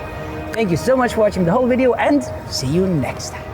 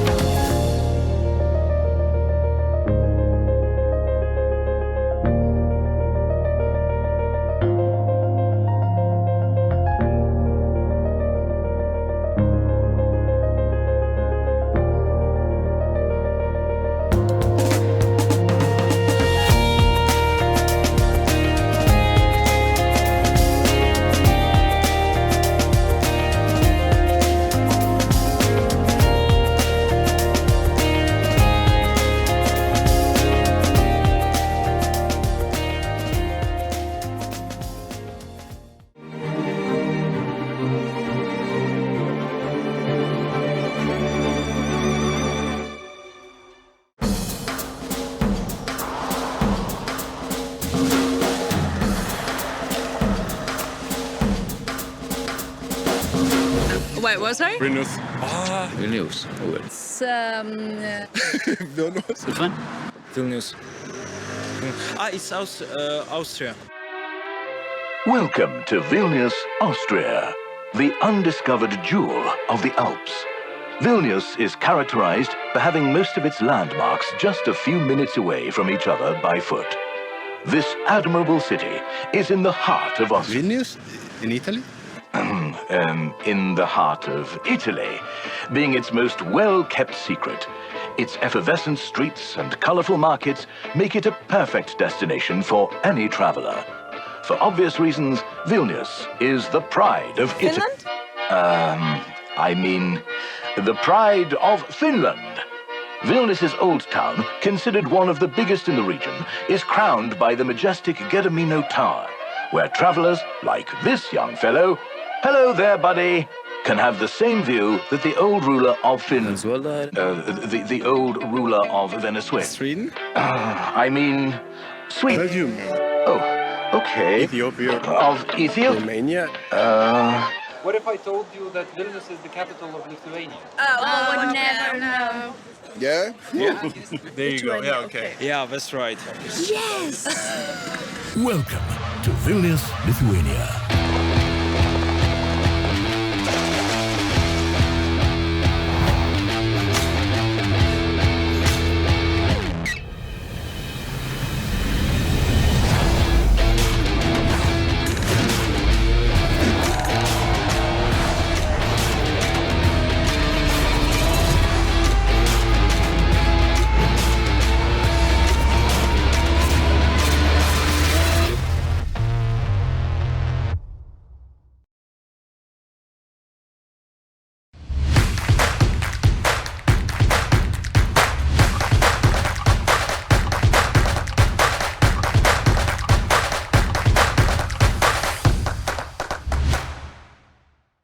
A year ago, my home city of Vilnius called itself the G-spot of Europe. As you can imagine, that caused quite a stir both inside and outside the country, with even John Oliver commenting on the topic. That's real.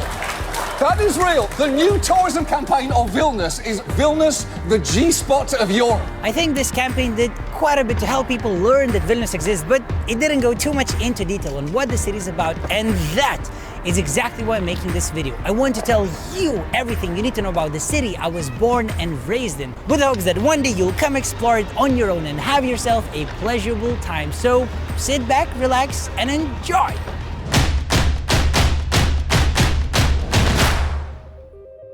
According to a legend, Vilnius was established by Duke Gediminas in the early 14th century after his dream of an iron wolf howling on top of a hill. Whether the legend is true or not, the city actually appeared in writing in 1323 and later in the same century became an important city, as it was the capital of what was at the time Europe's largest country. It was a very tolerant city where Muslim Tartars, Lutheran German merchants, Jewish craftsmen, the Catholic Lithuanian and Polish elite, and pagan Lithuanian commoners lived side by side peacefully. As the richness of the city grew, more and more palaces, churches, and monasteries adorned its narrow streets.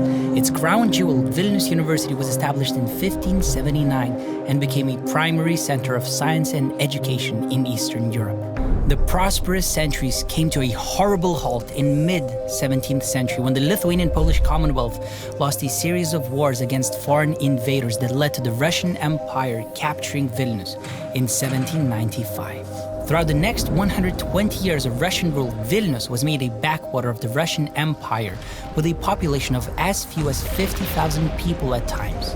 The city kept being occupied by different armies: Napoleon's France, Pilsudski's Poland, Nazi Germany, and eventually fell to the hands of the Soviet Union. The Soviet rule was a time of Lithuanian heritage neglect. However, Vilnius persevered, sustaining its artistic spirit even while a lot of its historic buildings got abandoned and huge grey apartment blocks were developed. After our independence, the city kept growing, changing, and developing every single year, becoming so active, fun, tolerant, and modern that I can honestly say I'm incredibly proud to have been born and raised here. The city center of Vilnius consists of 5 major areas. The Old Town. It's one of the largest surviving medieval old towns in Europe that's developed over the course of many centuries, and thus it is a place where some of Europe's greatest architectural styles, Gothic, Renaissance, and Baroque, stand side by side everywhere you go. The Republic of Užupis. The self-proclaimed Republic of Užupis is our bohemian and artistic district. It's situated behind a tiny river and is full of tiny shops, restaurants, and even art galleries that are all so cozy you'll never want to leave.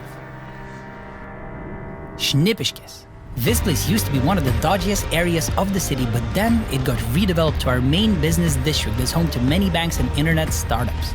Speaking of startups, the Financial Times has recently named Vilnius the #1 city in the world for attracting tech startups. Žvėrynas. This district is known to be the greenest area of central Vilnius, as it used to be a large forest where the noblemen hunted. Žvėrynas feels very different to most other places in Vilnius, as its architecture and atmosphere still resemble the old days. Finally, the new town. This area is really interesting as it's experiencing an incredible redevelopment campaign, making this one of our most hip and cool districts.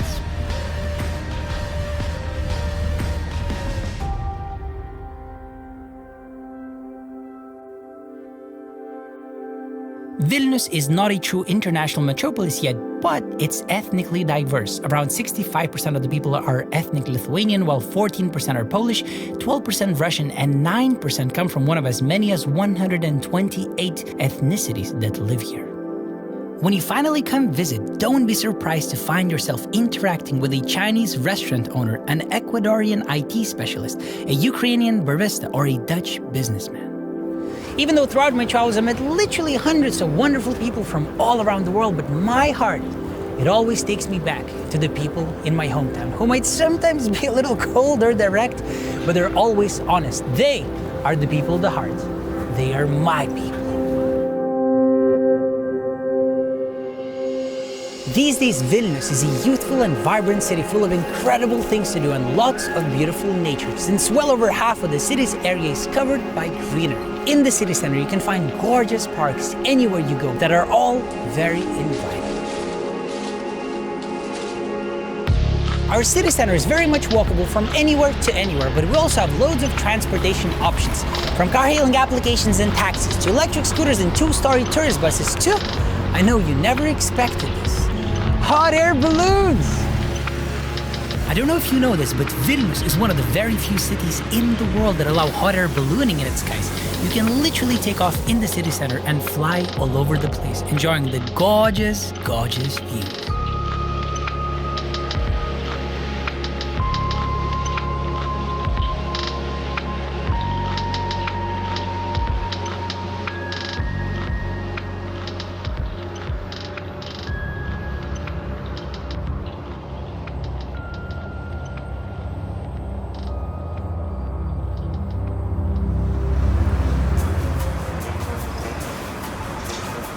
This all seems really epic, but let's get back down to earth.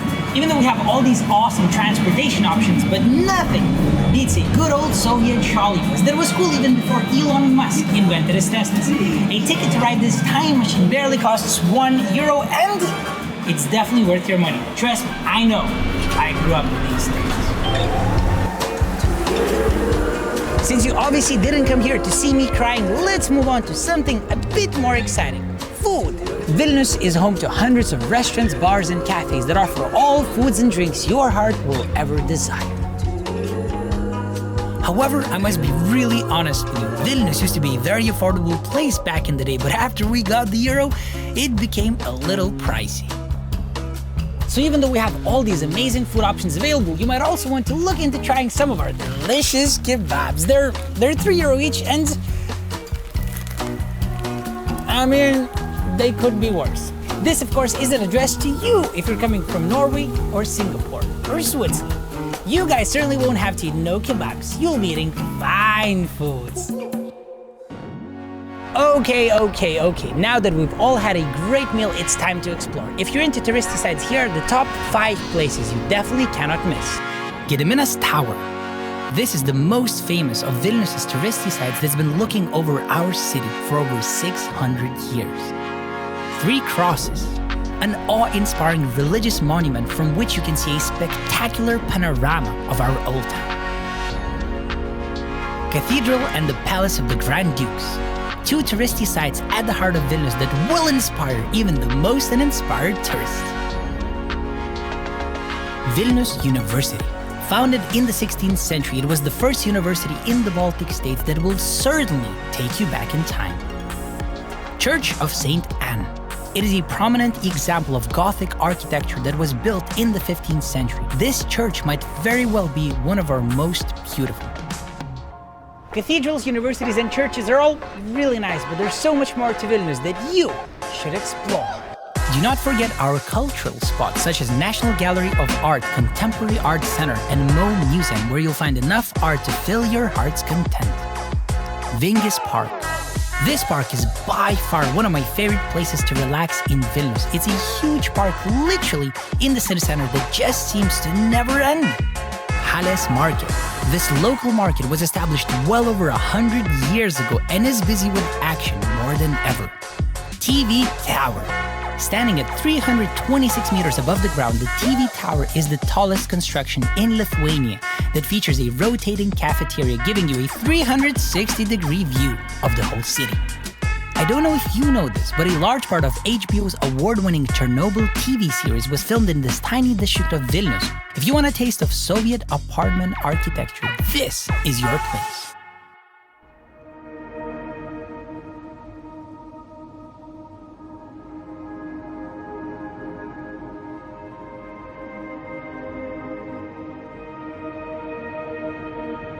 There's so much more I'd like to tell you about Vilnius, but I don't think that's a good idea because all the things I could ever say will never match you actually coming here and exploring the city on your own. Do it, you bloody legend, as soon as you can. In the meantime, help me spread the word about the city I was born and raised in by sharing this video on your social media with the hashtag ExploreVilnius and telling your friends how much you know about it. Thank you so much for watching the whole video and see you next time.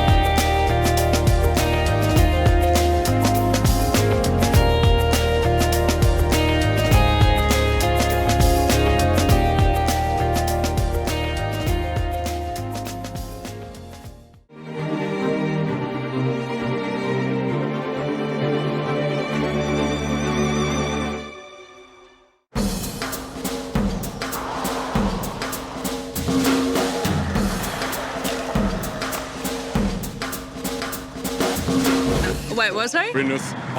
Vilnius. It's, Vilnius. Which one? Vilnius. It's Austria. Welcome to Vilnius, Austria, the undiscovered jewel of the Alps. Vilnius is characterized by having most of its landmarks just a few minutes away from each other by foot. This admirable city is in the heart of Austria. Vilnius? In Italy? In the heart of Italy, being its most well-kept secret. Its effervescent streets and colorful markets make it a perfect destination for any traveler. For obvious reasons, Vilnius is the pride of Italy. I mean, the pride of Finland. Vilnius's old town, considered one of the biggest in the region, is crowned by the majestic Gedimino Tower, where travelers like this young fellow, hello there, buddy, can have the same view that the old ruler of Finland, the old ruler of Venezuela. Sweden? I mean, Sweden. Belgium. Oh, okay. Ethiopia. Of Ethiopia? Romania. What if I told you that Vilnius is the capital of Lithuania? Oh, would never know. Yeah? Yeah. There you go. Yeah, okay. Yeah, that's right. Yes! Welcome to Vilnius, Lithuania.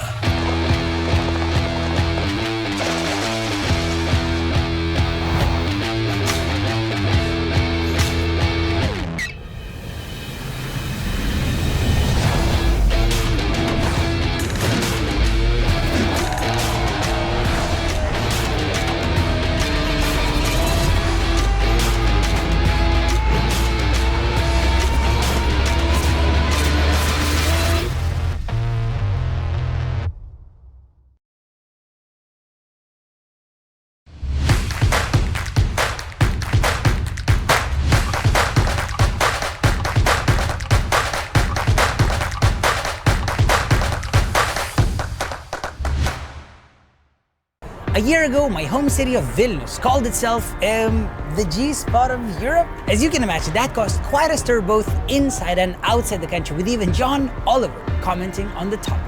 That's real. That is real. The new tourism campaign of Vilnius is Vilnius, the G-spot of Europe. I think this campaign did quite a bit to help people learn that Vilnius exists, but it didn't go too much into detail on what the city is about, and that is exactly why I'm making this video. I want to tell you everything you need to know about the city I was born and raised in, with hopes that one day you'll come explore it on your own and have yourself a pleasurable time. So sit back, relax, and enjoy.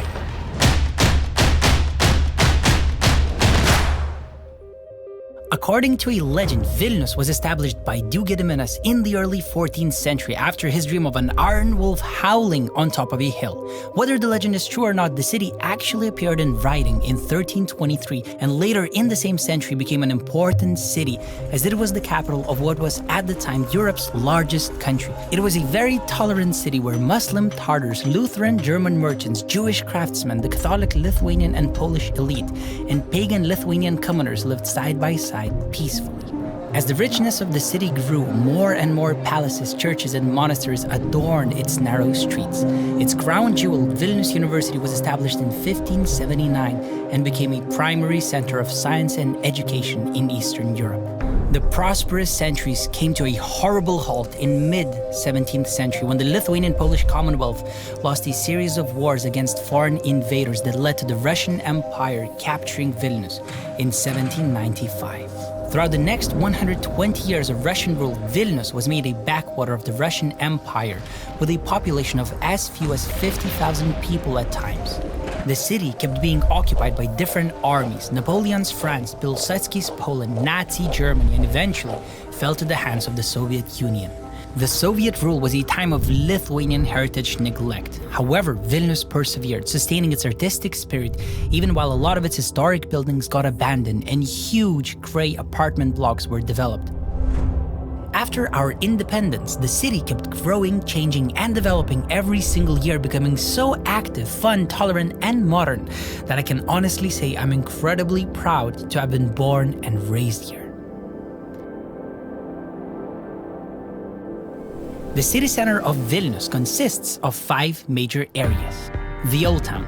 It's one of the largest surviving medieval old towns in Europe that's developed over the course of many centuries, and thus it is a place where some of Europe's greatest architectural styles, Gothic, Renaissance, and Baroque, stand side by side everywhere you go. The Republic of Užupis. The self-proclaimed Republic of Užupis is our bohemian and artistic district.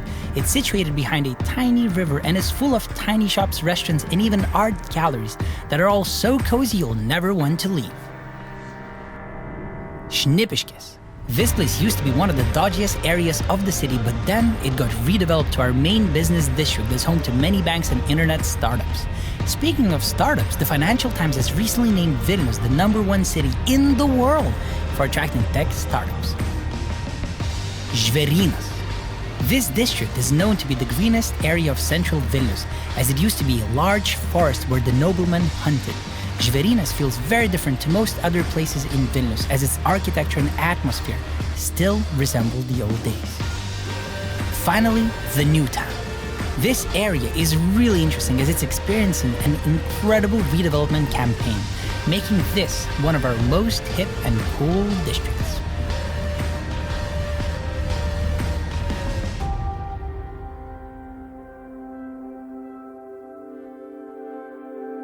Vilnius is not a true international metropolis yet, but it's ethnically diverse. Around 65% of the people are ethnic Lithuanian, while 14% are Polish, 12% Russian, and 9% come from one of as many as 128 ethnicities that live here.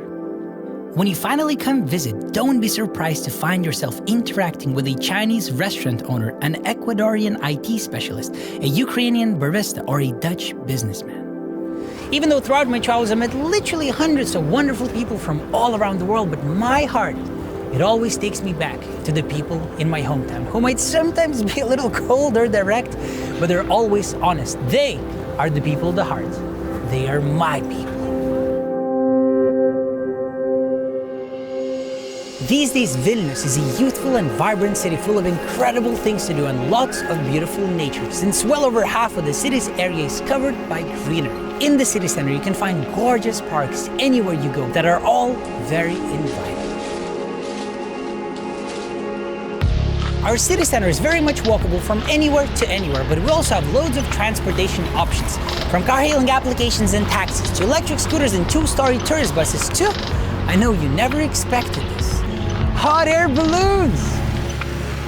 I don't know if you know this, but Vilnius is one of the very few cities in the world that allow hot air ballooning in its skies. You can literally take off in the city center and fly all over the place, enjoying the gorgeous, gorgeous views.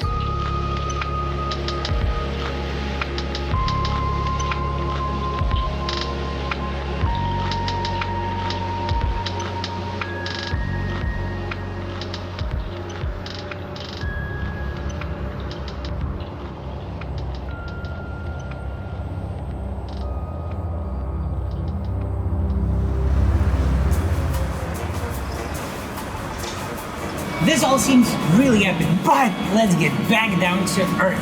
Even though we have all these awesome transportation options, but nothing beats a good old Soviet trolley bus that was cool even before Elon Musk invented his Teslas. A ticket to ride this time machine barely costs €1, and it's definitely worth your money. Trust me, I know. I grew up with these things. Since you obviously didn't come here to see me crying, let's move on to something a bit more exciting. Food. Vilnius is home to hundreds of restaurants, bars, and cafes that offer all foods and drinks your heart will ever desire. However, I must be really honest with you. Vilnius used to be a very affordable place back in the day, but after we got the euro, it became a little pricey. So even though we have all these amazing food options available, you might also want to look into trying some of our delicious kebabs. They're €3 each, and I mean, they could be worse. This, of course, isn't addressed to you if you're coming from Norway or Singapore or Switzerland. You guys certainly won't have to eat no kebabs. You'll be eating fine foods. Okay. Now that we've all had a great meal, it's time to explore. If you're into touristy sites, here are the top 5 places you definitely cannot miss. Gediminas Tower.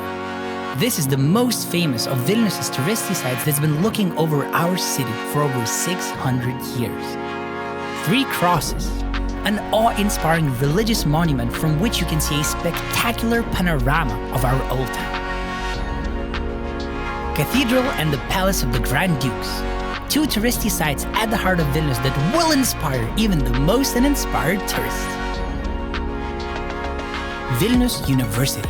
Founded in the 16th century, it was the first university in the Baltic states that will certainly take you back in time. Church of St. Anne. It is a prominent example of Gothic architecture that was built in the 15th century. This church might very well be one of our most beautiful.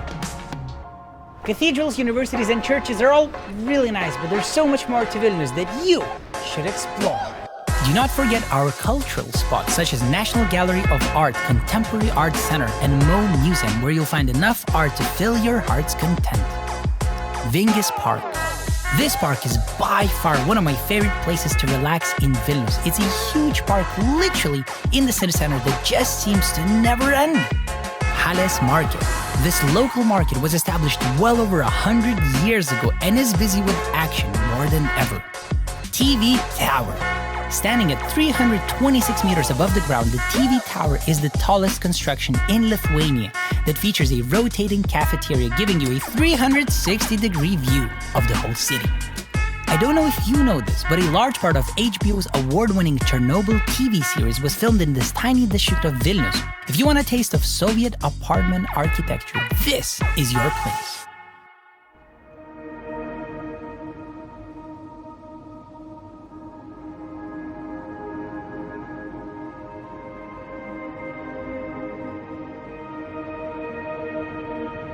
There's so much more I'd like to tell you about Vilnius, but I don't think that's a good idea because all the things I could ever say will never match you actually coming here and exploring the city on your own. Do it, you bloody legend, as soon as you can. In the meantime, help me spread the word about the city I was born and raised in by sharing this video on your social media with the hashtag ExploreVilnius and telling your friends how much you know about it. Thank you so much for watching the whole video and see you next time.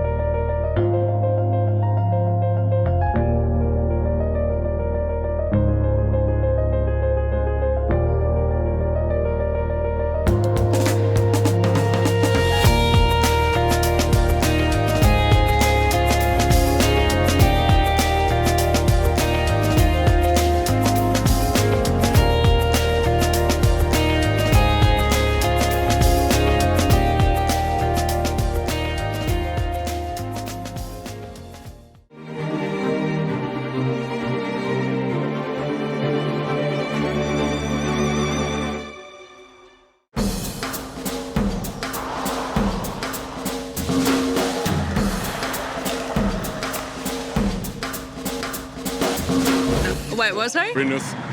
Vilnius. It's, Vilnius. Which one? Vilnius. It's Austria. Welcome to Vilnius, Austria, the undiscovered jewel of the Alps. Vilnius is characterized by having most of its landmarks just a few minutes away from each other by foot. This admirable city is in the heart of Austria. Vilnius? In Italy? In the heart of Italy, being its most well-kept secret. Its effervescent streets and colorful markets make it a perfect destination for any traveler. For obvious reasons, Vilnius is the pride of Italy. I mean, the pride of Finland. Vilnius's old town, considered one of the biggest in the region, is crowned by the majestic Gedimino Tower, where travelers like this young fellow, hello there, buddy, can have the same view that the old ruler of Finland, the old ruler of Venezuela. Sweden? I mean, Sweden. Belgium. Oh, okay. Ethiopia. Of Ethiopia? Romania. What if I told you that Vilnius is the capital of Lithuania? Oh, would never know. Yeah? Yeah. There you go. Yeah, okay. Yeah, that's right. Yes! Welcome to Vilnius, Lithuania.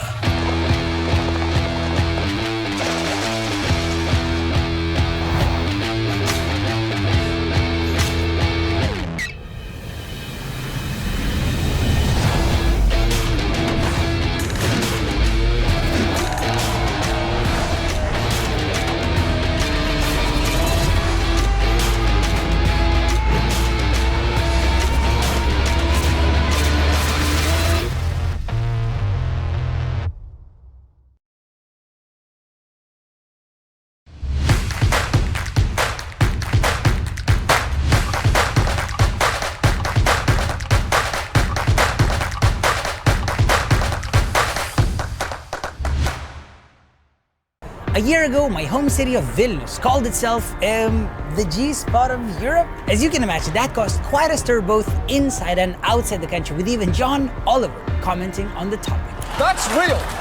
That is real. The new tourism campaign of Vilnius is Vilnius, the G-spot of Europe. I think this campaign did quite a bit to help people learn that Vilnius exists, but it didn't go too much into detail on what the city is about, and that is exactly why I'm making this video. I want to tell you everything you need to know about the city I was born and raised in, with hopes that one day you'll come explore it on your own and have yourself a pleasurable time. So sit back, relax, and enjoy.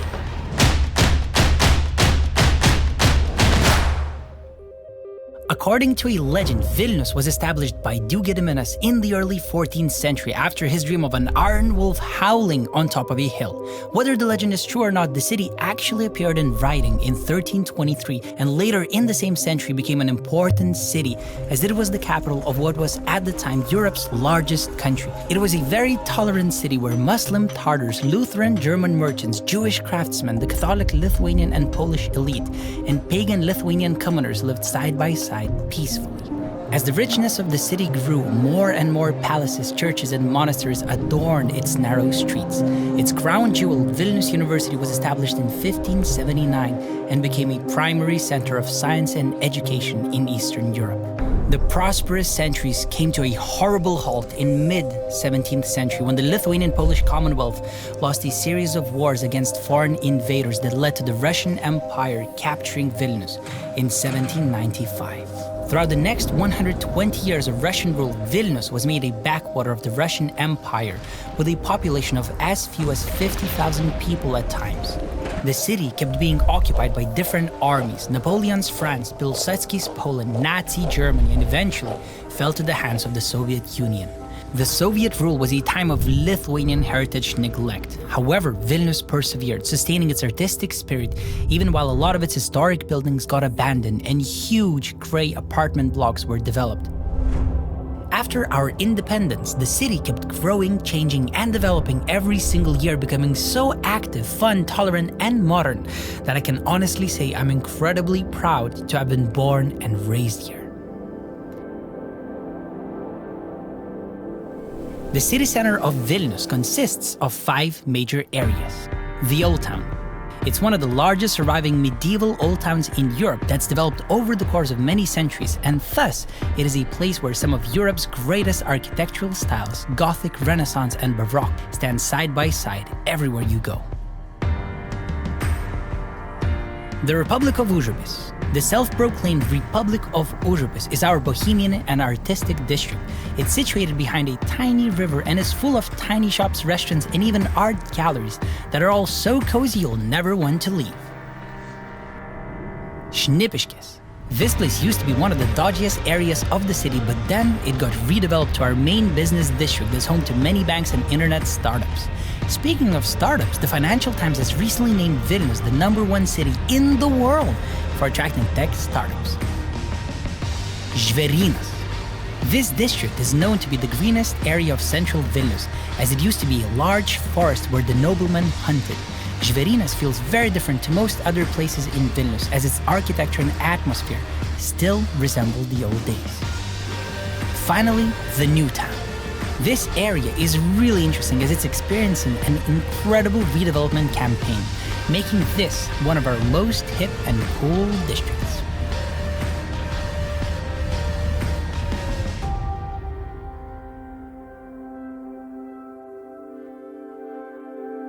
Vilnius is not a true international metropolis yet, but it's ethnically diverse. Around 65% of the people are ethnic Lithuanian, while 14% are Polish, 12% Russian, and 9% come from one of as many as 128 ethnicities that live here.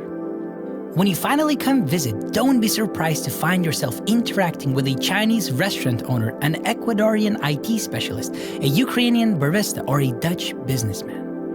Even though throughout my travels I met literally hundreds of wonderful people from all around the world, but my heart, it always takes me back to the people in my hometown, who might sometimes be a little cold or direct, but they're always honest. They are the people of the heart. They are my people. These days, Vilnius is a youthful and vibrant city full of incredible things to do and lots of beautiful nature, since well over half of the city's area is covered by greenery. In the city center, you can find gorgeous parks anywhere you go that are all very inviting. Our city center is very much walkable from anywhere to anywhere, but we also have loads of transportation options, from car-hailing applications and taxis to electric scooters and two-story tourist buses to, I know you never expected this, hot air balloons! I don't know if you know this, but Vilnius is one of the very few cities in the world that allow hot air ballooning in its skies. You can literally take off in the city center and fly all over the place, enjoying the gorgeous, gorgeous views.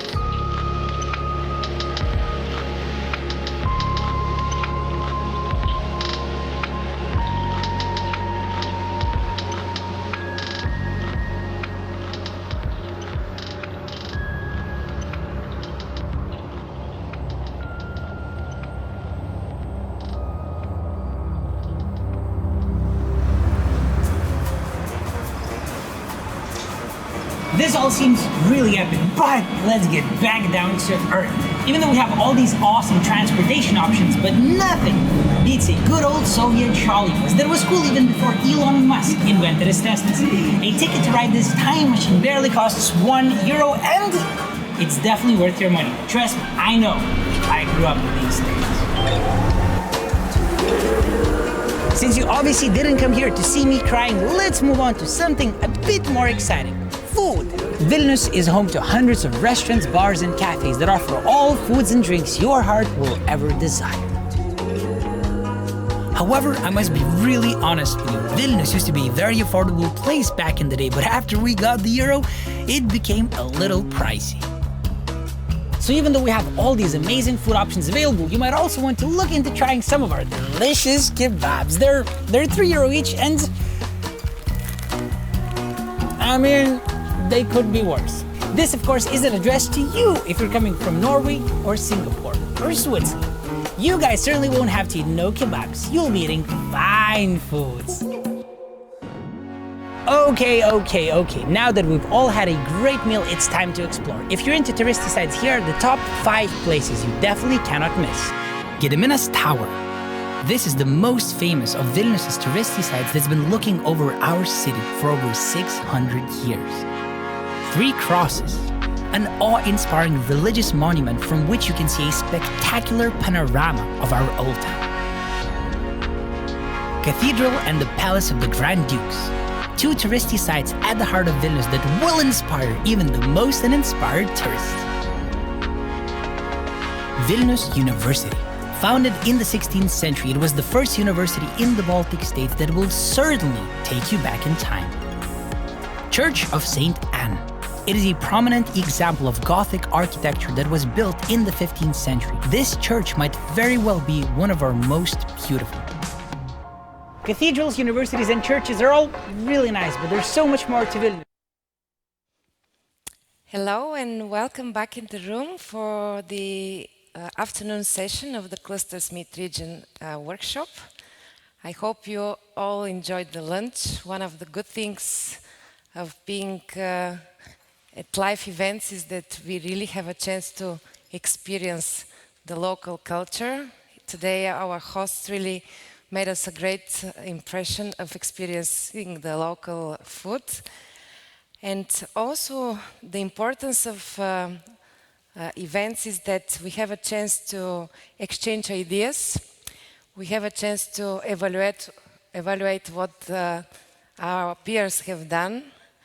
And we have a chance to educate ourselves because it's always open for new learnings. And these are really it's a real chance to enter in new partnerships. So I have the pleasure not only to guide you through today's program, but also to moderate the next panel, which is cluster-driven international collaboration in the framework of the priorities of Lithuania. We've been talking during the morning how important it is to build new collaborations, especially in these challenging times. And today, as well as tomorrow, is a real opportunity to collaborate, to communicate, and to find new ways of cooperation, which will definitely give us the chance to make new businesses, which will help us to go through the current situation.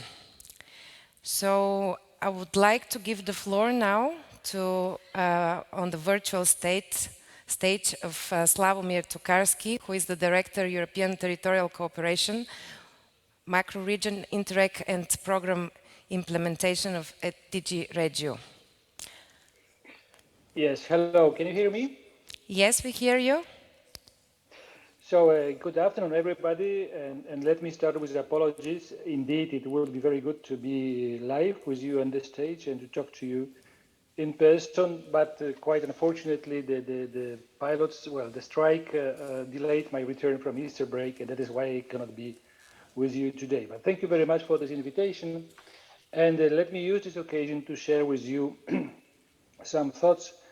And I would like maybe to start with a more general considerations regarding the links between cohesion policy and clusters and make those considerations a little bit against the backdrop of the current economic situation. And I think it will dovetail well with Anders' presentation, which is very much focused on concrete examples. So starting from the economic situation, I think we may say, and we all see that with a degree of certainty, what expects us in the near future is more abrupt changes, is more asymmetric shocks and disruptions. And we will have to learn to live with those. Today, we see the repercussions of Russian aggression against Ukraine or the impact of the pandemics, but there will be more to come. Conflicts seem to become more and more frequent following political polarization, weather conditions brought by climate change, natural disasters. So there will be something that will make the part of our daily reality. Just very recently, we see what happens with the Shanghai lockdown and how does it impact on world economy and on the supply chains. So the question is, what does it mean for the economic development in Europe? And I think that it means that we shall pursue the path of a model based on high resilience, which means flexible cooperation networks based on the variety of business models, on different sizes of companies, and on the area of skills and competences.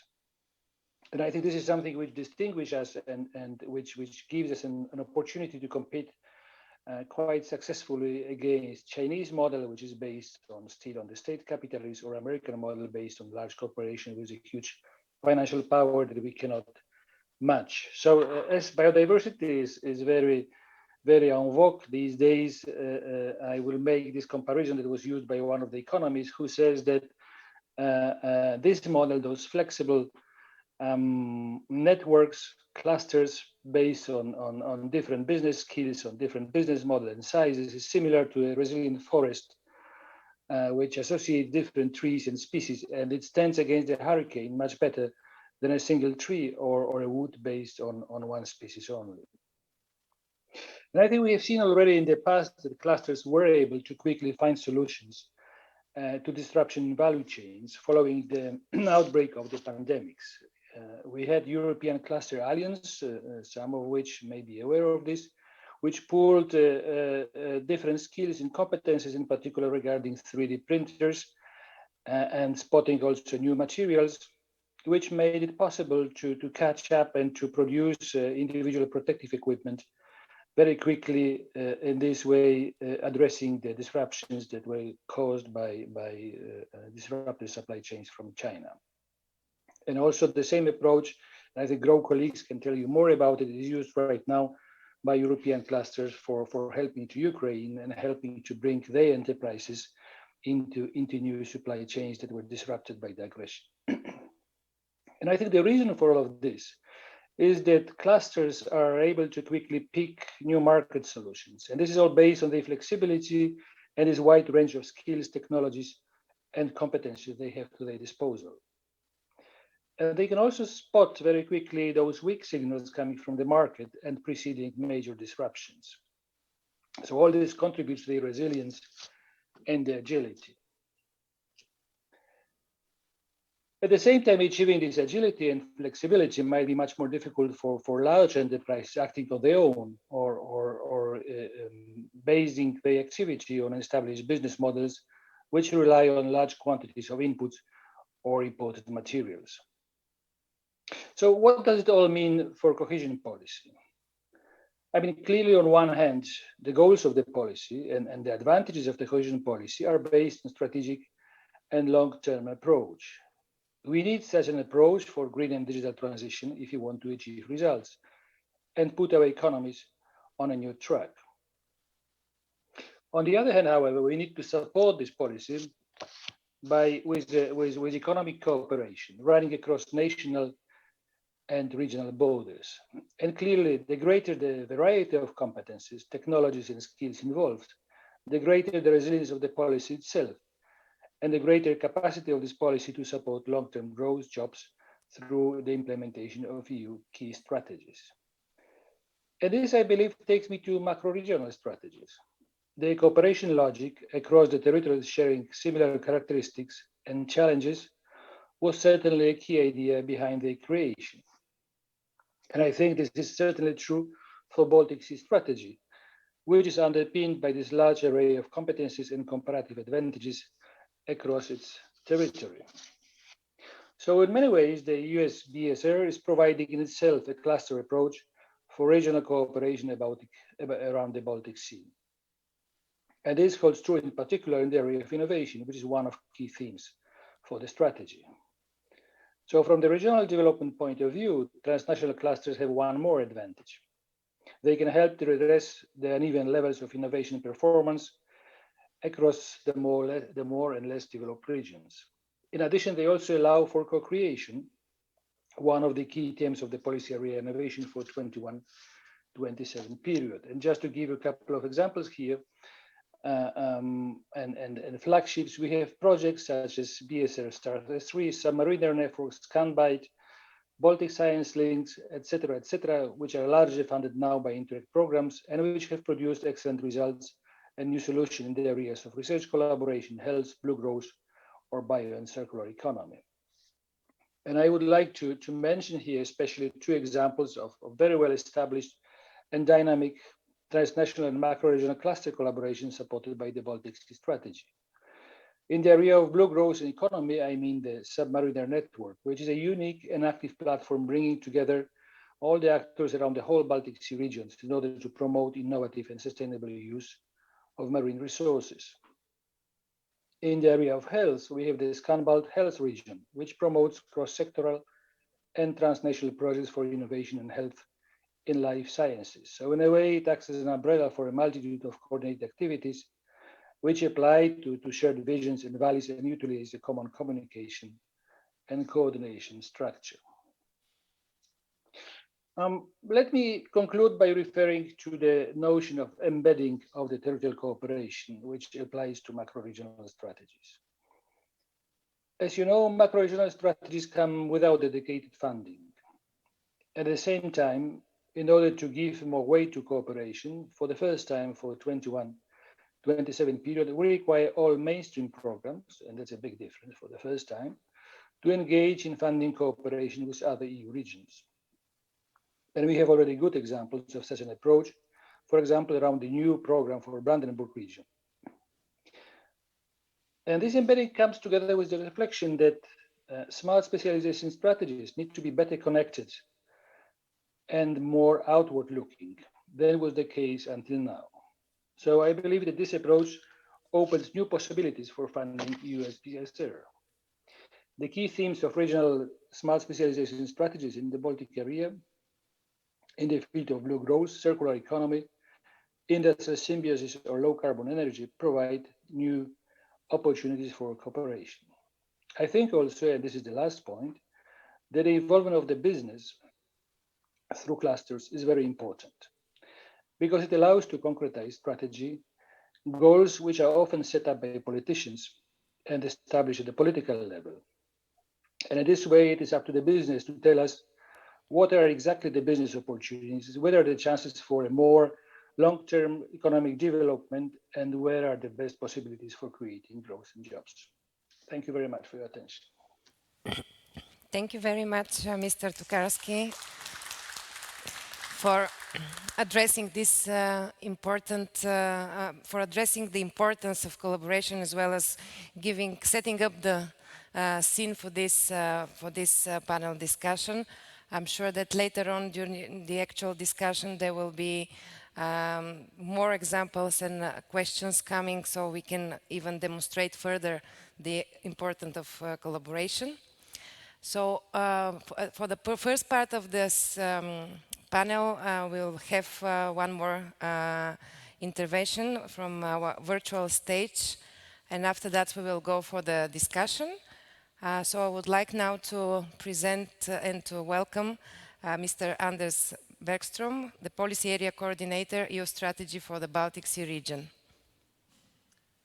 Thank you so much, and thank you so much for the opportunity to meet with you now, at least virtually. I very much look forward to also meet you in person again in your beautiful city of Vilnius.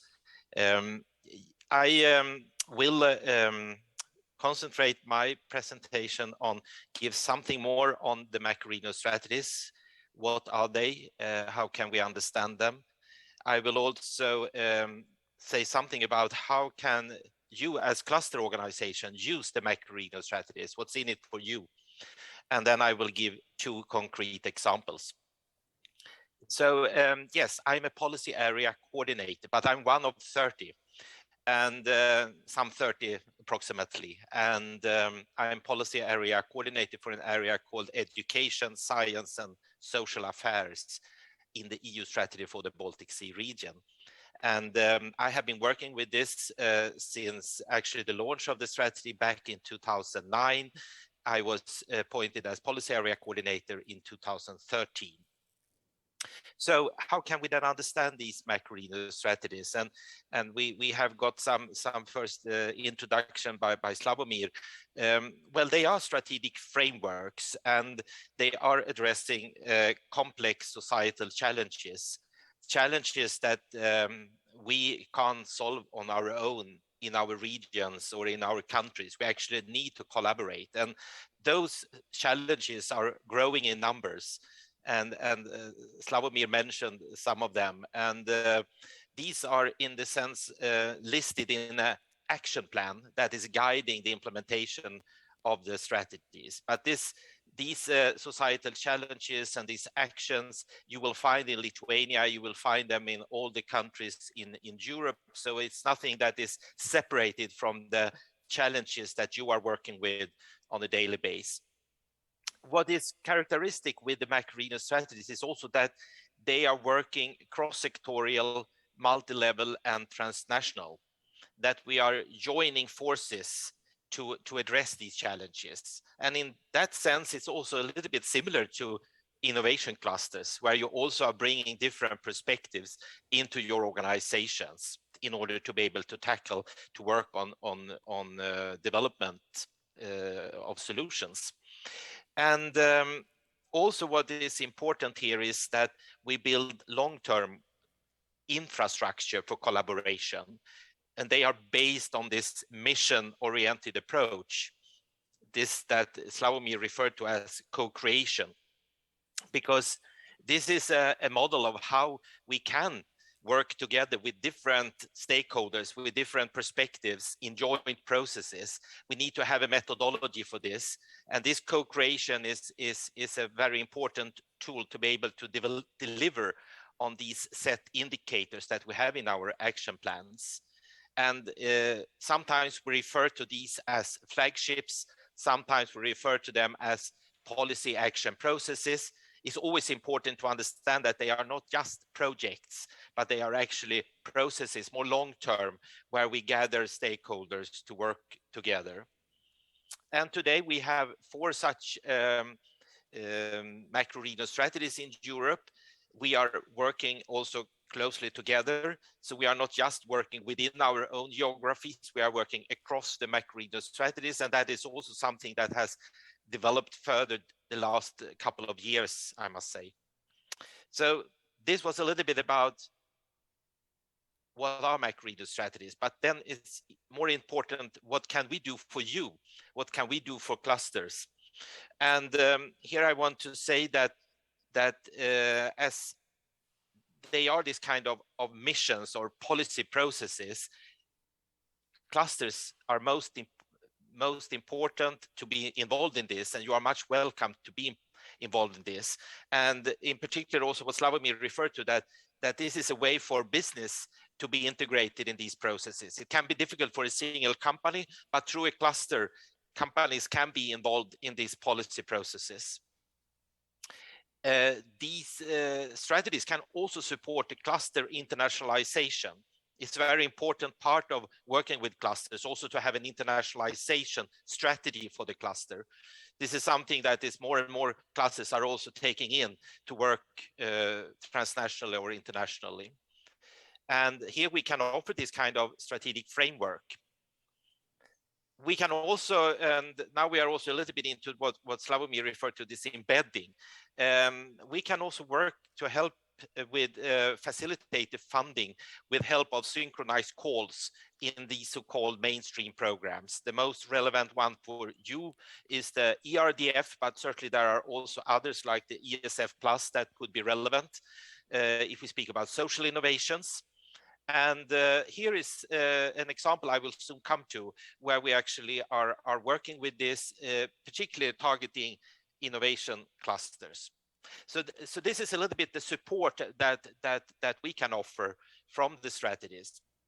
I will now give you 2 examples here, and I start with something that actually originate from Lithuania. It was an idea that was growing from a workshop that we had in Vilnius. I think it was in 2017. And this is that maybe it would be a good idea to have a common education for cluster managers, because it doesn't matter if you are a cluster manager in a food cluster or if you are working in Lithuania or in Sweden. Basically, to be a cluster manager is something that is very much similar to where different thematics you work with or different geographies you work in. So that's why we developed this cluster manager education that is now to be finalized. It has been done, this development within Erasmus+, and we have delivered this education because of the pandemic online. And one of the educational providers is Kaunas University of Technology. And then the other ones are in Finland, in Sweden, and in Germany. And here you can see that there have been then 4 modules that we have developed. We started actually to develop the competence profile for a cluster manager. And based on this competence profile that we developed by making interviews with cluster managers in the region, with help of the Stockholm School of Economics and the Copenhagen Business School, we came up to this kind of how to say, understanding of this profession and defining this profession. And based on that, we developed the curricula, and then we landed in these 4 modules, one on this collaboration leadership, one in strategic management, international business environment, digitalization in business, and then scouting for innovation. And in total, I think we have had now 25 participants in this education, actually from all 8 countries, all 8 EU members in the Baltic Sea region. And now we are discussing how we will continue, and it will be continued, and those educational providers, they will continue to deliver this education, but it will then be how to say, you have to pay for it. But it's a very interesting example. And also speaking about this education, it has also delivered a spin-off, because now we are building a cluster network in the Baltic Sea region. So if you're interested, you can contact me afterwards, and I can say more, tell you more about this. But it's an idea is to have a joint network in the Baltic Sea region for innovation clusters to promote business integration in the region, certainly, but also then the internationalization among the innovation clusters. So I have another example, and that is something that was also tested last year, Innovation Express, synchronized calls. This is something that is based on success that also Slavomir mentioned, actually BSR STARS, that was one of the flagships between 2013 and 2017. And one of the components in this flagship was to have synchronized calls and organized yearly, actually, synchronized calls to offer the possibility for cluster organization, but also research institutions to work together on a common challenge. And we thought this was a very good example of how to work with this embedding in practice, how to work with promoting collaboration between the programs in practice. So as also, I have to say, a need after the pandemic to restart again in Europe, we took this as one test bed. And together across 3 macro-regional strategies, we decided that we develop this program, we bring it up again from 2017, and we deliver it in 2021. And it was a collaboration where the land Baden-Württemberg, together with us in the Baltic Sea strategy, together with also colleagues in the Alpine strategy, developed this program. And we organized a synchronized call, we organized matchmaking, and we also had some capacity building for those that participated in this. And we had this pilot, as you see, with then 4 regions: Land Fribourg in Switzerland, Baden-Württemberg, Brandenburg in Germany, and Salzburg in Austria. We actually also were planning to have Lithuania on board. Lithuania was part of the preparatory work, but in the end they decided not to participate. We are now discussing how we can continue with this. So keep eyes open. There will be new calls in Innovation Express, and we hope to do it also within the Baltic Sea region in the end of this year. So this was some slides that I prepared for today, and I'm also looking forward to the discussions afterwards. Thank you so much for listening.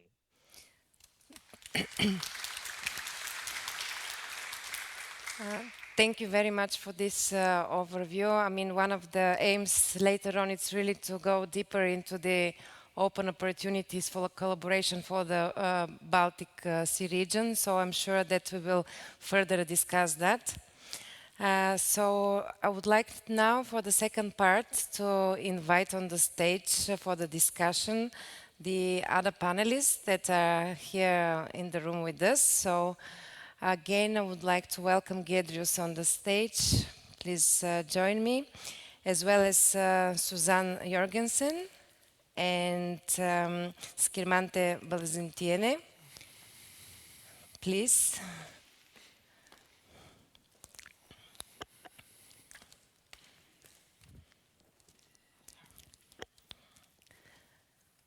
So we will start with some brief presentation from Giedrius, if you don't mind. I mean, ladies will introduce because you are also our hosts and you've been already on the stage. So I'll give the floor to the ladies in this panel and for a quick overview, and then we will continue with the discussions on Suzanne. The floor is yours. Oh. Thank you very much. First of all, it is so great to meet new cluster friends, but also old cluster friends. It's been a long time, and clusters are all about personal networks. So today already I've made 3 not concrete appointments, but almost, even to Sweden, that is only 30 minutes away from me. So yes. We will turn to a more practical mode. I'm very much hands-on working in the cluster for Food and Bio Cluster Denmark. So we are one of the 14 national clusters. And wait now, we're not only a cluster, we are a super cluster. And this is a new term that they include the 5th leg with investment and startup hubs. We are partly funded by the Agency of Science, Higher Education, and also the Danish Board of Business Development. And this is this new strategy since 1 year ago. We started this new super cluster. So in a minute we can fly, at least we hope so. Okay, so who are we? I'm going to tell you a little bit about the cluster, and then very practical, what do we do to engage in international cluster collaboration, but also benefit our members, of course. We turn great ideas into green business and drive innovation across the entire food industry value chain. Our vision is to be a global, competitive, and recognized as a world leader. That is a big word, you know, the supercluster, within innovation and sustainable development of the entire value chain. With the vision comes 3 landmarks. We would like to be providing sustainable, healthy and safe food to a growing world population. We'd like to take full advantage of the technology opportunities such as digitalization, biotech and automation, and lastly but not least, to ensure a sustainable green transition of the clusters towards climate neutrality. These are more important than ever with the global and the situation we are all in at the moment. Just to give you an overview of who, again, we have about 350 members, which is quite nice. We are a merger of 4 major Danish food clusters. So already now we have a substantial membership fee. We all have the same agenda. There are small and medium-sized companies, there are startups, there are big companies, global companies, the universities, technology and knowledge institutions, and of course the municipalities and some of the NGOs. So in the last 10 years, the Danish national cluster have been obliged to have an international strategy. So thus we have a long-standing experience in international cluster cooperation, and that means that the internationalization cooperation is actually embedded in all we do in the overall strategies of the clusters. So today we face many challenges with the disruption of the value and supply chain, the climate change, the COVID-19 situation, and also the geopolitical tension, and not least the war in Ukraine. So we cannot solve those issues by ourselves. So to boost sustainable growth and resilience building, cross-border collaboration is an essential instrument to clusters to support the members. First, sustainability, digitalization, green transition, resilience are the key words for the coming years.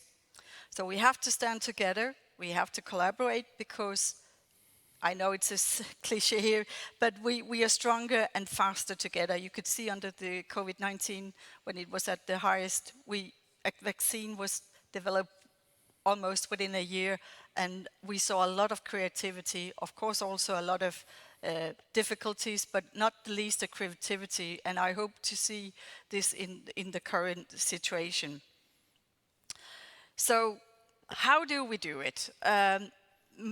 Probably like all of you, we have an extensive network of cluster contact. We made them through the European Cluster Collaboration Platform, going way back when we were participating in cluster missions to Japan, meeting European clusters, being listed on the platform, collaborating on the Hanover Messe, and I could go on and go on in general in Denmark for that, but also Enterprise Europe Network. I'm the former chair, because the group doesn't exist anymore, but I'm the former chair of the thematic group for clusters in Enterprise Europe Network, and we work with clusters and the network for more than 10 years. So we have a great network and contact. And that means it takes time. 10 years is a long time, but that also shows that when we go and apply for EU projects, we can not easily, but we can find potential and relevant project partners. I can mention a few when we go to the next slide. We organize Global Insight, which is sort of seminars, nowadays webinars, on topical that are of interest, of course, to the international, to their members.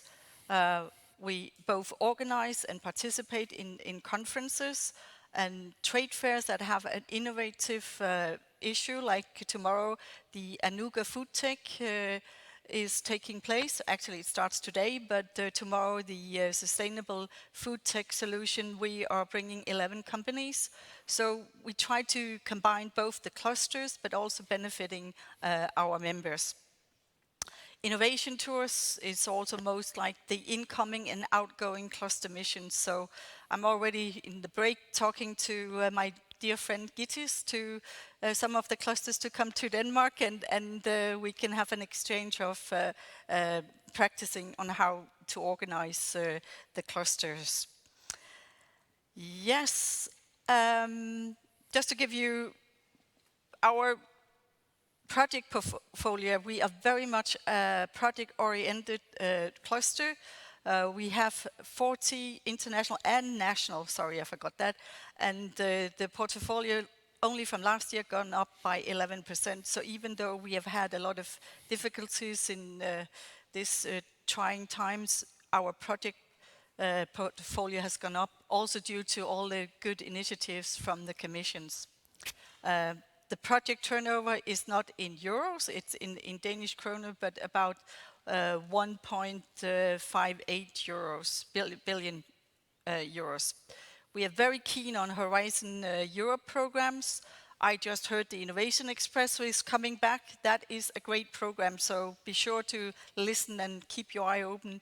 But also the bio-based industry, circular economy programs are very much in favor, because 100% financed, and this is a strategic choice we made recently.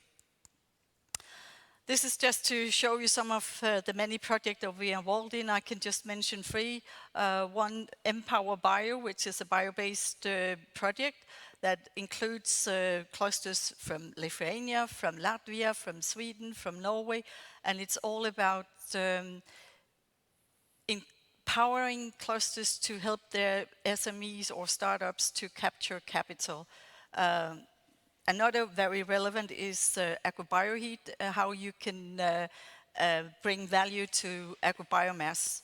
And these days with the high energy crisis and the prices, this is very much a popular project, and in 2 weeks' time we'll organize a matchmaking, and already over 100 have registered for this. Global Future is also a cluster project where we have gathered some mostly European clusters to educate them by masterclasses, by international training programs, and by matchmaking, and then company missions all going to Asia. 4 countries in Asia: Korea, South Korea, of course, Singapore, Thailand, and Japan. Thank you for your attention. Thank you very much.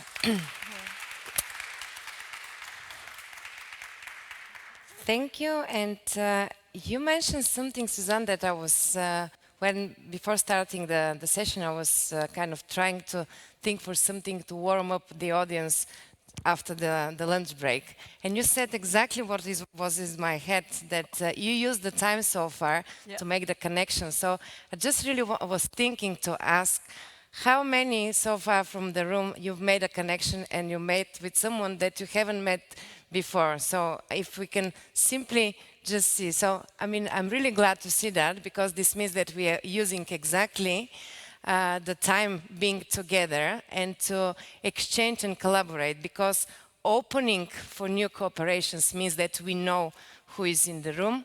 We are active for for new connections, that tomorrow these connections will turn to partnerships. Earlier in the morning session, it was said that there are so many initiatives open and programs, and we just simply need to look. I mean, if we open the European Cluster Collaboration Platform and all the other initiatives and the events going on and the missions, I mean, we will simply find so many openings. I mean, we will open for new partnerships. So it's the important is also to be active on the day. There is tomorrow a matchmaking session, but really to use every single chance to know who is in the room. So after the session, please, if you see someone that you don't know already in the room, we are having a networking coffee break after that. So please make sure that you knew everyone in the room. So thank you for that. And now I would like to present you, Skirmante. You're coming from the photovoltaics technology cluster. If we can have an overview of your work, your success stories, and after that we will go deeper to discuss together with Giedrius the things. Thank you. Thank you. So first of all, nice to be here.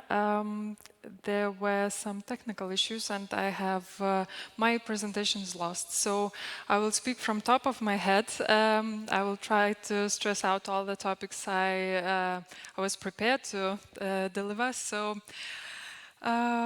okay, so Lithuanian Photovoltaic Cluster is innovation-driven cluster and uses this approach since the beginning in 2008. As you all know, the photovoltaics is mainly run by China as a mainstream. They have a huge potential and huge capacity of manufacturing photovoltaic panels. So in order to be competitive and to be visible and to be accepted, we stressed out that the only way is innovation. And through innovation and niche markets, we try to find ways and impact areas, impact topics that we work on, and in order to succeed.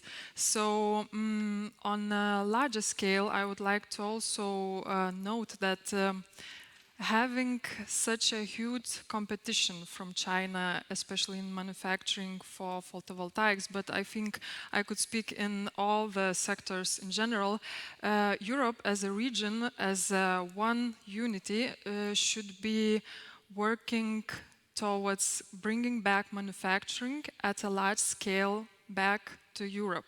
So at all value chains, at all points of value chains, because now what Lithuania faces today, we have a huge, impact on from photovoltaic point of view, we have a huge impact on component supply chain restrictions, disruption, and it's quite an issue. We tackled it quite successfully, but the issue continues, and we should work towards that. I mean, all of us. So I'm happy that here we have a lot of policymakers. So please take notes. Please bring manufacturing from lowest parts of value chain to the highest value chain members back to Europe. Okay, so this is why innovation is important. I mean, to be competitive and to be successful, right? So, and how we are doing this, we have a few working areas that we are, I would say, that we perfected. So we have a very strong cluster coordinator that is like a mediator between technology providers. We have 4 universities in the cluster and other research entities. So the cluster coordinator mediates and takes the technology, develops it to the higher TRLs, and then to implement brings to implementation level for manufacturers. We cover all the manufacturers of Lithuanian photovoltaic here in clusters. So and they are very happy about it that we do timely and constant innovation flow for them. So that's the one point towards success. The other thing is we cover full value chain from raw material providers here in Lithuania to manufacturers to policy influencers, I would say. And we do innovation in every step of value chain that brings best results regarding the end product and end user. So the second point. The third point, and I think it's one of the crucial points, is funding. So we do fund practically all our R&D activities through public schemes from EU projects. Currently, we have 11 ongoing international projects in Horizon, Interreg, and so on. The biggest one, I think, is 10+ million euros. It covers demonstration sites all across Europe and abroad.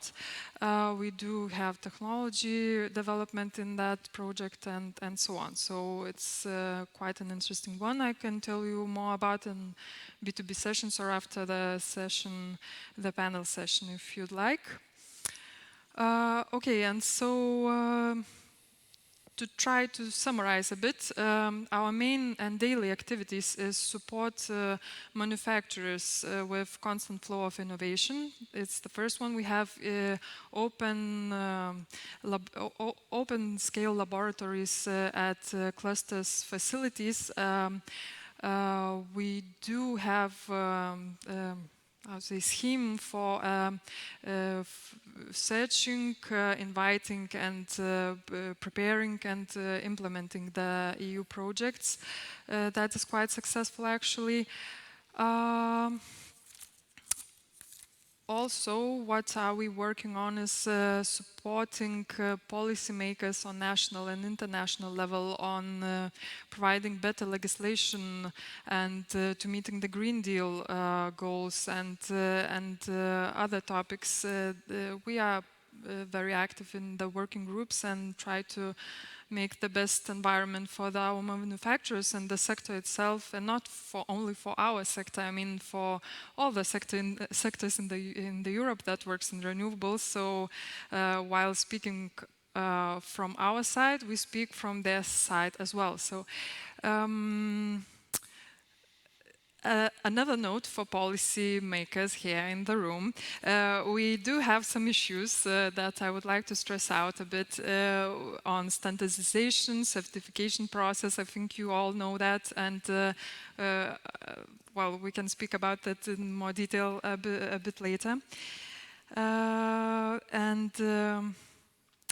I think the last point of our daily activities could be the supporting national legislation makers and legislation issues, and educating communities, prosumers, the ones who use our technologies and use our products on a daily life. So I could share some good news that came to me like a few days ago, that Lithuania agreed to make a package called Challenge, and the package says that till 2013 Lithuania will be renewable driven energy by 70%. That's a huge impact. I mean, that's a huge goal, and a bit bold, I guess, but we will be working together with the government to reach this goal.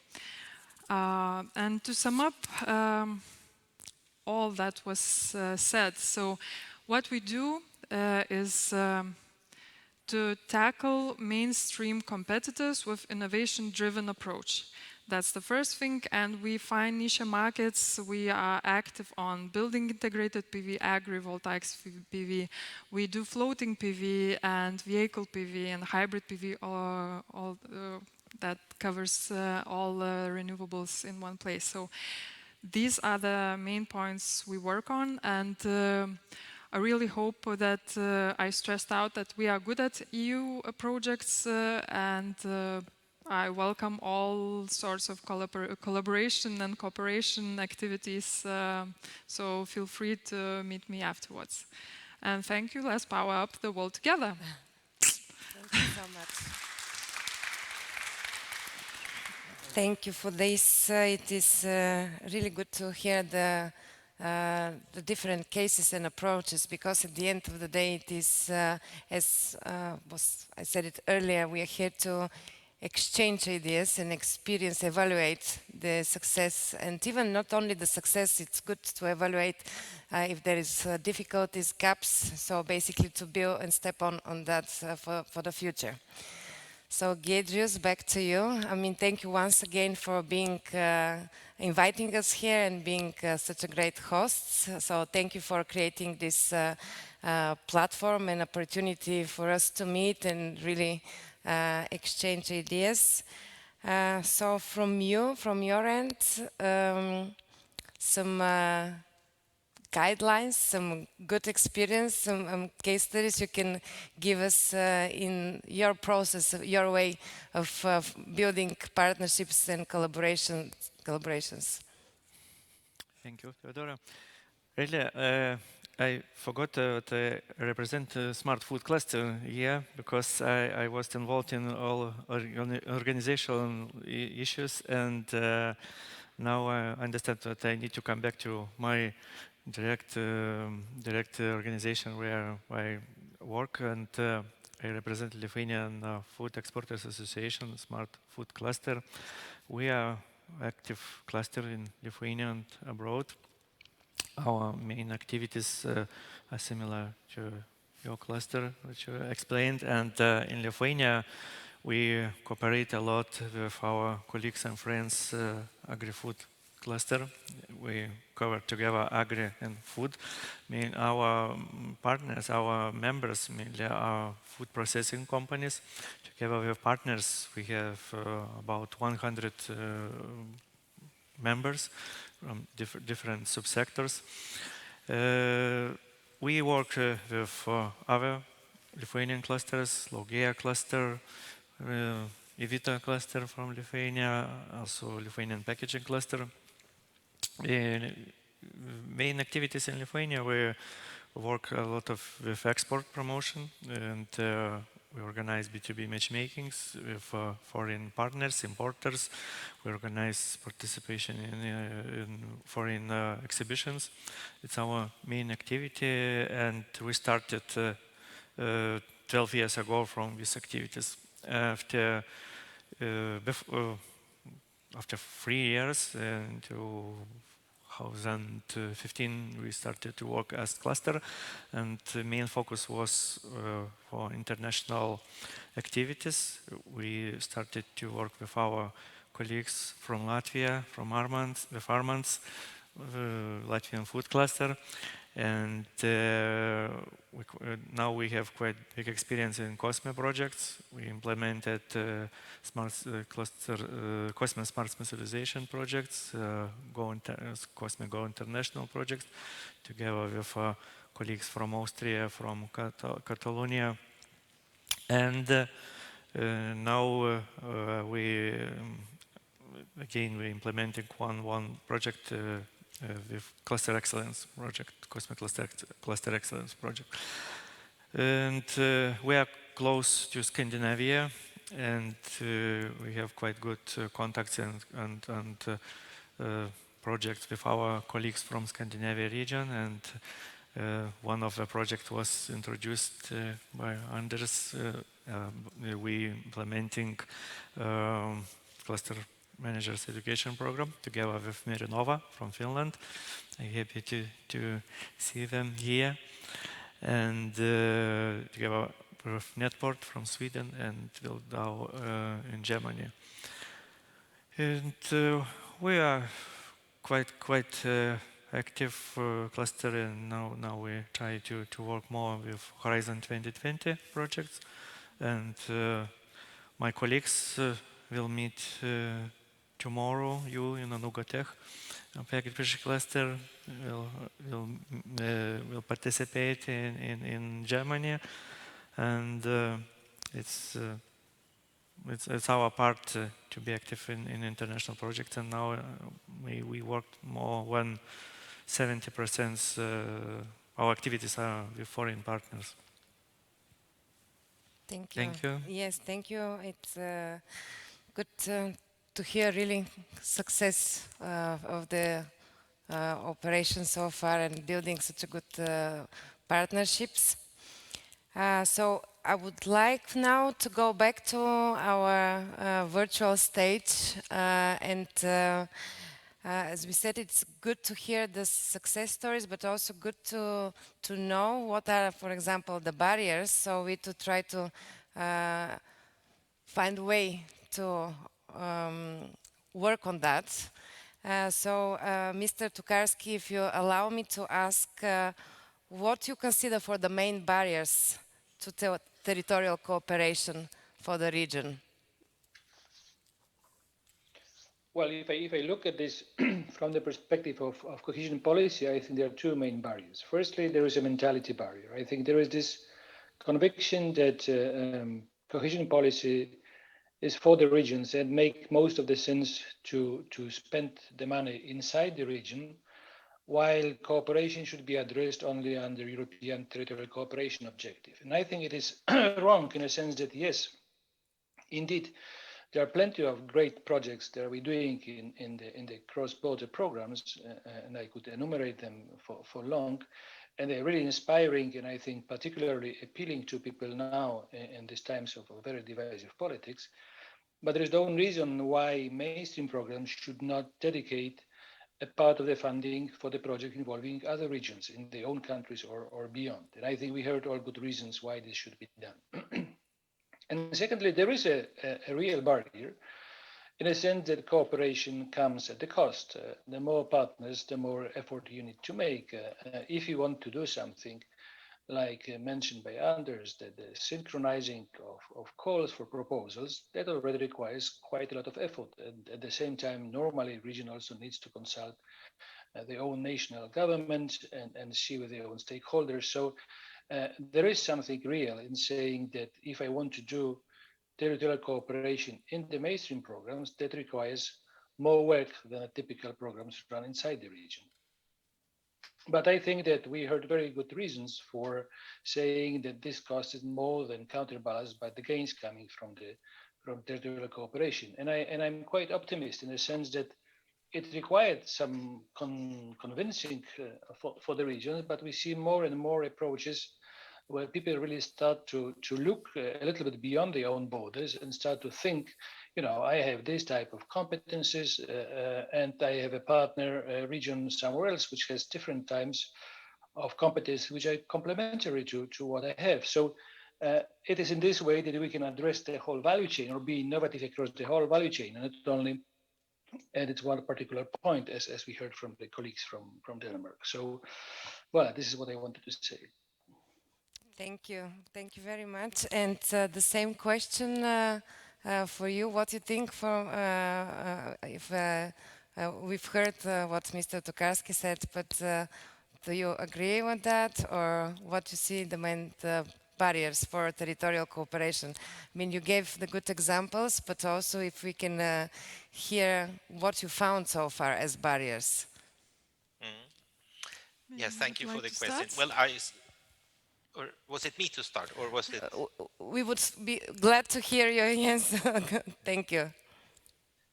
Okay, so yes, I agree with Slavomir certainly, and I think that when it comes to the barriers, one is the funding, as we know, that it's when we speak about the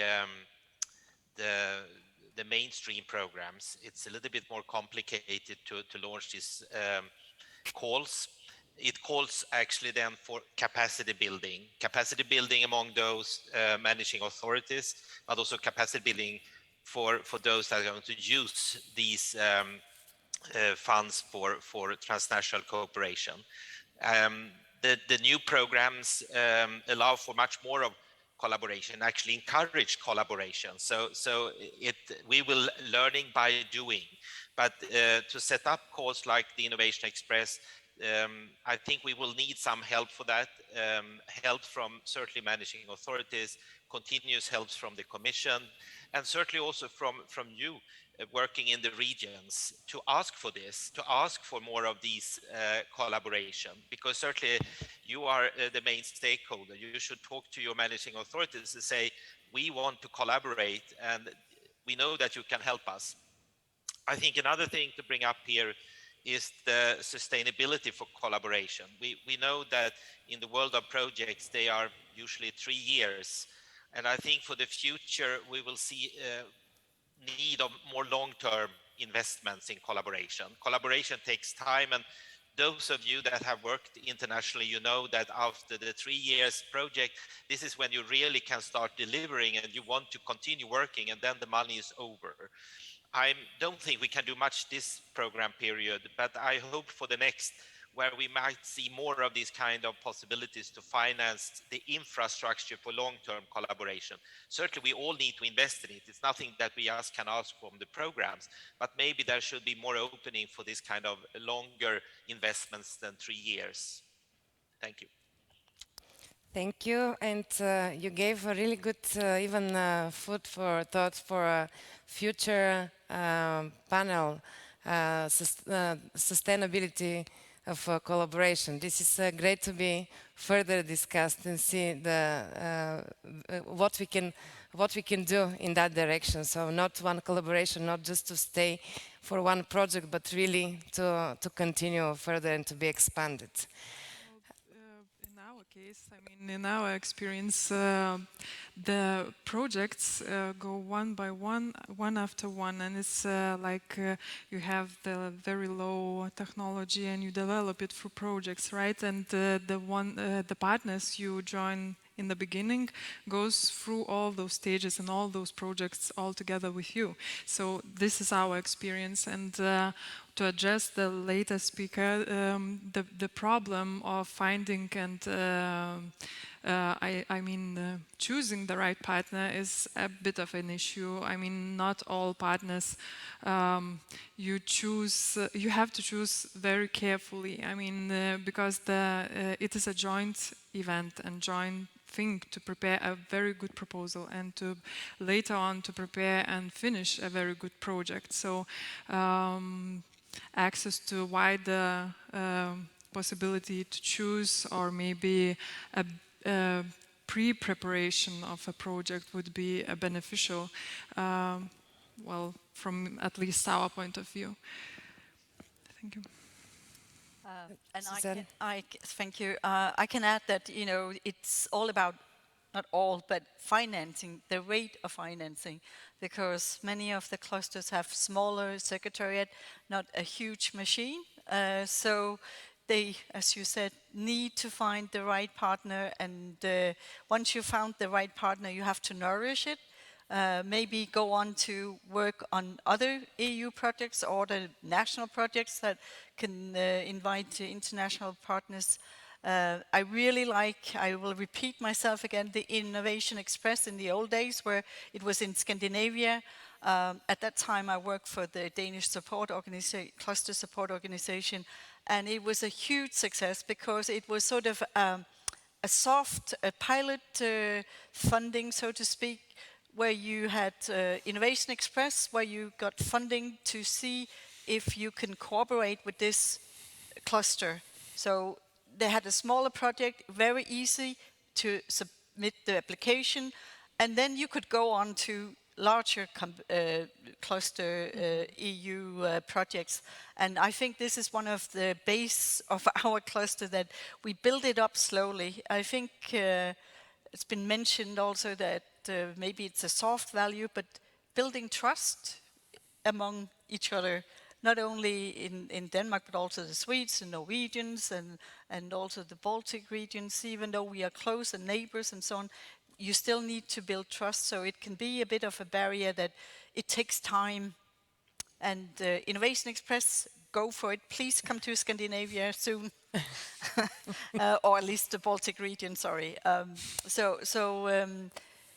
And maybe sometimes also the culture could be, we have different ways. The hierarchy in the Scandinavian countries is sort of a flat one, whereas, sorry to say, in my impression sometimes in the Baltic it's more a hierarchy. Maybe I'm wrong.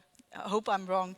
But you need to learn how to work together because of also the international culture differences.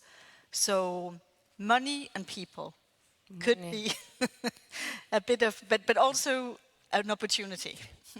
Giedrius, what do you think? What is the main difficulties? I remember when we started to work with international cluster projects, and we were new cluster in international arena. It was very difficult to sell our experience, and maybe not experience but motivation. We were motivated but not experienced. And of course, first what I understood, what all clusters works as a group of friends, and we trust each other. And this trust and first consortium, it was main challenge when we started to work. Now we have quite big choice and maybe big number of friends and colleagues. Now we are in opposite situation, and we think and we are quite we prefer to work with partners who we know. And of course, new partner, you don't know experience, responsibility level, and it is challenge. And of course, why it's one thing is to drink coffee in conference, and another to work and to achieve results. And trust and how to say, reputation is this two things. And talking about programs, I can confirm what Innovation Express was very good program. We need to have some programs, financial programs, to offer for our international partnerships, because when we go to meeting, for example, to Sweden or Denmark, okay, we can introduce our members, we can connect them. Okay, we will send for each other commercial proposals, and our role is it's all. But we can propose something more.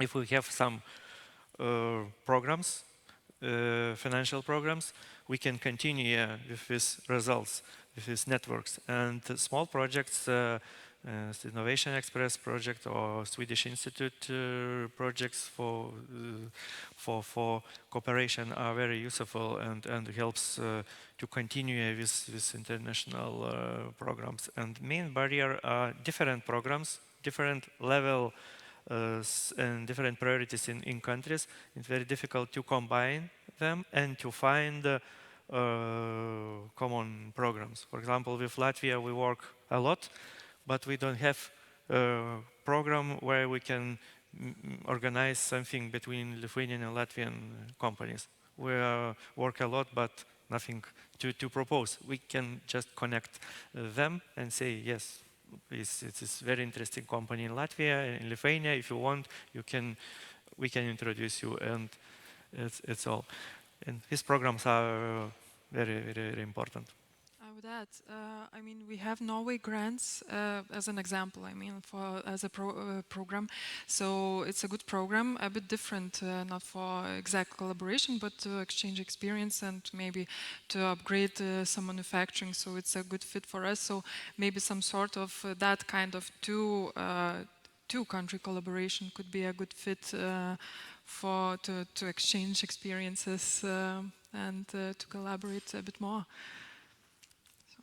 So if we have to not summarize, but kind of to highlight, I mean, obviously one of the things that has been said that trust is important, knowing the culture is important, but also the tools, the financial instruments are important, and the open programs.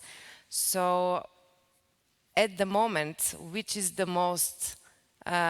program which is the most suitable, let's say, for the Baltic region? And this would be a question to all panelists at the moment. So it would be good to extract, if there is a solution at the moment, what could be the most, like in a program, in the sense of a program, what could be that? For Baltic region? Yes. I think Interreg now is Interreg, Susanne? Well, we decided not to really participate in Interreg because it's not very well financed, sorry to say, policymakers. But we decided that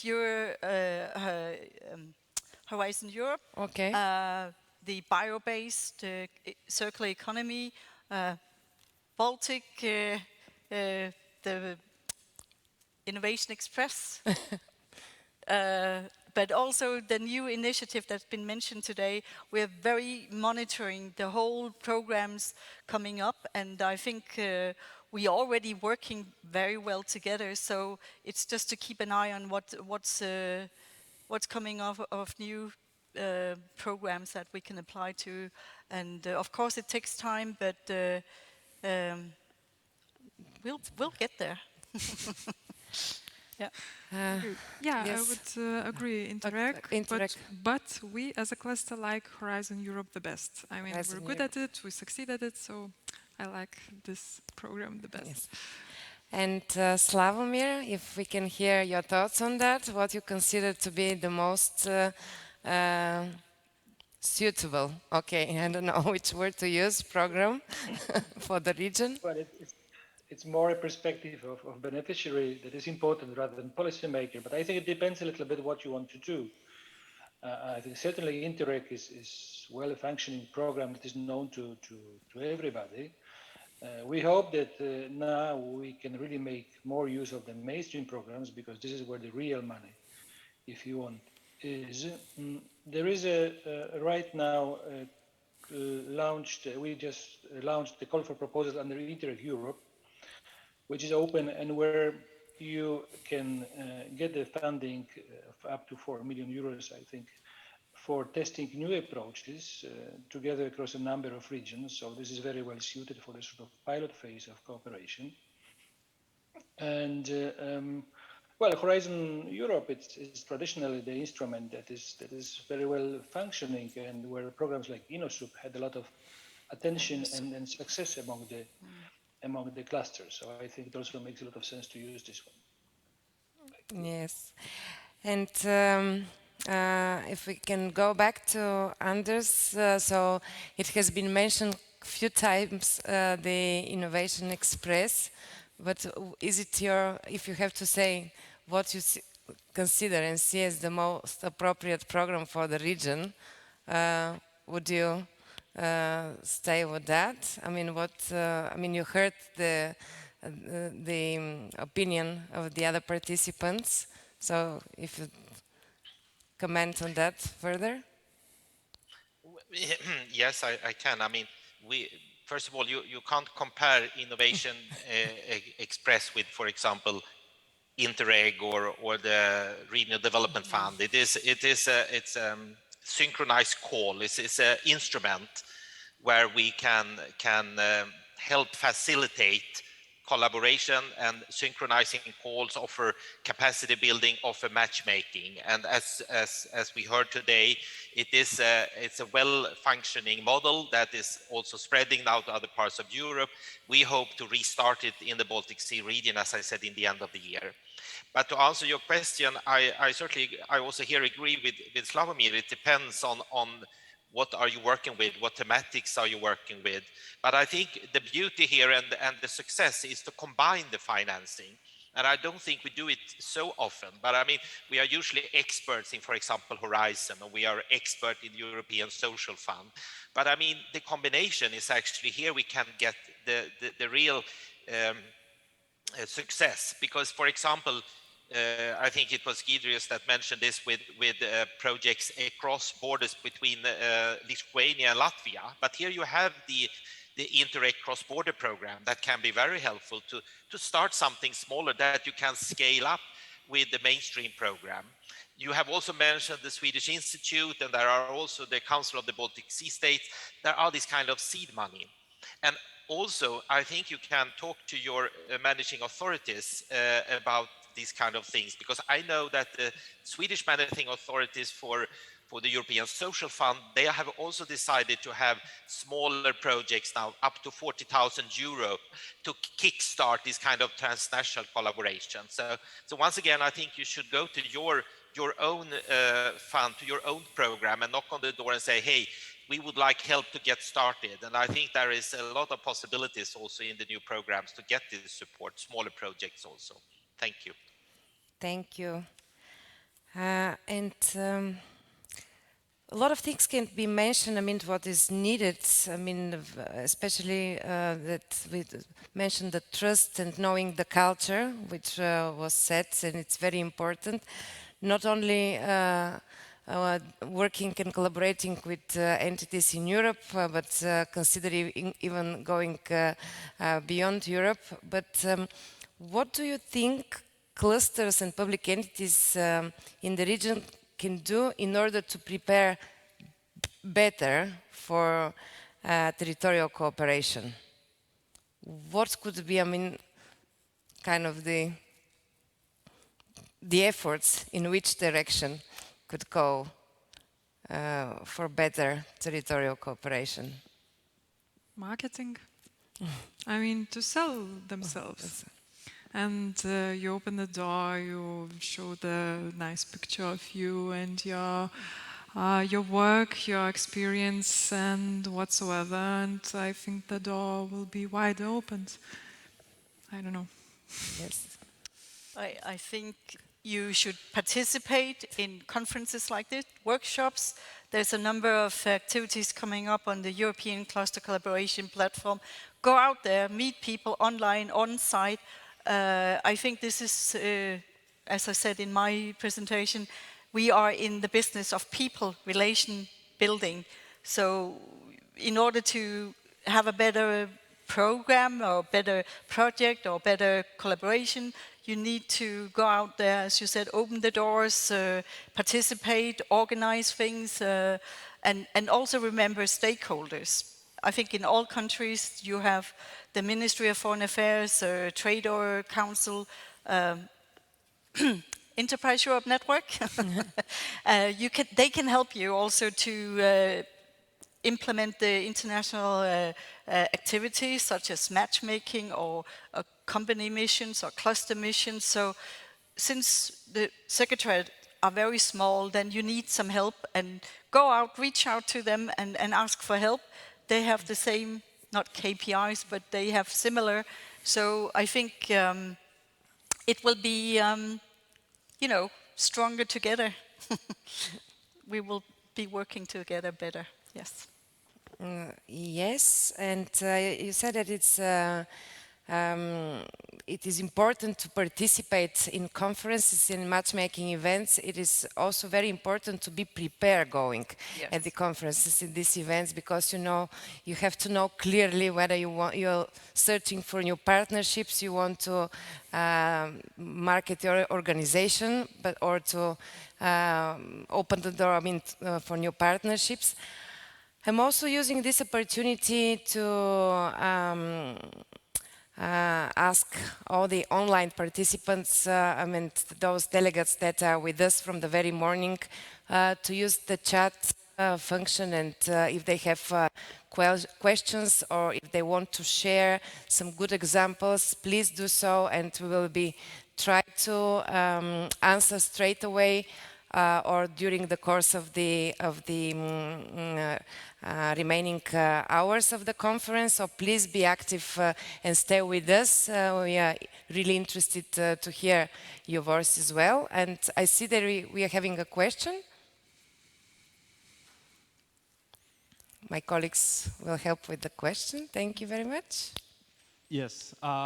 In fact, it's just great input from Alexander Berlin, who is just saying that it's the excellent approach, the keep barriers low for new actors to connect him. And he says that ideally they coordinate also better between all innovation actors like clusters, the accelerators, test and experimentation facilities. And he thinks that the first step here is to make all actors and their services and facilities easier discoverable across Europe. And he's saying that they are working on this with their agri-food ecosystem navigator mapping, the ecosystem actors of 20 DAUH, and give them all driving different insights on automatically curated data. So it's just an input from the chat that I think will improve the debate. Thank you. Yes, thank you very much, Alberto, and we really encourage the online delegates to be with us and to share their stories. Also, earlier today was mentioned that there is an open marketplace. The supply chain resilience platform is open for matchmaking through the course of the year. So it is another way to be active and search for partners and share basically what are you after, what are you on. So basically to see to create opportunities, not even see, but create opportunities, because this is the things. Okay, so maybe for the remaining time, if you want to summarize with, so I'll go to our virtual stage and basically with a couple of words. So Slavomir, to you, to summarize, like what would be what is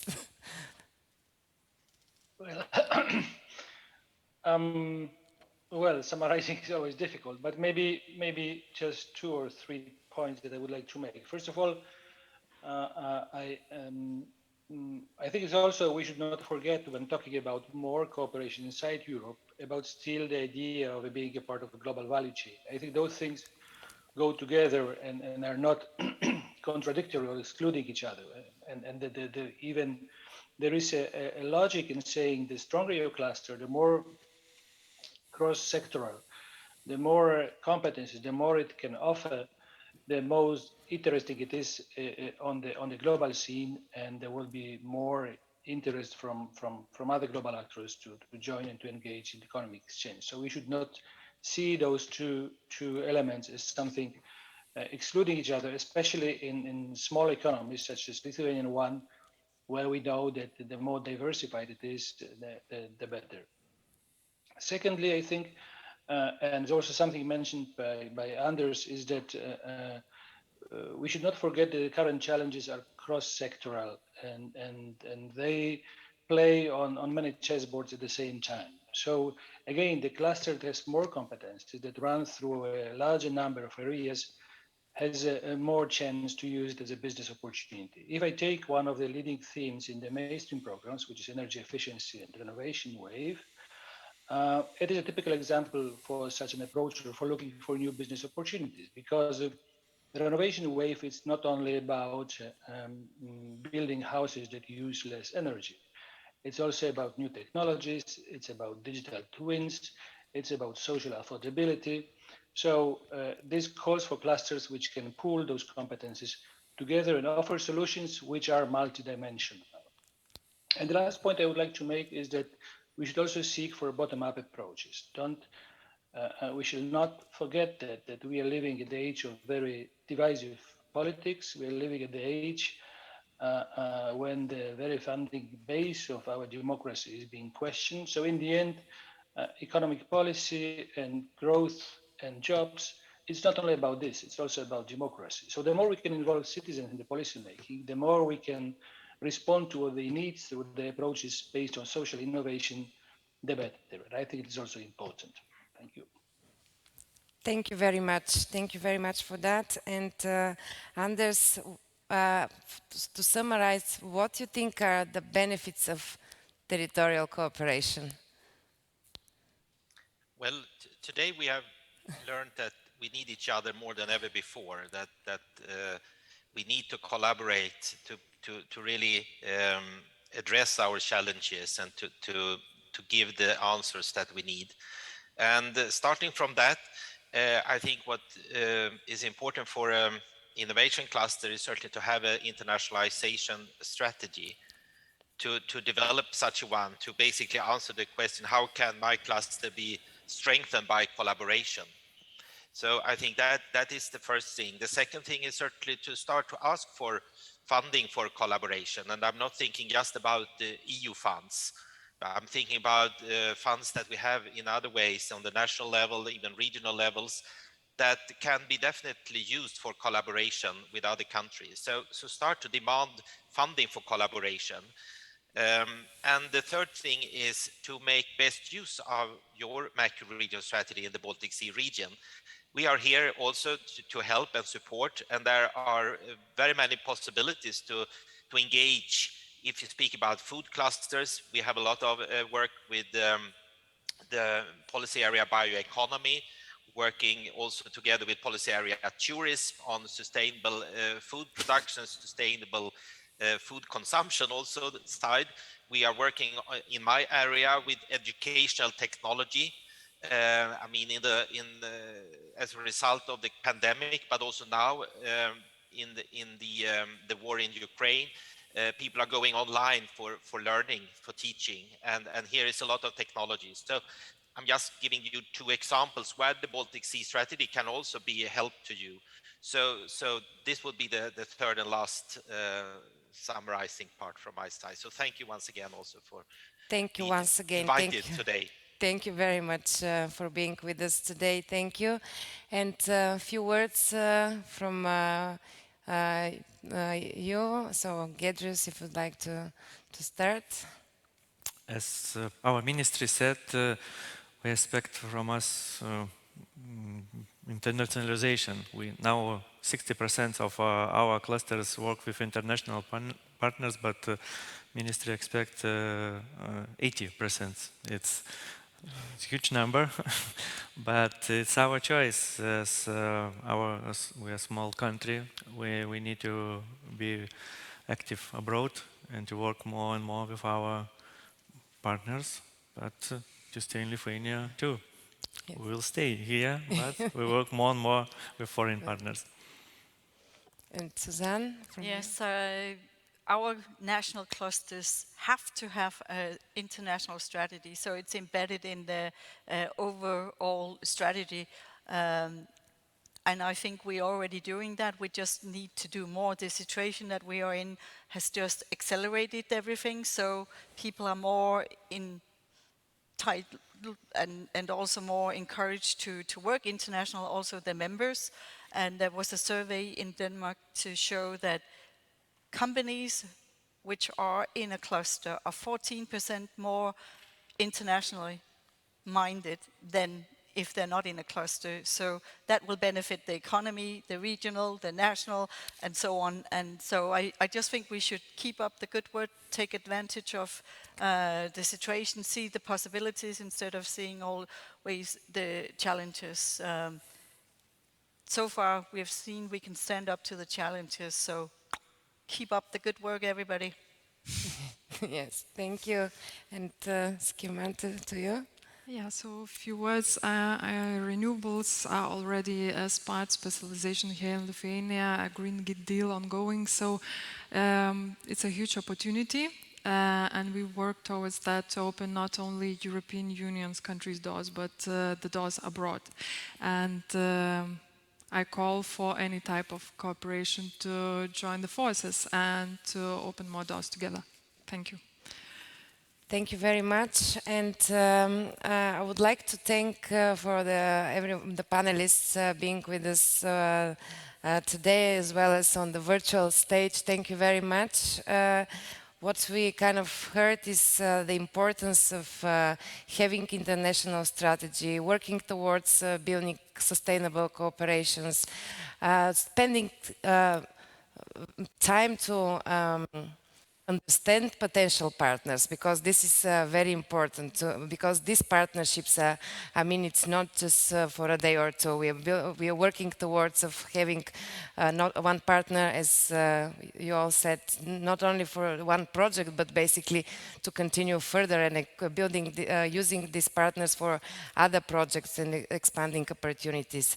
Trust is important, talking to the government structures. So let's use the opportunities. Let's try to make the best out of the event, share experience, knowledge. So I would like to thank you for the opportunity for sharing this panel with you. Thank you. Thank you. Thank you.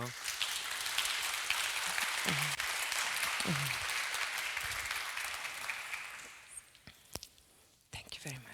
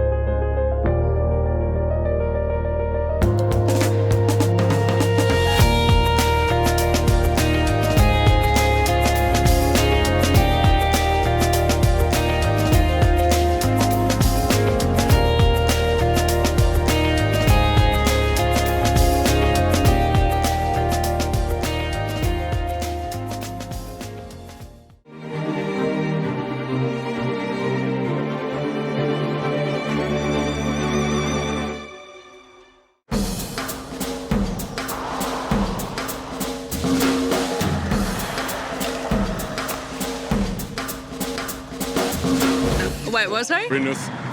Vilnius. It's, Vilnius. Which one? Vilnius.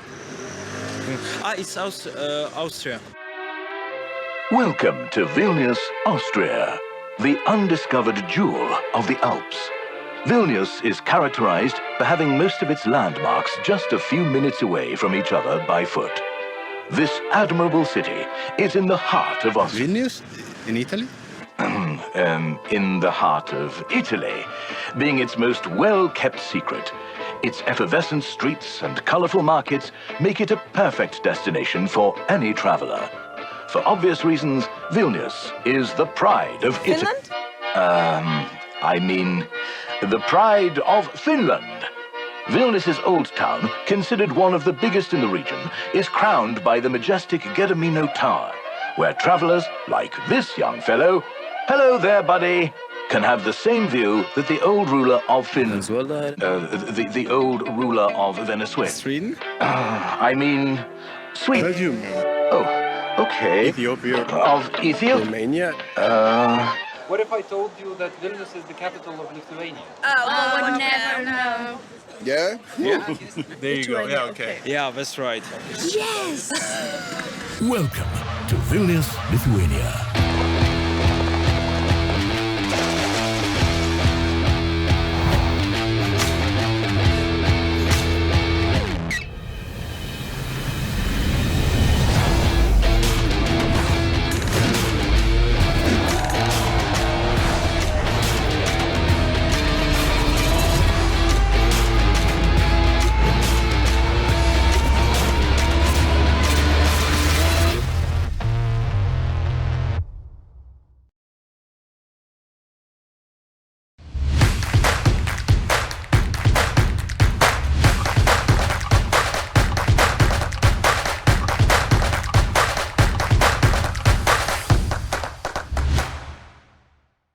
A year ago, my home city of Vilnius called itself the G-spot of Europe. As you can imagine, that caused quite a stir both inside and outside the country, with even John Oliver commenting on the topic. That's real.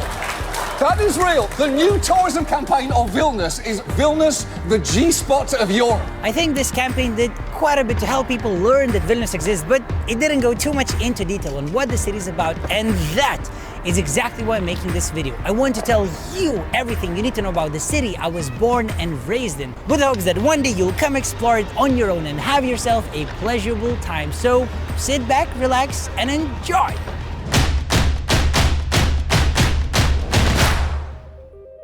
According to a legend, Vilnius was established by Duke Gediminas in the early 14th century after his dream of an iron wolf howling on top of a hill. Whether the legend is true or not, the city actually appeared in writing in 1323 and later in the same century became an important city, as it was the capital of what was at the time Europe's largest country. It was a very tolerant city where Muslim, Tartars, Lutheran, German merchants, Jewish craftsmen, the Catholic Lithuanian and Polish elite, and pagan Lithuanian commoners lived side by side peacefully.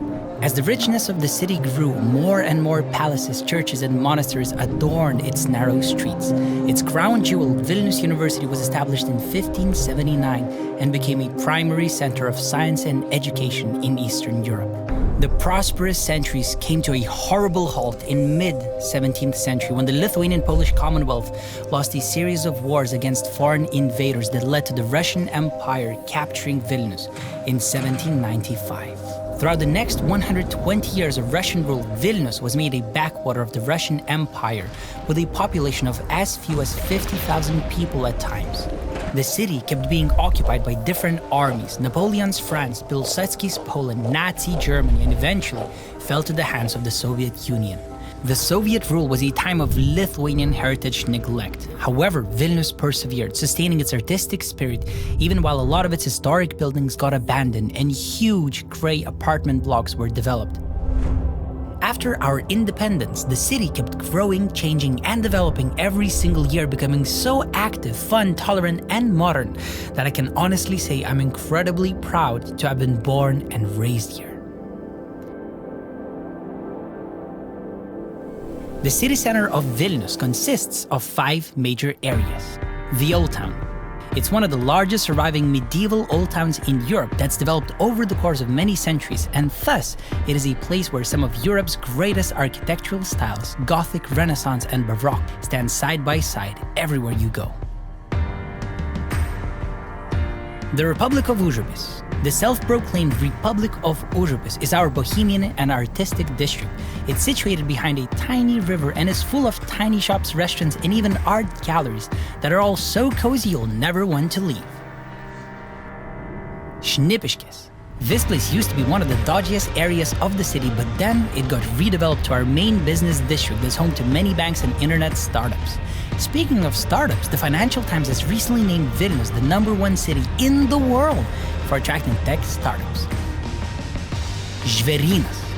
This district is known to be the greenest area of central Vilnius, as it used to be a large forest where the noblemen hunted. Žvėrynas feels very different to most other places in Vilnius, as its architecture and atmosphere still resemble the old days. Finally, the new town. This area is really interesting as it's experiencing an incredible redevelopment campaign, making this one of our most hip and cool districts.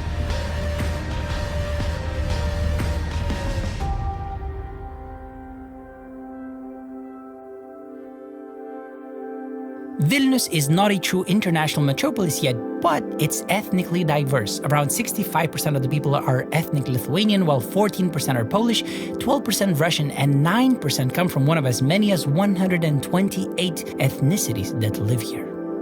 When you finally come visit, don't be surprised to find yourself interacting with a Chinese restaurant owner, an Ecuadorian IT specialist, a Ukrainian barista, or a Dutch businessman. Even though throughout my travels I met literally hundreds of wonderful people from all around the world, but my heart, it always takes me back to the people in my hometown, who might sometimes be a little cold or direct, but they're always honest. They are the people of the heart. They are my people. These days, Vilnius is a youthful and vibrant city full of incredible things to do and lots of beautiful nature, since well over half of the city's area is covered by greenery. In the city center, you can find gorgeous parks anywhere you go that are all very inviting. Our city center is very much walkable from anywhere to anywhere, but we also have loads of transportation options, from car-hailing applications and taxis to electric scooters and two-story tourist buses to, I know you never expected this, hot air balloons! I don't know if you know this, but Vilnius is one of the very few cities in the world that allow hot air ballooning in its skies. You can literally take off in the city center and fly all over the place, enjoying the gorgeous, gorgeous views.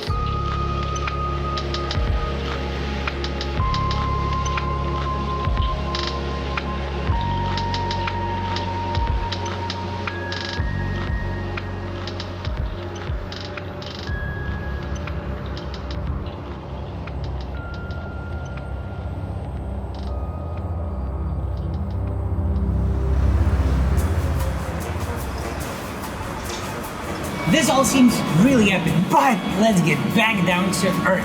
Even though we have all these awesome transportation options, but nothing beats a good old Soviet trolley bus that was cool even before Elon Musk invented his Teslas. A ticket to ride this time machine barely costs €1, and it's definitely worth your money. Trust me, I know. I grew up with these things.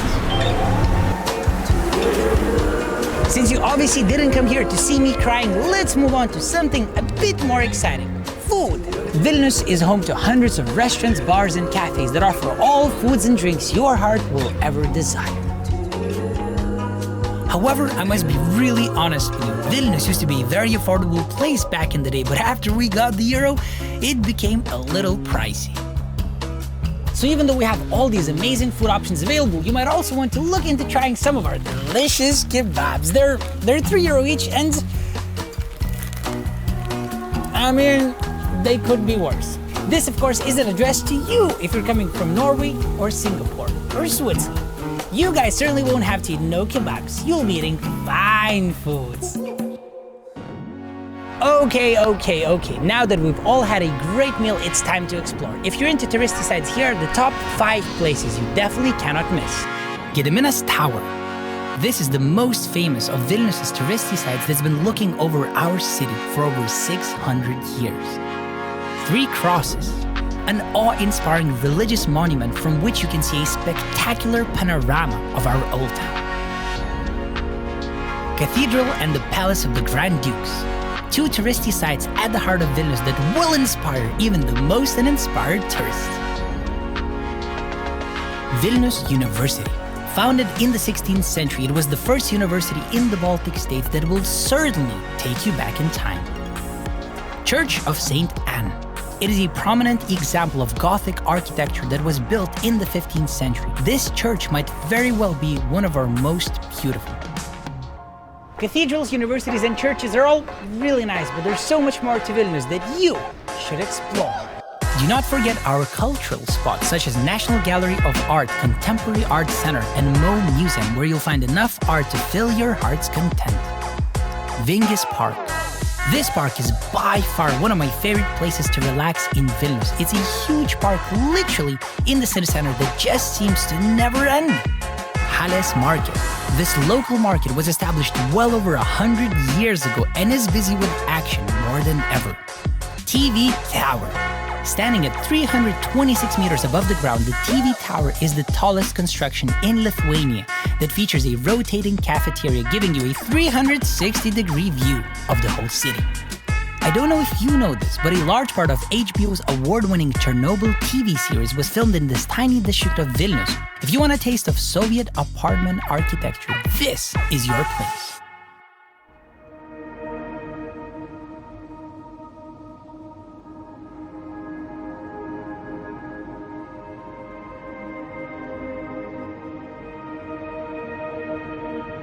There's so much more I'd like to tell you about Vilnius, but I don't think that's a good idea because all the things I could ever say will never match you actually coming here and exploring the city on your own. Do it, you bloody legend, as soon as you can. In the meantime, help me spread the word about the city I was born and raised in by sharing this video on your social media with the hashtag ExploreVilnius and telling your friends how much you know about it. Thank you so much for watching the whole video and see you next time.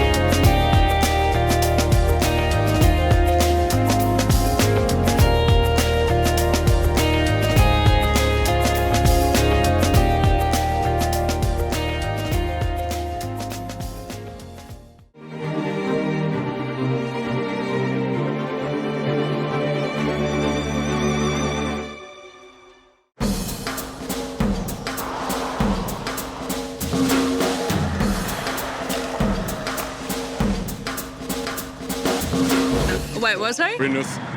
Vilnius. Oh, It's, Vilnius. which one? Vilnius. It's Austria.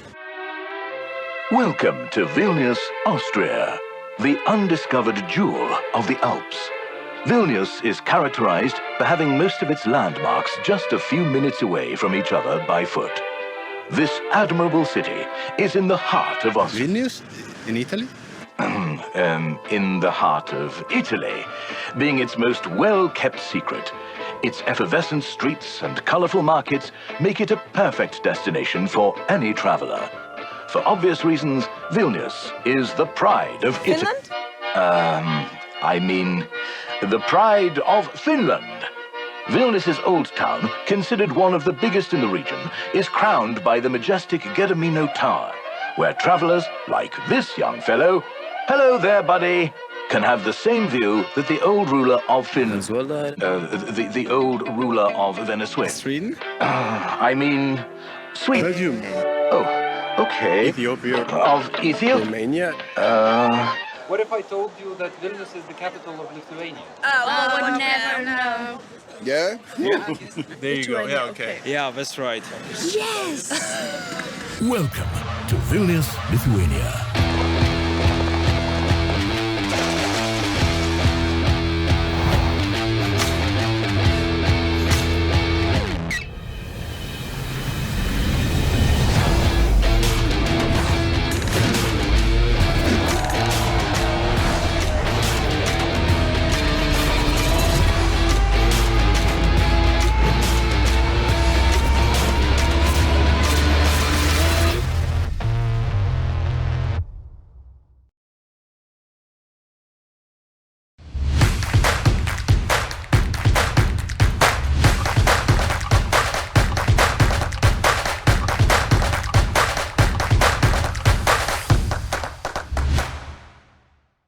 A year ago, my home city of Vilnius called itself the G-spot of Europe. As you can imagine, that caused quite a stir both inside and outside the country, with even John Oliver commenting on the topic.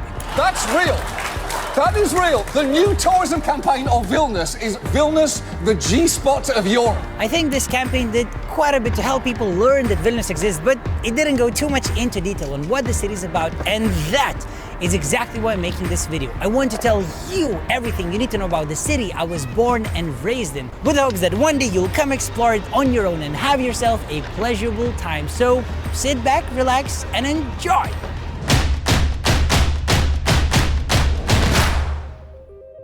According to a legend, Vilnius was established by Duke Gediminas in the early 14th century after his dream of an iron wolf howling on top of a hill. Whether the legend is true or not, the city actually appeared in writing in 1323 and later in the same century became an important city, as it was the capital of what was at the time Europe's largest country. It was a very tolerant city where Muslim Tartars, Lutheran German merchants, Jewish craftsmen, the Catholic Lithuanian and Polish elite, and pagan Lithuanian commoners lived side by side peacefully. As the richness of the city grew, more and more palaces, churches, and monasteries adorned its narrow streets. Its crown jewel, Vilnius University, was established in 1579 and became a primary center of science and education in Eastern Europe. The prosperous centuries came to a horrible halt in mid-17th century when the Lithuanian-Polish Commonwealth lost a series of wars against foreign invaders that led to the Russian Empire capturing Vilnius in 1795. Throughout the next 120 years of Russian rule, Vilnius was made a backwater of the Russian Empire, with a population of as few as 50,000 people at times. The city kept being occupied by different armies: Napoleon's France, Pilsudski's Poland, Nazi Germany, and eventually fell to the hands of the Soviet Union. The Soviet rule was a time of Lithuanian heritage neglect. However, Vilnius persevered, sustaining its artistic spirit even while a lot of its historic buildings got abandoned and huge grey apartment blocks were developed. After our independence, the city kept growing, changing, and developing every single year, becoming so active, fun, tolerant, and modern that I can honestly say I'm incredibly proud to have been born and raised here. The city center of Vilnius consists of 5 major areas. The Old Town. It's one of the largest surviving medieval old towns in Europe that's developed over the course of many centuries, and thus it is a place where some of Europe's greatest architectural styles, Gothic, Renaissance, and Baroque, stand side by side everywhere you go. The Republic of Užupis. The self-proclaimed Republic of Užupis is our bohemian and artistic district. It's situated behind a tiny river and is full of tiny shops, restaurants, and even art galleries that are all so cozy you'll never want to leave. Šnipiškės. This place used to be one of the dodgiest areas of the city, but then it got redeveloped to our main business district that's home to many banks and internet startups. Speaking of startups, the Financial Times has recently named Vilnius the #1 city in the world for attracting tech startups. Žvėrynas. This district is known to be the greenest area of central Vilnius, as it used to be a large forest where the noblemen hunted. Žvėrynas feels very different to most other places in Vilnius, as its architecture and atmosphere still resemble the old days. Finally, the new town. This area is really interesting as it's experiencing an incredible redevelopment campaign, making this one of our most hip and cool districts.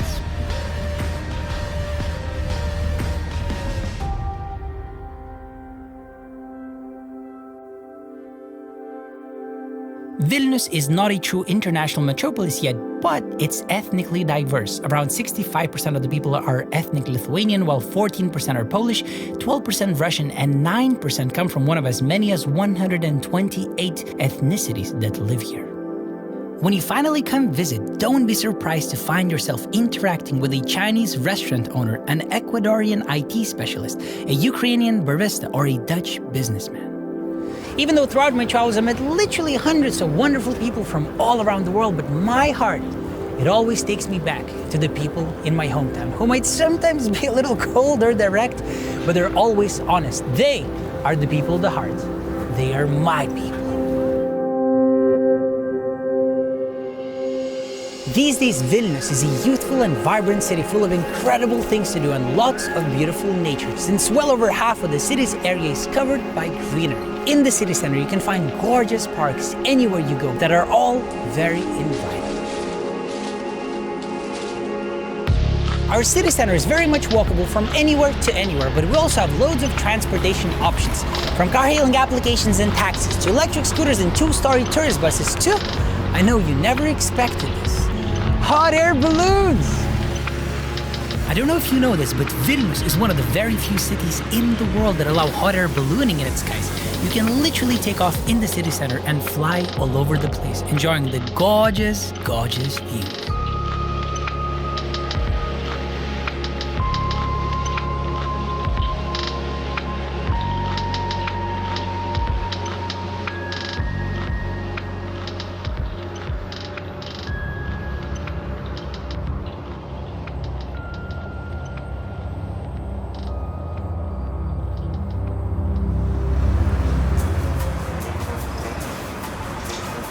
This all seems really epic, but let's get back down to earth. Even though we have all these awesome transportation options, but nothing beats a good old Soviet trolley bus that was cool even before Elon Musk invented his Teslas. A ticket to ride this time machine barely costs €1, and it's definitely worth your money. Trust me, I know. I grew up with these things. Since you obviously didn't come here to see me crying, let's move on to something a bit more exciting. Food. Vilnius is home to hundreds of restaurants, bars, and cafes that offer all foods and drinks your heart will ever desire. However, I must be really honest with you. Vilnius used to be a very affordable place back in the day, but after we got the euro, it became a little pricey. So even though we have all these amazing food options available, you might also want to look into trying some of our delicious kebabs. They're €3 each, and I mean, they could be worse. This, of course, isn't addressed to you if you're coming from Norway or Singapore or Switzerland. You guys certainly won't have... Okay, welcome back in the room, and we are now going to the final panels stage part of today's event. As it has been mentioned a couple of times, the funding opportunities is one of the most important question mentioned a couple of times today. So I would like to welcome on the floor Kristina Lituanienė. We know her very well now. She's the Lithuanian Cluster Network Director, as well as AgriFood Lithuanian Digital Innovation Hub Director, to present her panelist and session. Welcome, Kristina.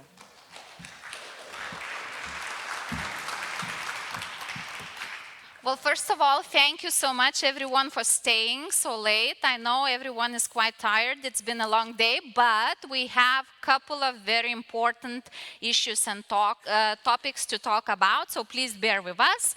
My panel today is funding opportunities and financial schemes for the clusters. A new EU industrial strategy will deliver three key priorities. So maintaining a European industrial global competitiveness at home and globally, of course, making Europe climate neutral by 2050, and shaping Europe's digital future, where clusters are seen as the main tool to implement that. How they're gonna do it? Many thematic funding programs driven by clusters and involving communities of large companies, SMEs, universities, research institutes, and end users could be applied. Access to national, regional, EU funding and work alongside the major enterprises and major stakeholders and players on close-to-market projects that meet innovation objectives are crucial.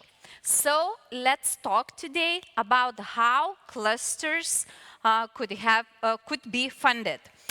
Today in my panel, I'm going to have Marco Francini, Head of Regional Office of the Baltic States of the European Investment Bank. And I'm going to start with him, and we're going to listen for his short presentation. And later on, I'm going to introduce other panelists. Please, Marco.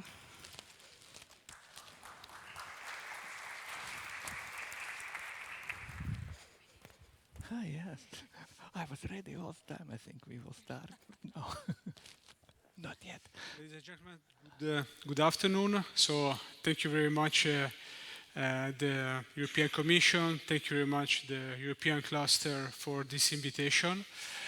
So what I'm going to do today is basically to present what the EIB Group is and which kind of financing structure are available for businesses in the EU27 and in particular in the Baltic States.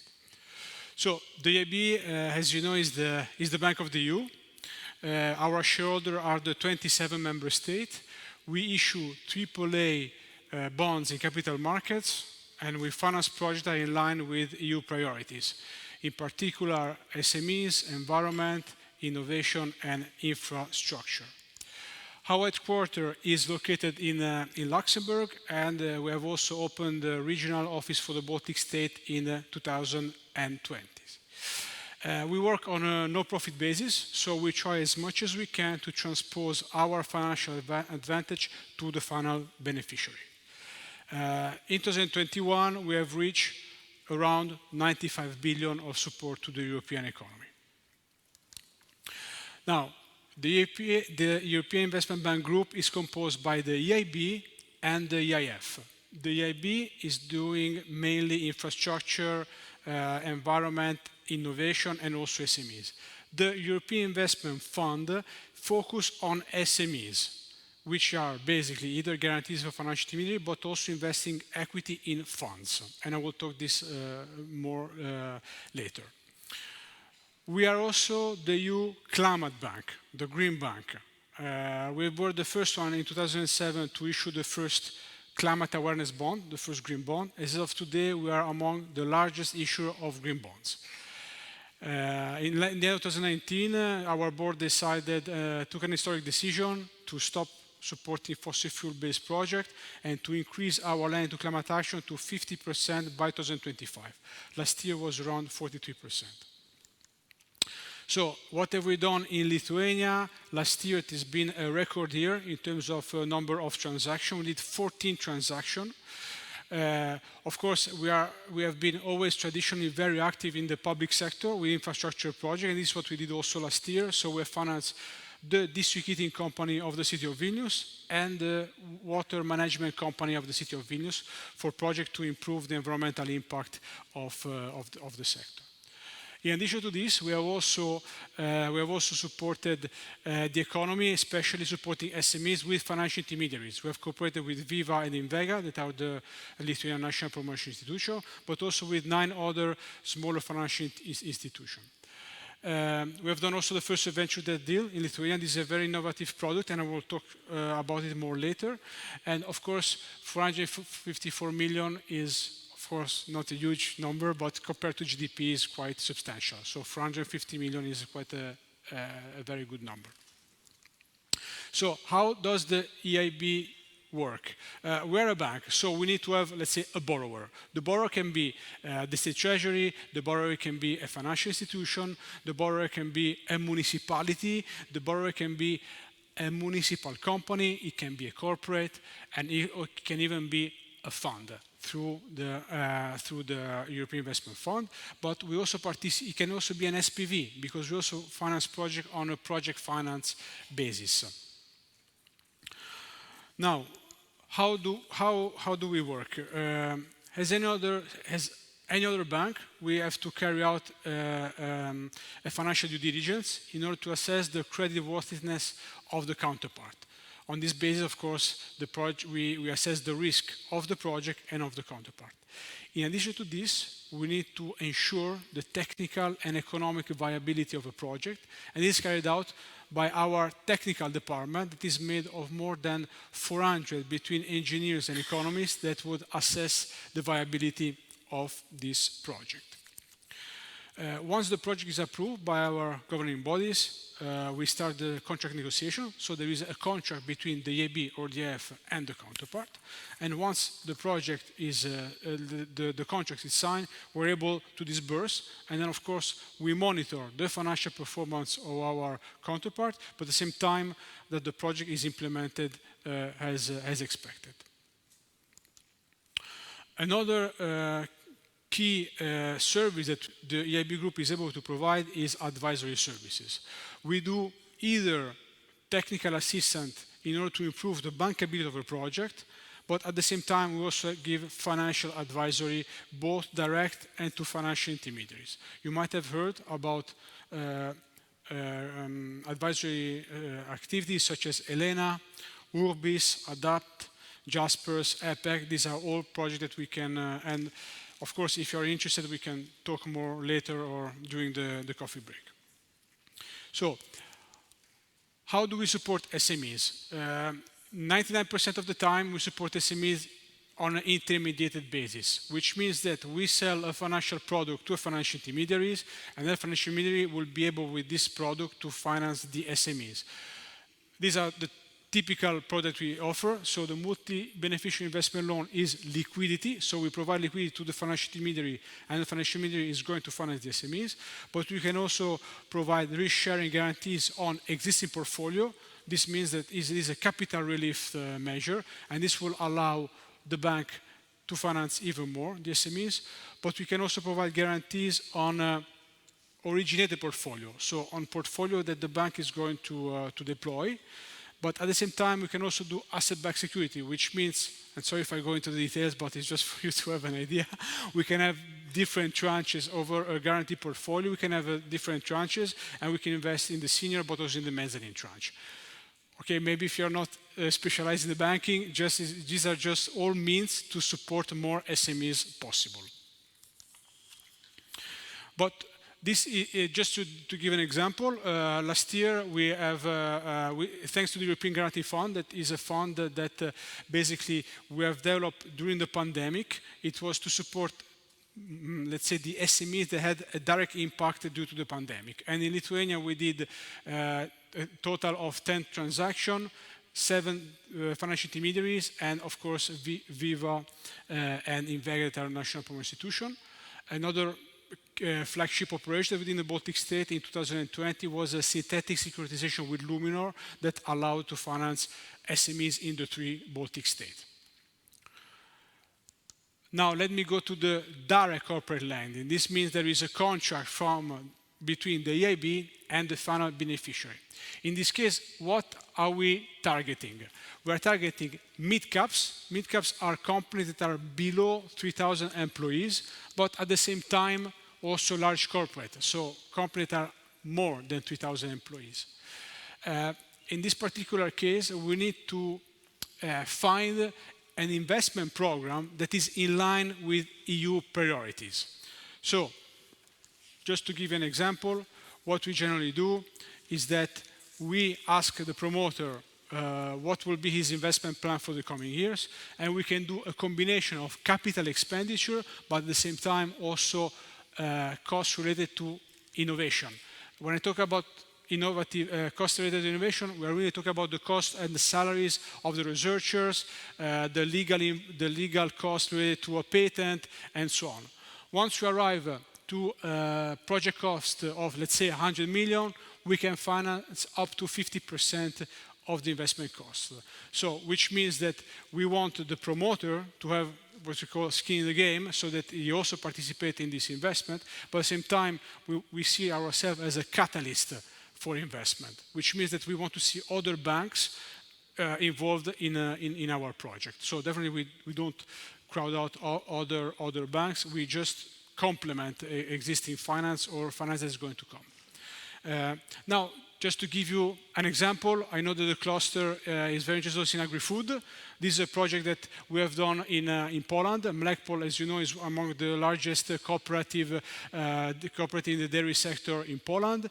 In this particular case, we provide a loan for 50 million, which is a combination of investment in innovation, so the so-called Industry 4.0, but at the same time we had a combined heat and power plant, we had the biomass plant, we also had the renovation of a water and wastewater infrastructure. So as you can see, this project allowed them to finance their investment fund for the next 3-4 years. Now, when I was saying before that 99% of the time we have SMEs intermediated, it's true. 1% of the time is thanks to venture debt. So in Europe, we have been discussing a lot about the debt value of innovation, where you have European technical capabilities that are able to compete everywhere in the world, but at a certain moment of their evolution, they don't find in Europe the correct instrument to grow, and they go to the United States, they go to Asia, they go everywhere they can find a source of funding. So this product, the venture debt, is exactly it has been exactly designed in order to have innovative companies to have capital, to have let's say a financial instrument that will allow them to grow and to maintain at the same time also the control of the company. So if you are a very innovative company, deep tech, you have invented something that is, highly technologically advanced, and you can really see a very big potential for growth, then this is the kind of investment that is perfect for you, because it's a combination of loan that can be done on a bullet repayment, but at the same time can be repaid also with warrants or also with the royalties, depending on the sector in which we are financing. In this particular case, the minimum ticket size is 5 million, and of course this is really before we were doing larger ticket, but also 5 million I saw that we could really envisage to do in a lot of sectors. Let me give you some example. Okay, before we give you some example, we have the so-called thematic finance. So thematic finance is our product where we are really supporting the emergence of disruptive technologies in the energy sector, in the transport sector, and in the health. Under this portfolio, we finance offshore wind floating technologies. Okay, and these were among the first ones we did. We also finance Northvolt. Everybody knows Northvolt for the big gigafactory there in Sweden. Well, before funding the Gigafactory, we had to test their technology. So we financed them their scale-up of their technology. So in this particular case, if there is a technology in this particular sector, this is the kind of thematic finance instrument that would be perfect for you. Of course, we're talking about transport. Transport technology can be charging station, it can be advanced fuel, it can be hydrogen. These are really all the sectors that we are looking to right now. Okay, now I'm going to give you some example of the projects we financed in the past year. So Brolis, everybody knows Brolis Semiconductor in Lithuania. So their technology is based on a laser spectrometry. Basically, their platform, this technological platform, can be used in the healthcare sector, in the veterinary, in agriculture, and the 7.5 million will allow them to grow and start up and do even more research and development activities. This is something that, of course, also the medical device was one of the interests of the cluster, so this is why I'm putting this here. And sorry, the photonics, but this one is also more interesting for you because here we are really talking about medical device. So MMI is an Italian company. Basically, they have invented a robot. Okay, this robot is helping the surgeon when he's doing the operation, he's doing the surgery, to eliminate the tremor. Okay, and this is really the top technologies that we have financed, and the objective here, of course, is to improve. Let's say the reconstruction, the microsurgery technologies, and is applicable, of course, in the healthcare sector. Another company that I'm sure you know, Starship Technologies, is an Estonian high-tech company. These robots travel autonomously. Okay, so, and they are based on robotics, artificial intelligence, and the 50 million euro will help them scaling up their technologies. They are based in Tallinn. Of course, they have also offices in the US, in the UK, but definitely this is a kind of company that we hope to see more in Europe, and we hope to see even that we can finance even more. Now, I arrived to the last part, is the EIF. So European Investment Fund can provide equity product to funds. We have 4 different kind of funds into which we finance. We have, of course, venture capital and private equity funds, and I'm happy that we have Gerda today participating in the panel. We have climate infrastructure funds. These are funds that invest in forestry, energy efficiency, renewable energy, and this is another instrument that is really done also for investors. Okay, we have also debt funds in order to increase even more our support to SMEs, and of course social funds are also funds that are trying to invest more in the social sector, because one of the priorities, of course, of the European Commission of Europe is to have more accessible social and healthcare funds. So in a nutshell, the EIB group has a wide variety of financial product and advisory services. We have a strong expertise, both financial but also technically. We are going to deploy, already starting this year, InvestEU. That is the new program that has been preparing cooperation with the European Commission. And thank you very much again for the organization of the event. And as you have to share knowledge, don't hesitate to contact me after this presentation. We'll be able to give you more information. Thank you very much. Thank you so much, Marco. Do not leave the stage. Please take a seat for the panel discussion. And let me introduce the other panel discussion participants. So, Gerda Sakalauskaitė, please, Managing Director at Lithuanian Private Equity and Venture Capital Association. May I cross you?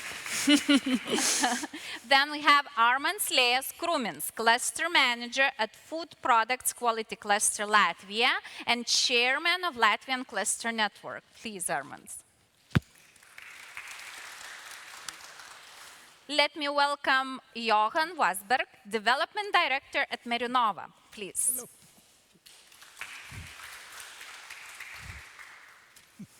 Hello. Nice to meet you. And today we have you. one participant joining us online, Daniel Atz, CEO at Pron Union and President of the Union of Slovak Clusters. Do we have, yeah, hello, Daniel. Hello, everyone. And one for me. Okay, let's not waste time and dive into the discussions. I'm gonna do a little bit differently that it was done before in previous discussions.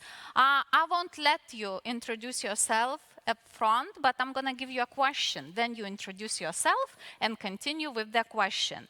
And of course, I'm gonna start with our only lady today in this very serious panel discussion about the money. So, we just talked that EU-wide cluster consortiums pool resources and knowledge to work concretely together on different initiatives, supporting the industrial ecosystems and in particular SMEs, right?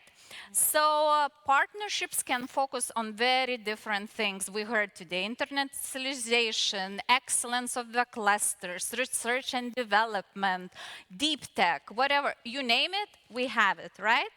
So how are investment prospects selected for the funding? So this is very important.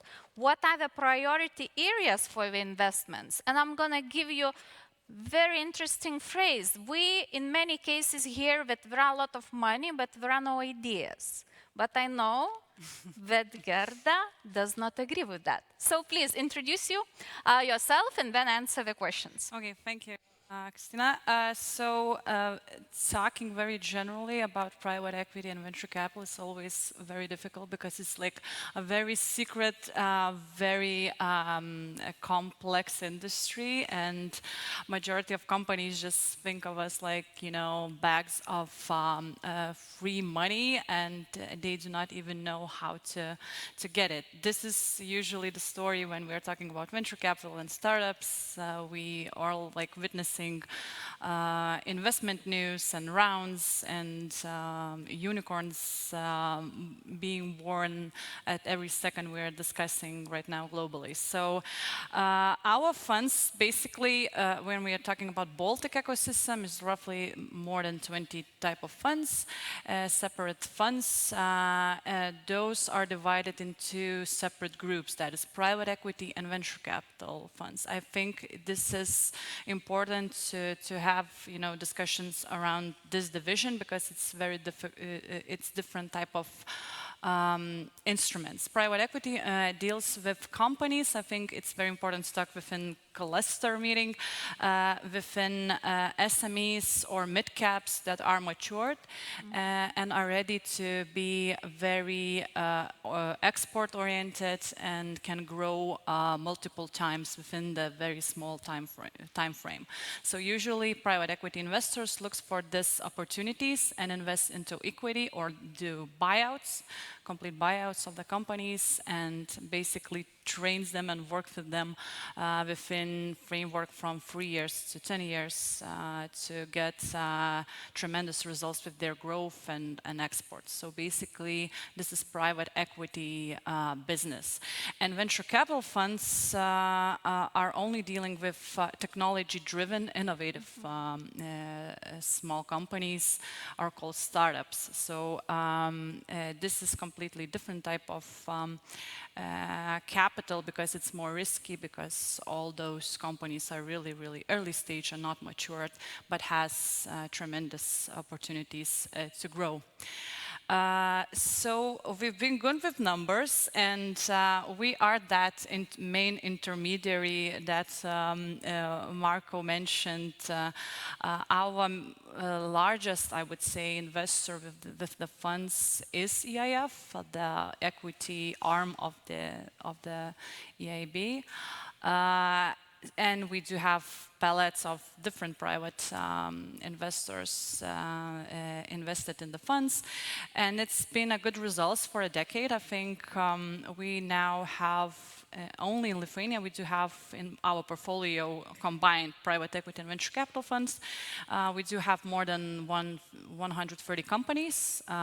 We employ more than 6,000 people, and last year's turnover was 600 million euros. So it's good numbers, and it's steadily growing. And there are, like, especially when we're talking about venture capital industry, we're witnessing some momentum here. So there is some capital left.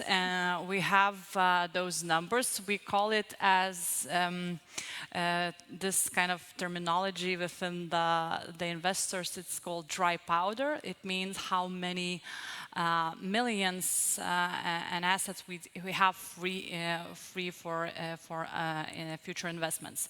So it's not that big and not that small. But if you look at, we do have the dry powder of, let's say, roughly 8 million euros within the three Baltic states.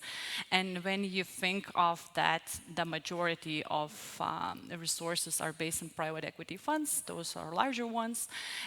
So you can feel that venture capital funds are a bit scarce of investment and dry powder. So this is a tight situation, because when you look at the investment landscape, startups and innovative businesses are growing rapidly. Baltics is like a hot spot right now when we're talking about venture capital and startup development. So this is, so that's why I wouldn't agree that it's just, so much money and no ideas to invest in. I think on the contrary, there are too many ideas and too many good ideas, but we feel that we can be not that much competitive soon with the largest, funds that are starting to look around, like US funds or UK funds. Those are bigger ones.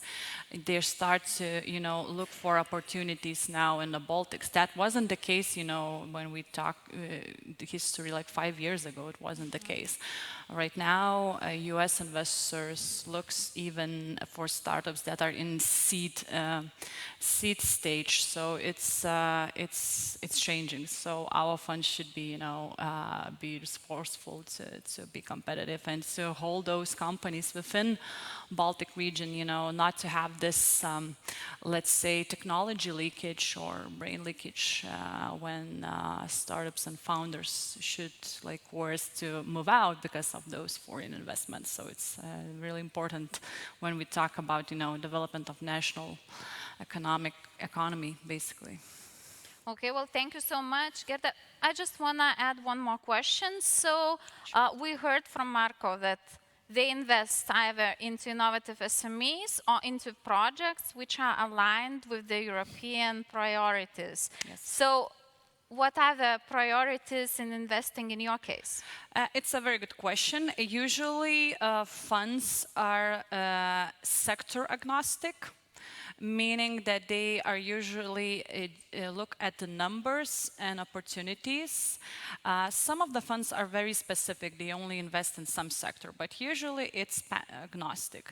But in terms of areas that the landscape itself, now I think it's very important to recognize that we do have this very, very strict regulation in what we are could invest in. So basically we should talk about ESG's requirements when we are talking about investment business. So we cannot invest into businesses that are not compliant to, environmental, social, or governance indicators. So that's every aspect of it is crucially important. So if we are not looking, we are agnostic within the sectors, because when you're talking about like venture capital funds, it's basically innovative technology-driven business models. So it doesn't matter for a venture capitalist, is it like from, is it a retail business or some kind of, ICT software business. Basically, they they do have common ground for venture capital to be interested in. But he should look, the investor looks through those ESG's indicators. So it's just really, really important. So, and I think ESG's complies to EU agenda because it's basically EU framework as well in some sense. So those are aligned. Okay, thank you so much, Gerda. Let me move on straight away to one of our cluster managers and chairman of Latvian Cluster Network. Armand, before you introduce yourself, I'm going to ask you this question. Now we're listening how to get the funding. We've been listening a lot about different initiatives today. Please elaborate on this theme. What's coming up for clusters? Do you see as a cluster manager, as being a chairman of the Latvian Clusters Network, how do you see the future for clusters? Today we all saw a presentation about cluster financing, and I was not happy to see that, because we saw that international financing for clusters are almost over. All COSME projects are closed. There will be no COSME project. Instead of COSME project is one Eurocluster call. Next one will be after 2 years. It means these 2 years, what we have done. What we will do, we have nothing. We have no support for clusters for this international collaboration. And also Euroclusters, it is, as you know, we analyzed this program with my partners.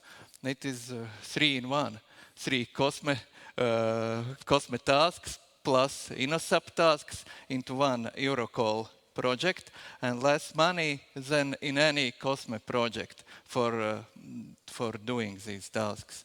And I could say that it is a very bad situation, and also that it is such an opportunity. I want to ask very more clever persons about that, what we had done wrong as cluster community, or if we had, or what we have to do to get to change the situation, to get more support.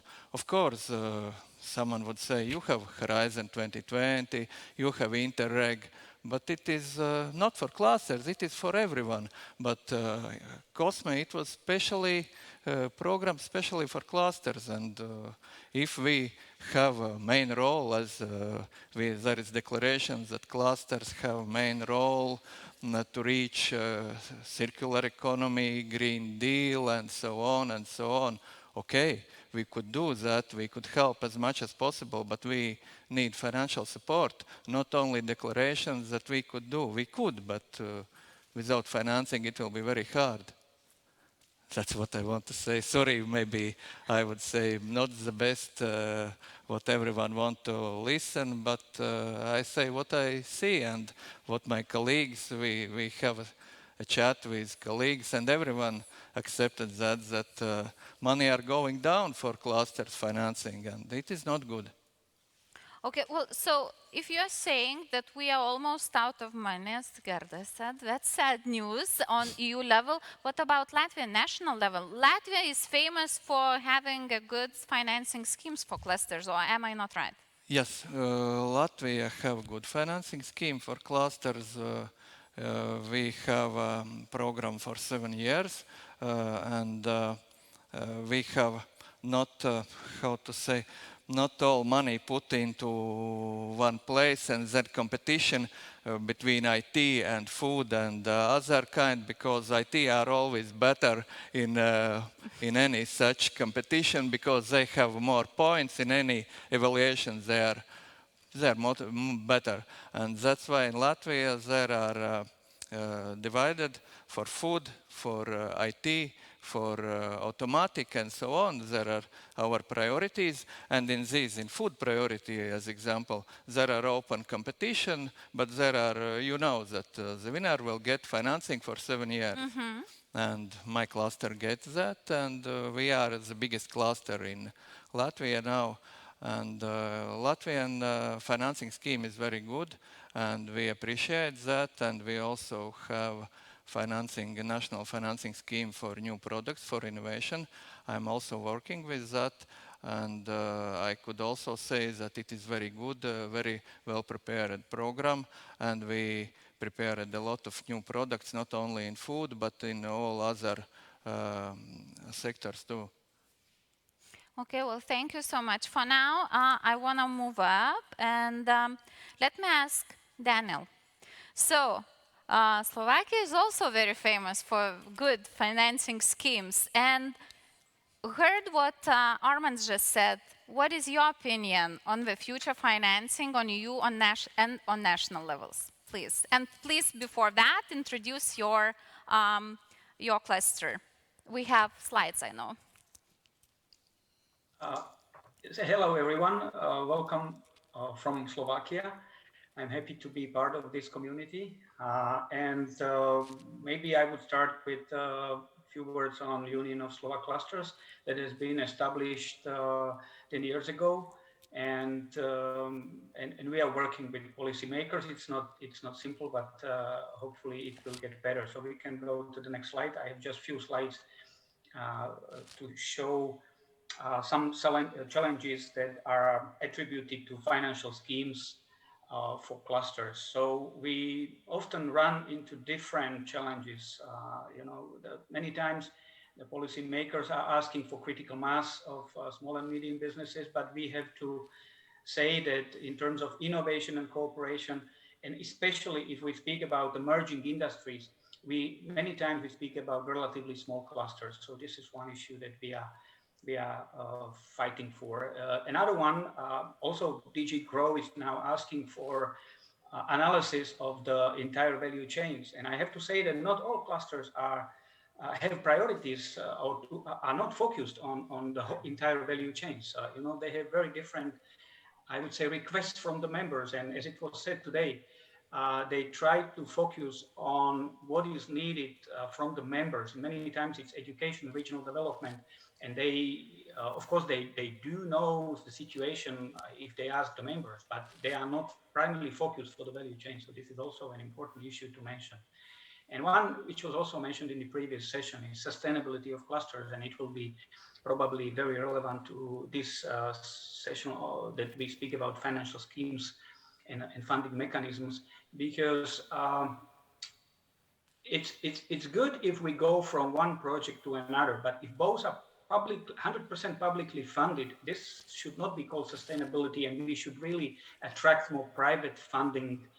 And that's why I'm happy to see EIB and other financial organizations within this session, because we should get closer. Otherwise, clusters are not actually eligible clients for banks, to get a loan or any other funding sources. Maybe we can go to the next one. And through this, I want to show that diversity and variability of the clusters is very big. And if you look at, these are just few examples from last 2 years caused by COVID and war in Ukraine, that what clusters do for their members, but also what do members through the cluster do for the region. So one activity is optimizing energy contracts for its members now in the energy crisis, which is very different activity from, for example, mobilization of the human resource capacities of IT members of the IT cluster in Košice. Košice are very close to Ukraine, and they are now working on developing different IT tools, IT applications for city and region in terms of registration of refugees or etc. And there is another example of providing direct financial support by the cluster through its own voucher scheme, accumulating some funding, the small funding, and supporting innovative bio-based small and medium companies. And then please go to the next one. Just to conclude this very short introduction, and we will probably have time to discuss it a little bit more, but in Slovakia, Kristina, you mentioned that we have very well set up the schemes to support clusters. Not really, but I have to say that it has improved in the last years, and we have the first call now under implementation. But many times it's not only, and this is the point when you asked the question, I wanted to to speak about, maybe it's not only about supporting the clusters, but it's about to support ecosystems through clusters. So it means that there are many structural funds that clusters could play an important role as a partners, maybe not the leader or the main holder of the funding, but they are not eligible. At least this is example from Slovakia. So the clusters are not eligible even building technological partnerships, for example. So this is something that at the national level could definitely improve in Slovakia. I see a lot of chances that clusters, as I mentioned before, could actually facilitate some funding schemes, like voucher schemes at the national and regional level. And I know that there are some examples in some parts of Europe and some examples of this. It is important that clusters become co-creator of the policy, maybe not only stakeholder as I have it here, but also as a co-creator, so to contribute and to develop the policy. And again, it has been a lot said today. And one more point I would like to touch is that, at least again in Slovakia, I feel that we have to go beyond cluster community. We meet with many clusters, we say how clusters are excellent, what we do, but not other policymakers from different ministries, even from other sections of the department of the Ministry of Economy, really know about clusters and what they can do and what we do. So this is also important, but not only at the policy level, but we need to go also to other associations, trade associations or chambers, which sometimes they feel we are competitors, and of course to get closer to the company. So please go to the next one, and this is just to conclude that I really believe in respect of diversity, but not only respect, but also to benefit from diversity of clusters. This is crucial task for us because it is a barrier at some point, but also a big advantage of clusters. So thank you very much, and I will be happy to contribute within this panel.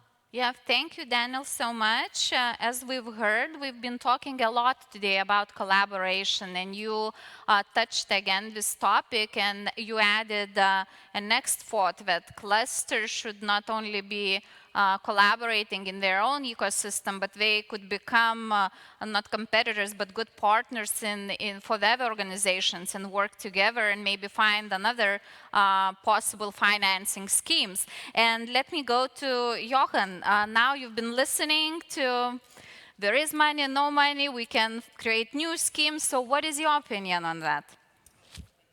Good to be here.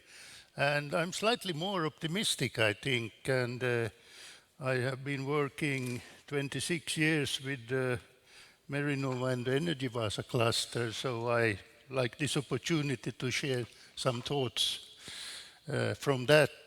What made me worried some years ago was that the boss told me that I will never retire unless we have the gold label. So now we were awarded the gold label last month, so now I stepped down from the development director to a senior expert. So I'm a lot senior, but maybe a bit less expert, but I maybe some expert anyway. So the next slide, please. I think we should, we are a limited company owned to 72% by our members. We have no basic funding coming in the mail every year, so we are a totally action-oriented, project-oriented organization. And I think it's good to start thinking what can we do with private funding.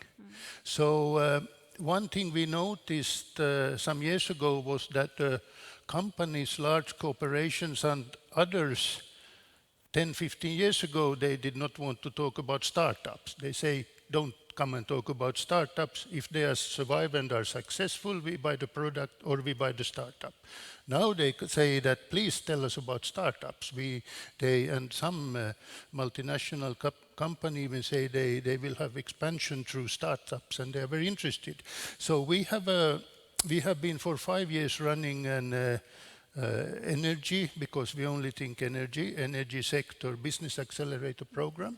We have been able the last 5 years to collect 200,000 euros from private companies for this program, and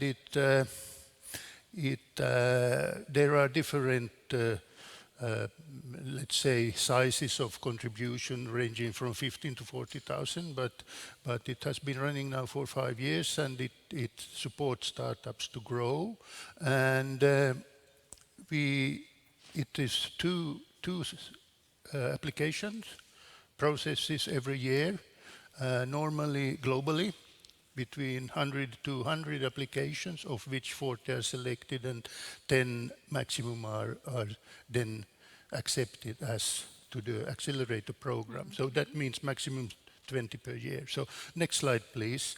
It's called the Energy Spin, and this slide tells a little bit what is available, the benefits from for the startups, and also there have been some very good alliances made between large corporations, startups, and so on. So this is, it was established. The pilot phase was, I think, at the Regional Development Fund national project to get it going, but then since then it has been going on private funding, and it deploys 2 people more or less full time.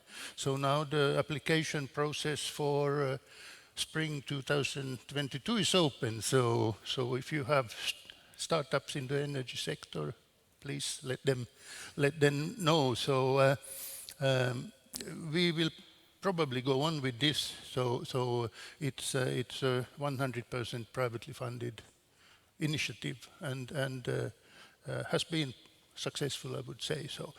Next slide, please.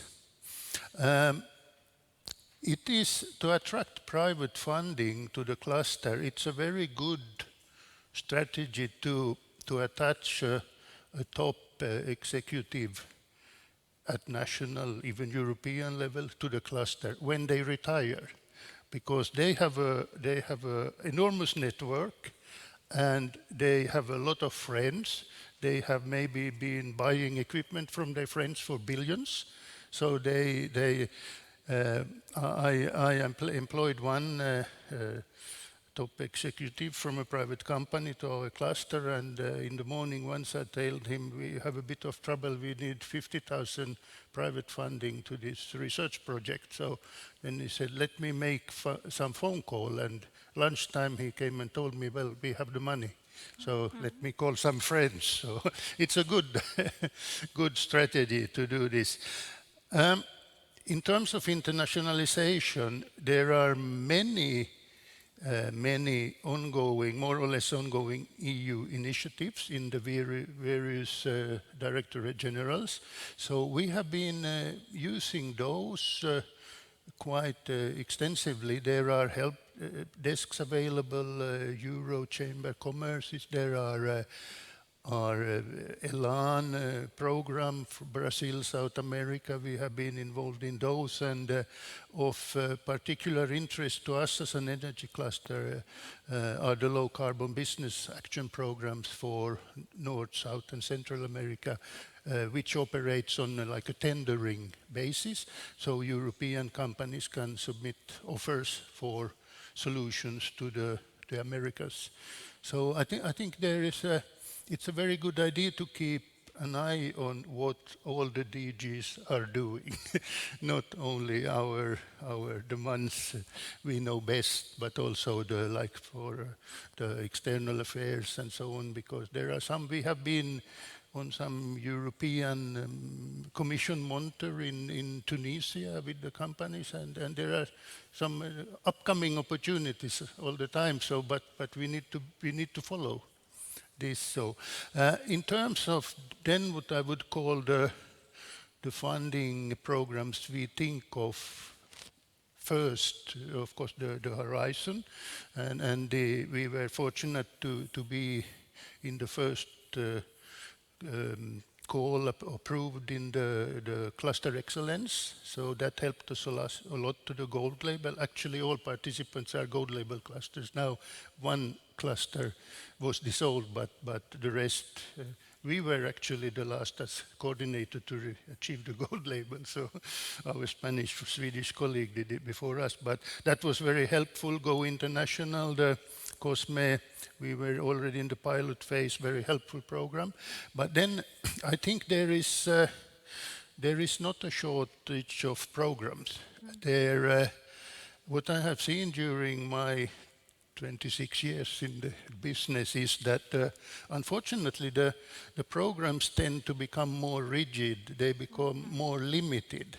So we have a lot of programs, but like they are too limited. Anders Bergström mentioned it has to be capacity building, or in the Interreg program originally it has to be spatial planning, and if you don't have a spatial planning project you cannot apply. So my dream is that in all programs it would be one section called Other Necessary Actions, where we could apply for example, cluster collaboration. So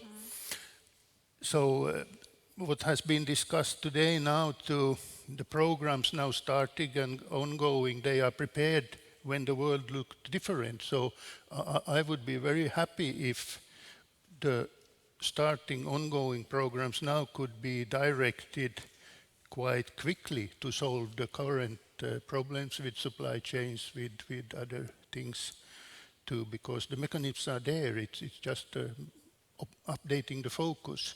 And the big, as we all know, the big resource we have are the nationally allocated European Regional Development Fund. There are substantial amounts in all Baltic countries and other countries. And in the previous program, it was said that 15% of these national allocated regional development fund could be used for international activities as long as the benefit stays in the nation or in the region. So we have these resources with multi-million programs in all our countries, but it is what we have been discussing with our national authorities is that we could have nationally funded with the Regional Development Fund joint projects, collaborative projects with our Baltic colleagues, and they are funded by their national Regional Development Fund. And I think this is a decision which can be taken quite easily when the Baltic, I know there is a Baltic Sea funding authority group which meets. So if they agree that then we can have collaborative projects, but we fund them with the national funds in all countries. So these are, I think, could be a good solution. Thank you so much, Johan. Excellent tips and excellent suggestions that clusters also can be attracted private funding. Personally, I've never heard acceleration programs. Congratulations on that. And let me quickly move to Marko. Daniel just said that it's very uncommon for clusters to go to the banks, right? So you, as a representative of European Investment Bank, how do you see additional value in merging investments on national, regional, and EU funding? And from investors' perspective, how do you see added value from the clusters, if you see it? Well, thank you for the question. It's very important because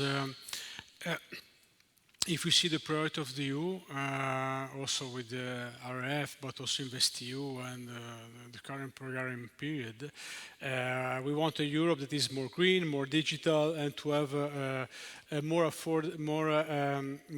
affordable and accessible social and social system. If we want to arrive to these goals, and especially the Green Deal, so to arrive to a carbon neutral by 2050, we need a very large amount of investment. Okay? This investment cannot be done only by the public sector, but we need to involve the private sector in this investment. Here, the discussion that I think we should have together is how to best allocate the resources. Okay, because some project, for example, the EIB, by statute, we don't provide grants. Okay, but we can co-finance project. And actually, the largest credit line that we did in the Baltics is the co-financing of the structural funds. And in the previous programming period, we signed and disbursed 1.3 billion for Lithuania, which means that we can co-finance projects. Part of this project are financed by grants, the other parts can be financed by loans. Many of the projects that we were mentioning before received regional grants, or they also receive European funding as a grant. So I think that here really the objective of also this discussion is how we can improve and really to find synergies between all the various EU funds, but also listening to what is needed by the private sector. Because in the IB we have a, let's say, privileged situation that we have daily contact with the private sector, both from our investors that are interested in buying bonds, buying green bonds, buying social bonds, because they want to invest in something that represent, let's say, a goal. But at the same time, also our clients that can be venture capital, can be financial intermediaries, and what is the best means. The IB can provide definitely both technical and financial firepower, and also this is also amplified by the cooperation with the European Commission, and actually InvestEU that was signed with the European Commission in March, and now we have started deployment, will catalyze even more the investment. So the invitation that I would like to give to all the people here and also the members of the cluster is to maybe have more more in-depth discussion on how can the EIB support the clusters, either directly or intermediated, because as I was saying, majority of our intervention to SMEs is intermediated. But who knows? Maybe one thing that I haven't mentioned, because we actually signed yesterday, is that the EIB is also managing structural funds. And yesterday we signed energy efficiency. There was a platform that has been prepared together with Šiaulių Bankas and another investor that will unlock a 1 billion investment in energy efficiency for the renovation of a multi-apartment building. And this is another cooperation that we do with the European Commission. So if there is any initiative that we can do and support the clusters, I will really be happy to discuss with you. Thank you so much, Marko. So Armand, what do you think now about hearing other possibilities? Yes, of course. There are always possibilities. Will clusters actually go to the, for example, European Investment Bank and collaborate on future projects? Is it possible? I am a bit pessimistic about that because,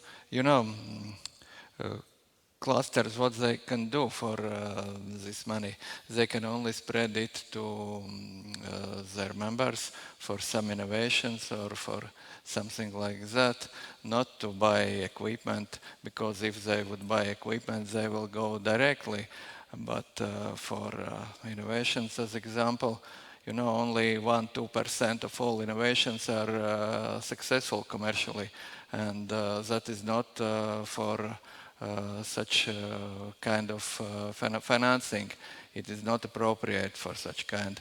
To speak about private funding and other funding opportunities, of course, there are always good opportunities for clusters, and we are always using all of that.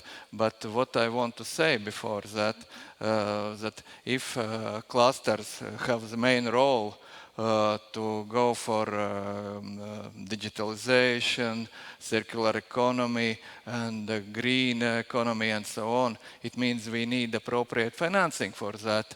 If we only want to do something for our companies, it's okay, but for private funding, no, private funding wouldn't share the same goals as maybe digitalization or green economy and so on. They have their own very maybe short goals, maybe other kind of goals. But if we speak about European Union goals, such level goals. There must be support, more support. That is what I want to say.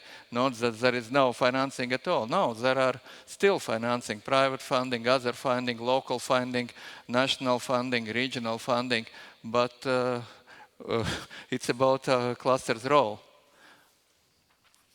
Okay, and Daniel, what is your opinion? Would you go now as a cluster to the bank after hearing the possibilities and hearing also to Arman's? He still stays pessimistic. Yeah, I already mentioned that we need some new business models, sustainable business models, and I think we need to use private, more private funding than we heard before, than we saw before. So it is important to find the balance. But as I said before, it really depends on the objective and what activity should be financed. And this is about the diversity of clusters, as I mentioned. So if we are here to build educational ecosystem for circular bioeconomy, then probably it has to be 100% publicly funded. You know, if we go for support accelerator for the small and medium businesses, or if we are going to be an intermediary agency for doing voucher schemes, then of course we can generate or we can mobilize private funding. So I think it is important to include private funding into maybe not the cluster organizations to be funded, but the activities they are doing, you know, because then you actually get a picture of the private sector, how they look at your activities. And so I am for more balanced funding of activities of clusters, private and public. I'm not sure whether there would be a cluster that would really function on 100% financing from private sources.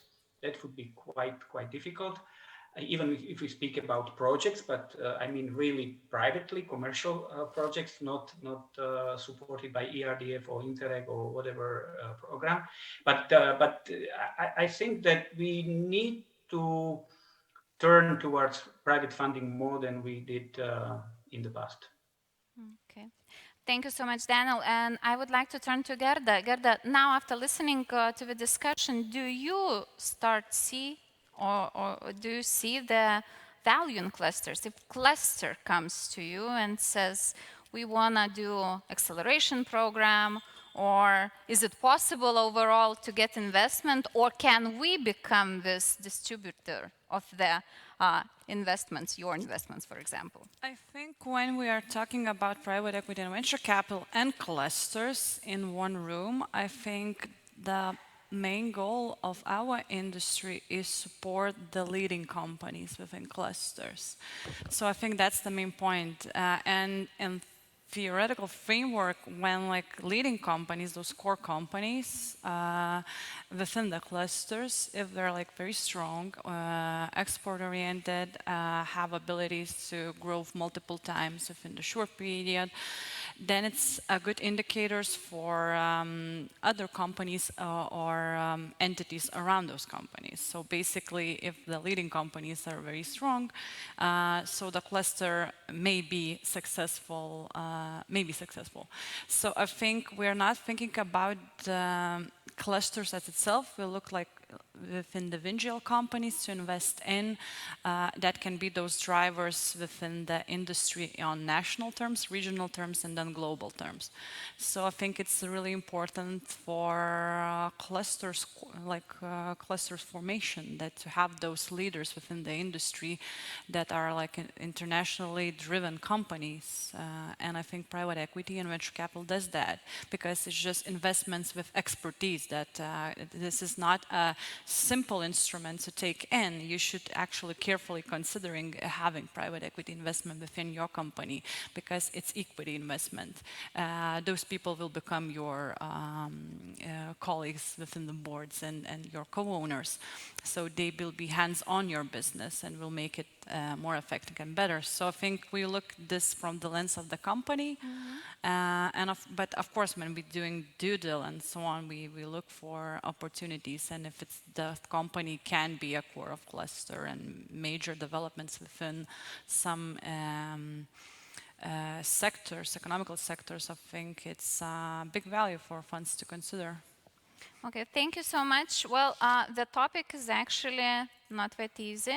It's quite complex and complicated to talk about, but it's very important that we are talking. And our panel today is almost running to an end. So we have a final question to each of you I would like to ask. We've been talking a lot, that we should be talking less. We need to take action. So my question would be, from each as an expert from your area, to tell actual actions, what should be taken in order that clusters would not only become the main tool, but they actually would implement Green Deal goals, digitalization, and help their industries in the twin transition. Please, I'm going to start from Marko. Well,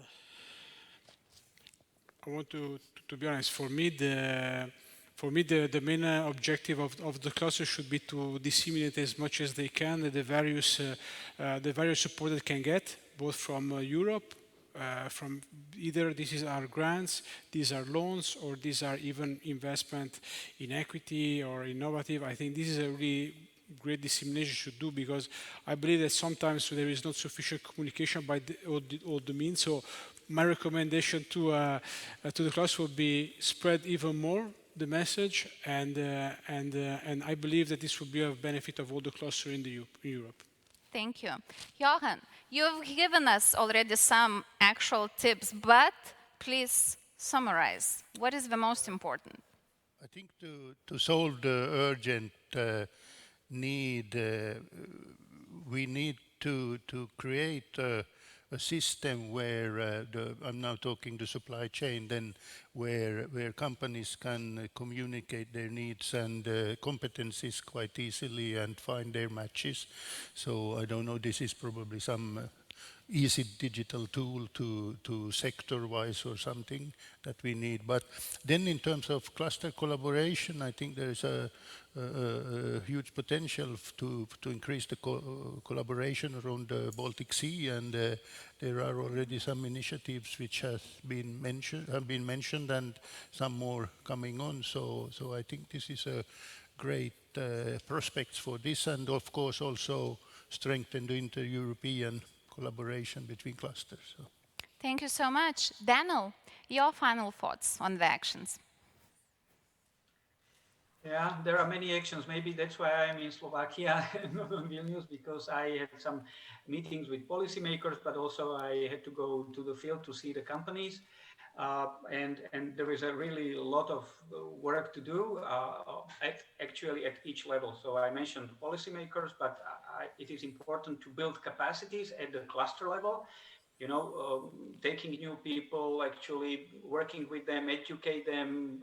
Some of them would leave. So there is a lot of inside work that is needed. I would say that this is for me even more challenging than the funding itself.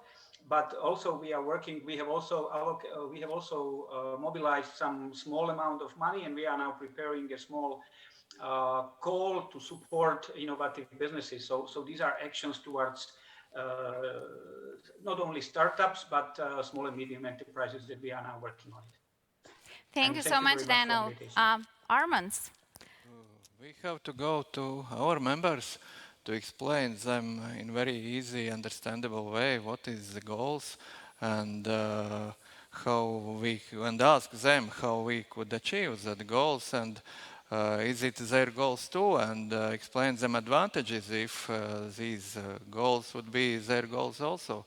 And then on second option, of course, speak with European Commission and asking for appropriate funding. Okay, thank you so much. And I'm finishing with Gerda. So what would you recommend for the clusters for an actions? I will close down the panel that is for financial topic with a not financial notice.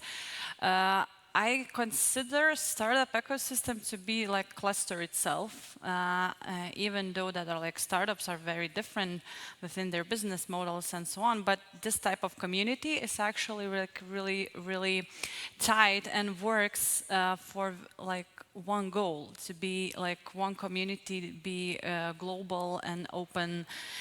So I think what I'm seeing in that cluster, startup cluster, is the certain level of trust within each other and cooperation, like very natural one, like very good working mode. They're like a certain level of trust that is needed for any type of group of entities to work for common interests. So I would say it's the basics of those groups. Thank you so much. Well, yes, please, yes, please, Antonio.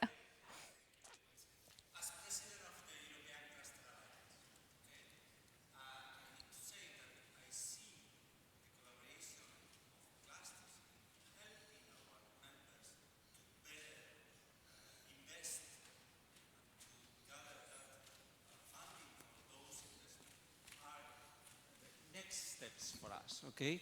And I want to say thank you and accept the offer, your offer, okay, to explore how to better do it, okay? For us, it's very important, okay? I know that it's a challenge for many, but there are clusters working on that. That is a reality, and so we need to create, to build capacities on that side, okay? So I want to accept the offer and look for next steps on working on it. Thank you. Sorry, Cristina. It's okay. Fantastic ending words from Antonio. Thank you, everyone, for participating.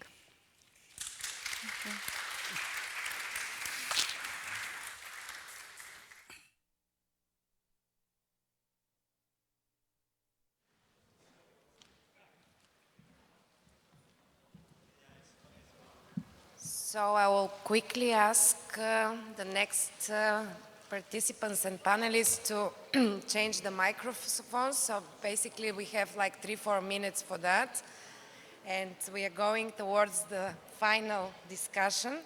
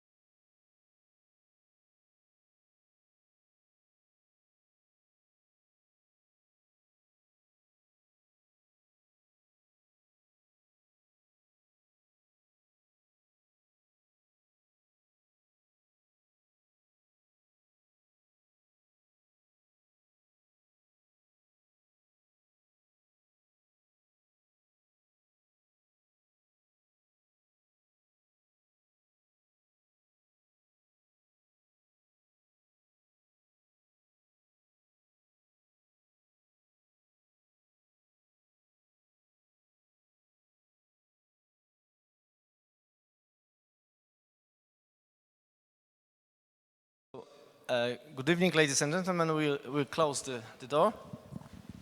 It's okay.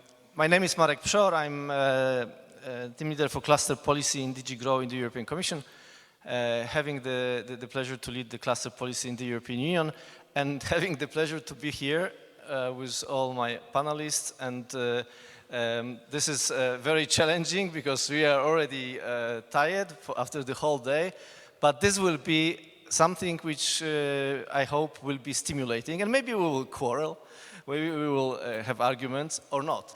I'm just trying to invite you to listen to something which is the core of cluster policy. And basically, when we are talking about cluster policy, usually people are thinking on cluster organizations, but this is not what we mean. We have clusters. Christina tried to define these clusters today as groupings in location. We have cluster organizations, which is the entity which can help, but we have cluster policy. And how we define cluster policy is the political commitment, basically by the government, to support clusters, to the ones who exist or the ones who want to start existing, and the measures behind it. So this is what we want to discuss as well from the point of view of the realization and implementation of policy objectives, be it at regional, national, or EU level. From EU level, it is very clear: green transition, digital transition, resilience. So how cluster can be useful, can be a tool to help, particularly here in Lithuania, in realization, implementation of policy objectives at national, regional, and EU level. So I have a pleasure here to have the panelists who represent actually the ecosystem, the system, where you have the businessmen. I will start with you. We have the cluster managers, we have the agency, and the most important, from the policy point of view, ministry. Ministry. But from the most important, from the implementation point of view, businessmen. And the ones in between, the cluster managers, who are businessmen as well. But what I want to show here, this whole group of people are in order to make their country functioning better, make them richer, more wealthy. So you have all the same goals in order to increase GDP per capita, to have more environmentally friendly society, environment, more digital. So you are on the same boat. And many of you across Europe, we have as well. We are on the same boat. So we are all ecosystem. So we need to work in win-win. That's why for many, many years in the European Commission, we promoted smart specialization strategies as very much bottom-up, top-down collaboration, interactive process of designing policy and then implementing policy. And clusters are inside. Clusters are exactly in order to help. And as you know, at this moment, DG Regio is negotiating operational programs. One of the enabling conditions is well-functioning entrepreneurial discovery process. And it's hard to believe that entrepreneurial discovery process can work and function if clusters are not involved in this process of designing and implementing. So this is what we think from the policy point of view, but then it comes to reality, and here we have the people who are practitioners in their fields. So let me first give the micro. We planned that you do a short presentation, but actually you already presented in the morning. So we know that you mentioned this three roles for clusters. No? The leading interdisciplinary and cross-sectoral actions, activities, then leading research and development, and then leading role in green and digital transition. This is what I read from your slides. But let's have shortly, let me give you the floor, that you shortly can present, and I will ask, if you allow me, first cluster managers and businessmen to shortly present what they are doing, what you are doing, and how you see the cluster policy and how policy instruments can be helpful by public administration for what you are doing. Out of your head, what is your feeling that public policy should be helping you in order to realize these policy objectives? So, if you allow me, I will start with you, and I must admit, we have you can introduce yourself so that you know, we have the representative of the wood, and wood is one of the biggest issues where we have disruptions in the EU. So all the more so we had, we have morning sessions on disruptions, and I remember when we met, you mentioned the increasing price of wood, the lack of wood. So how are you dealing with this, and actually what you think the public policy could be for you? Thank you. Thank you, Marek. My name is Arūnas, Lithuania prefabricated wooden house cluster manager. At first, I'd like to say that we must collaborate with policymakers. Sometimes they make decision blindly. They don't ask what our companies need, what our companies live in, where are they, and what are they doing now this day, because it's very dynamic every day, especially now at this time when the war started. And we have very good example the last year when we started to think about green course in Europe, and we got some exercises from Ministry of Environment, and we should give them some digits and some numbers. How do we live now, and how many square meters we do, and what can we do when the green course will become a true here in Lithuania and will become. We helped them, and we saw that a big problem is in the regulations. In building regulations and the fire department requirements. And here we saw that we can nothing do like a cluster, like a business company with a fire department and some other departments which regulate these policies. So the ministry, they started talk. They started collaborate with us, with our cluster. We took other architects and become a new project with new policies that could be at these days to see a daylight.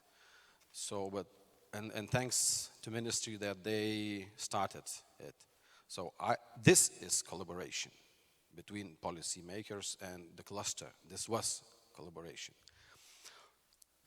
This is okay. It's not finished, but we have some problem here, and we need more help from our ministry, environment, to talk with another countries, the same ministries, for regulations there, to see why the fire is different in other countries and is different in Lithuania and is making different damage to the house.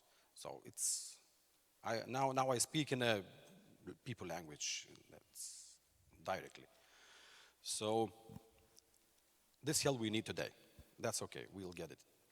So I say collaboration, but at first collaboration must be between cluster and the government, and then cluster to cluster, and then cluster company to another cluster company.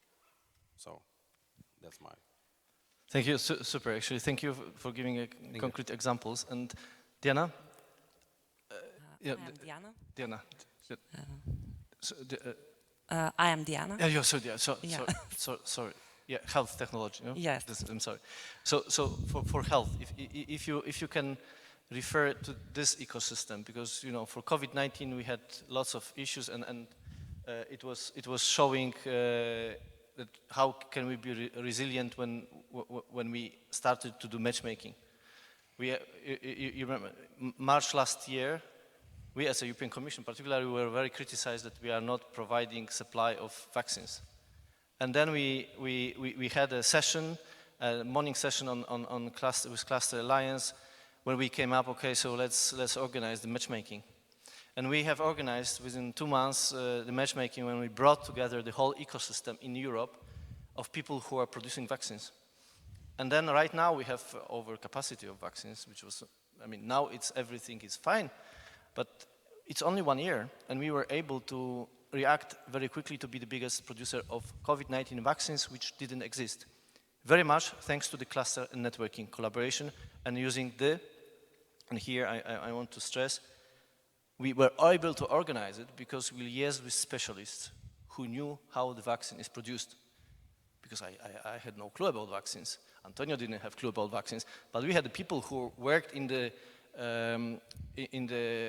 companies which produce vaccines, and they were helping us to find the right partners in order to boost the production. So how you see this ecosystem if you can have in Lithuania? You have the, sorry. So your question? My question is how you organize the ecosystem of health actors, health ecosystem here through clusters. You network the groups of health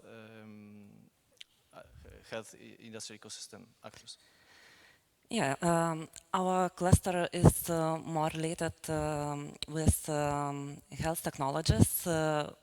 We are creating products for public health, and we are more related with preventive technologies.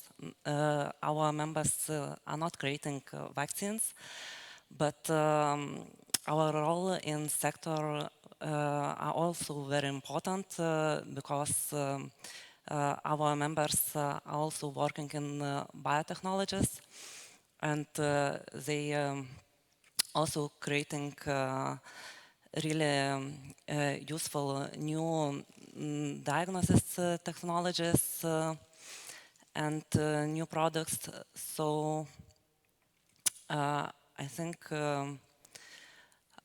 it's really important when we are building ecosystem of health. We really need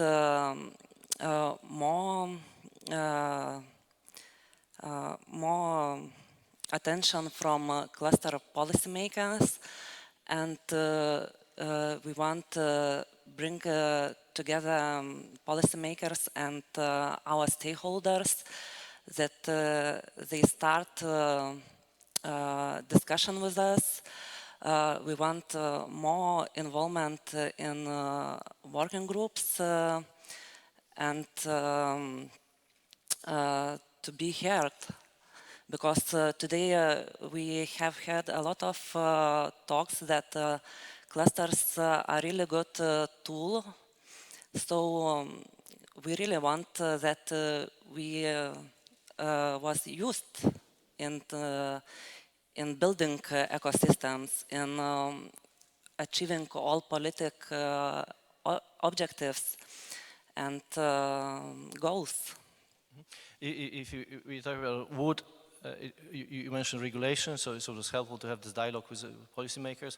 In your case, would it be support in common research and development projects in order to boost your technology in medicines, something like this? What would you advise, ask as policymakers for the health ecosystem to be the most useful for you?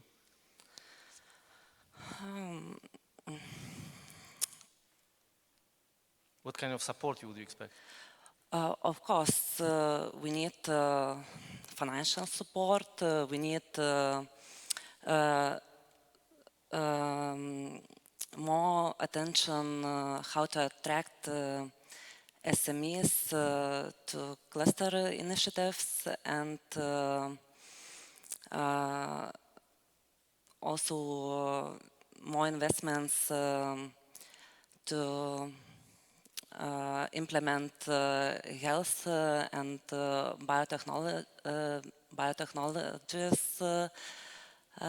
technologies. So I think as other health clusters, we need mainly financial support. Yeah, but there's a range probably of needs that you have, and in order to really get out in what is the need, you would need to have get into dialogue on details with the policymakers, which would help you. Augustus, you wanted to? Yes. 1, 2, 3. Yes, yeah. Hearable. So just let me use the moment to greet everyone from the international guests. Welcome to Vilnius. It's a pleasure to host you here. And I was listening almost entire day of all the talks, and since it's the last roundup and a discussion, and then later on it's going to be the dinner, so let me a little bit spice up the environment here and the atmosphere, so you would have some topics to discuss when you're going to have a dinner. And 75% I disagree with everything what I heard today. And the reason is, I don't believe that the clusters needs the support now. And I think that talking about the Lithuania and the Baltics, with all due respect to all the correspondents here who were talking, the policy, the long-term policy for the clusters, it's unclear because the cluster strategy is unclear. It's mirroring each other. And well, just to explain to international guests my background. So in 2011, I founded one of the first clusters in Lithuania, which was called Smart IT Cluster, and it evolved to the Agri-Food Lithuania, which now runs as the cluster and was one of the most known digital innovation hubs in Europe. And then I passed the wheel drive to one of the best CEOs and one of the most beautiful CEOs, Kristina, who Mantas, I think, called godmother of the clusters in Lithuania, right? So I was like in setting up all that space there, but mainly now I talk as the businessman and the investor in the agri-food tech mostly. And the funny thing is today is I was hearing from different cluster representatives when they were saying the missions of the organizations, like converting the ideas to the greener technologies, sustainable businesses and stuff. For example, Agri-Food Lithuania has the mission to use the digital tech to transform people's life to better and safer part of the living life. And so these are the missions and visions, but when most of the people were talking, they were talking, and it's not written in the mission, because what I heard is that they just want to have more funding from the Commission and from national support. So what is the exactly mission? Because jumping from one financing program to another, once again, sorry, it's my personal opinion, it's not the mission and vision of the organization. I mean, me and my business once, because I also involved in the ag tech and food tech, if we invest 10 mils to new lab, in average, within the past decade, I'm getting about 4 mils as a subsidy. But if I wouldn't get the money as the donation, I would still build the lab. I would still do that. And so then again, I mean, who you want to talk with as the Commission? You want to talk with the cluster coordinating organization, which model is to sustain salaries for upcoming 3 years, or you want to, as Christina was mentioning, interesting term, I was not using that before, or you want to have the voice of a systematic ecosystem where the champions are living, the leaders of the business, the corporates, the SMEs. And if you want to hear the voice of them, you need to make the KPIs within the policy for the cluster so they would find out and come up with the business models. Because our example, the cluster, the DIH, 45 people running commercially sustainable way, selling the services, participating, supporting the startups. But when I'm supporting the startups, taking the royalty, taking the IP, taking the equity. So once the startups evolve, the DAH and the cluster itself, it gets revenue. It's organization which is strong, and when it's strong, you know, it's more easier to listen to it. So I would say that the clusters should focus on the way how to live without the EU funding, and then there will be more of the funding. And then again, to conclude, because I'm talking almost 10 minutes, it's really simple example talking about agriculture. Once the Commission defines that there are new goals, let's say the Green Deal now, and since the farmers are getting a lot of subsidies, direct subsidies, Commission, it's like a whip and carrot model. So Commission says that within 10 years, 8 years remained, you need to use, let's say, half of the fertilizers and the chemicals in order to still continuing to receive the direct funding from the Commission. And then it's a matter of farmer on the tools and the models or the actions, how he is going to contribute to achieve the goal in order to get the subsidies. So I mean, my idea is that if we are going to support clusters, let's support then it's more heavier, but attaching to the KPIs. For example, the previous national call was 2 years ago, so colleagues know, to fund the national class DAH. I mean, it was about the Digital Innovation Hub, and we united 2 Digital Innovation Hub to get 5 mils for the infrastructure and prototyping, which is kind of okay, but for the 5 million to get the money here in Lithuania, we as Agri-Food and our colleagues, we committed after the end of the project within all the DIH members to generate additional 134 million of euros of turnover by selling additional digital services within the 5 years. If you don't do the KPI, you wire money back. So I mean, then again, the question is what we want to achieve. Then we need to calculate the money and the programs, how we're going to facilitate the clusters, but we need to ask them exact KPIs, not just to mingle a network, which is amazing, and without that we wouldn't be here. But I think we should look a little bit broader and upper. So that would be my remark. Thank you very much. This was a very healthy voice of the businessman. And we will come back to this because we had discussions about the funding here. We have as well our view from the European Commission how it should be. But before, let me finish the round with cluster managers. So, Film, this is the creativity. And you remember when the lockdown came, one of the biggest losers were people working in the creative business. What did you do? Hi everyone, I'm Darius. I'm a cluster manager in the Baltic Film and Creative Tech cluster. I'm not sure if I heard you correctly, but I'm not sure we were losers in the last 2 years. I think at least in Lithuania the industry kept booming, to be honest, and we adapted quite quickly to the challenges. And in terms of revenue, like even in 2020, I think we lost a bit compared to the last year, but in 2021 we gained more turnover per all the companies in the industry than in 2019. So, but you said you needed to adapt. Oh, definitely. But that's the point for all the industries. If you get stuck into some point that is difficult to get out, you're gonna get in trouble. So yeah, in terms of us being a cluster and how we supported the companies down at that time, we were the one voice that kept asking for relaxing regulations in terms of travel, because that's really important for the film industry.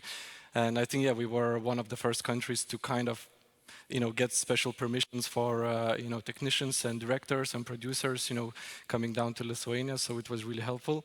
But it showed the resolve and the commitment of the companies together with the cluster and other community members to work on that. But I think what helped us and how we differ from other clusters is actually when we saw the number of 1% of SMEs being in cluster communities. I think for us it's close to around 50%. We have most of the bigger companies involved, and it gives us a better voice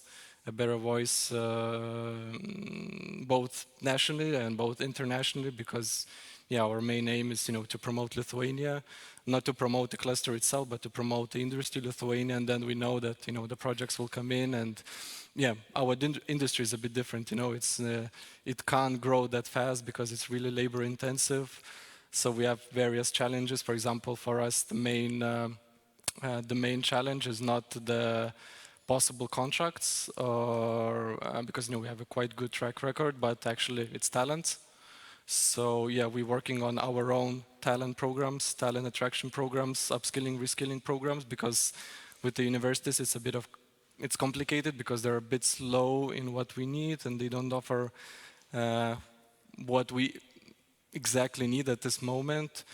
And I think, yeah, these kind of programs there actually can help us being more sustainable, because they can be monetized. And I agree with my colleague that, yeah, clusters should not just ask for money. They should, just say to the policymakers, okay, we bring you this, we bring you that, we can solve you this. And yeah, and I agree, and then the money will come. And so I think we should be showing more, contributing more, and then the other part will come naturally to us. Thanks a lot for this voice. So, automotive, if we can move, apparently there was a moment when there was a big crisis, in the sense of size, there was a big supply, and the prices were going down. It seems it's changed. How you, as automotive cluster, react at this moment? If you can get mic. You have. Hello, my name is Andrus. I'm representing automotive aftermarket cluster. And actually, I can say that we had 3 phases of crisis: COVID, China, and nowadays situation with Russia. So actually, it's not maybe a crisis, maybe it's a challenge, as all the sectors are facing the same. So one of the issues is the increase in energetic prices. The second one is transport, shipments from abroad, if you need raw material or components. And the third one is how our clients and suppliers look at us as reliable partners. Because during these days, quite a lot of companies, foreign companies, sees us in a high risk because of Russian aggression. So, for example, companies right now have to make prepayments instead of 30 or 60 days payments for the raw material. So it's quite challenging because companies need to have additional budgets to make their turnovers. And right now, this challenge with Ukraine, Belarus, and Russia makes companies to seek for other markets and other suppliers. And of course, it takes time. And let's say, looking from our topic, what could be the policy from governmental side, from governmental agencies? So I think right now we need common activities with our government to make right directions, to provide additional ideas where we can go together. Because anyway, our cluster members are the system. As Christina had mentioned, that clusters, a cluster is a system. So actually, a cluster is a system with government, with educational institutions, and other players in economic. So this moment, what we need a common vision with our government, our ministries. So I hope that after our meeting, it's going to be, we're going to have more discussions, and we're going to find additional solutions for such kind of challenges. Thank you. If you can see, we had the representative of the wood industrial ecosystem, we had the representative of the creative ecosystem, of health ecosystem, of automotive ecosystem. Each of them, they have specific issues and specific topics. You cannot solve it like reading reading newspapers or reading research. You must talk to these people because they, at the moment, know what is happening. That's why, as well, in the Commission, we have shortened the reach out to clusters, to business in our through webinars, through discussions, through surveys, so that we have the direct contact. And before I give the voice to the ministry, I want to come to the agency as an example.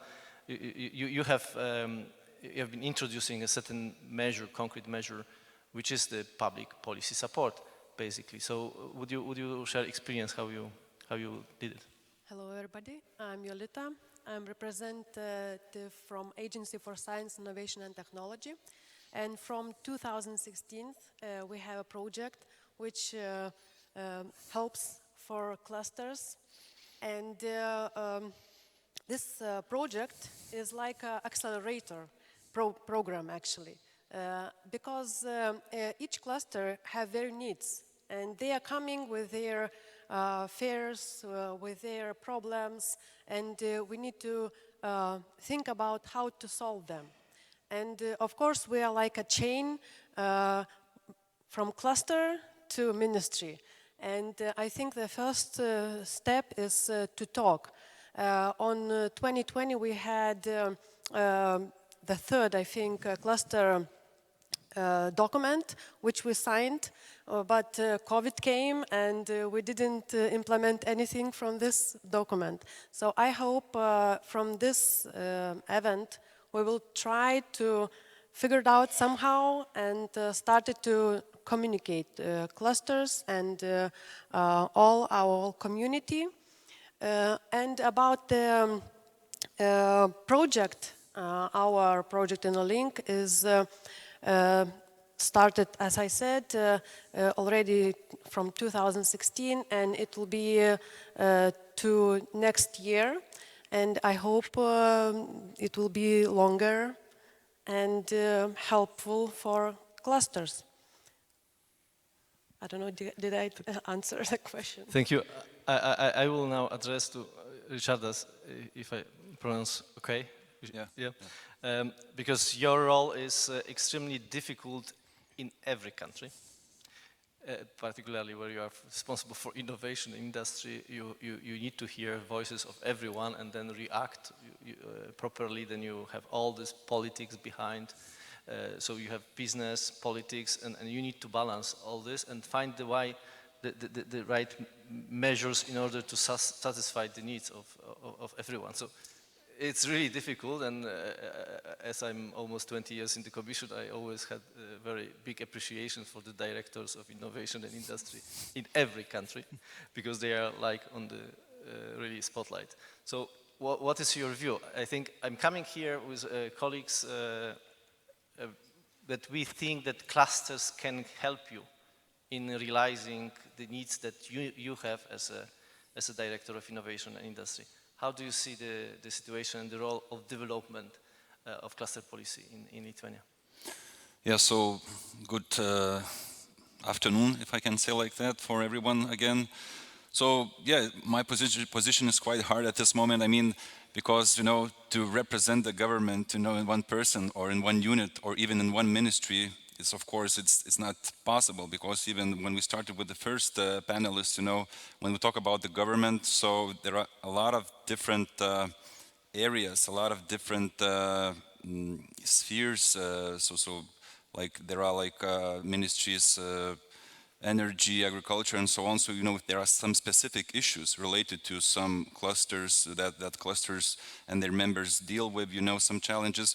So, you know, it's many times it's many different institutions that could help, you know, in solving those challenges. So, but of course, I represent the Ministry of Economy and Innovation, and the cluster policy, innovation and industry development policies is what we are doing on the daily basis. And you also got it right that it's really quite a challenge, you know, to manage all of the needs, you know, expectations, and what we have actually, what available resources are in our hands. So it's really, you know, the question of priorities and which priorities are the biggest ones, which are in the biggest need for a particular moment, and so on. For example, of course, now we are facing, as it quite clearly mentioned, 3 different crises subsequently, which were following each other or even are at the same time existing, you know. So it's a quite complex thing, you know, to solve all of the, or at least to try to help in many ways, you know, for the clusters, for the business in general. But we are on this way, and of course, clusters can definitely, and I think and believe that they play part. I hear from the panelists that, of course, the level of interaction, as in many areas, could be bigger. You know, of course, we have some forums and platforms where we use the voice of the business organizations, of the associations, the same clusters, cluster association. Yeah, I can hear and I can understand that it's not all the time that we are able to hear, you know, what are the needs, and of course, even more significantly, to help to solve those needs.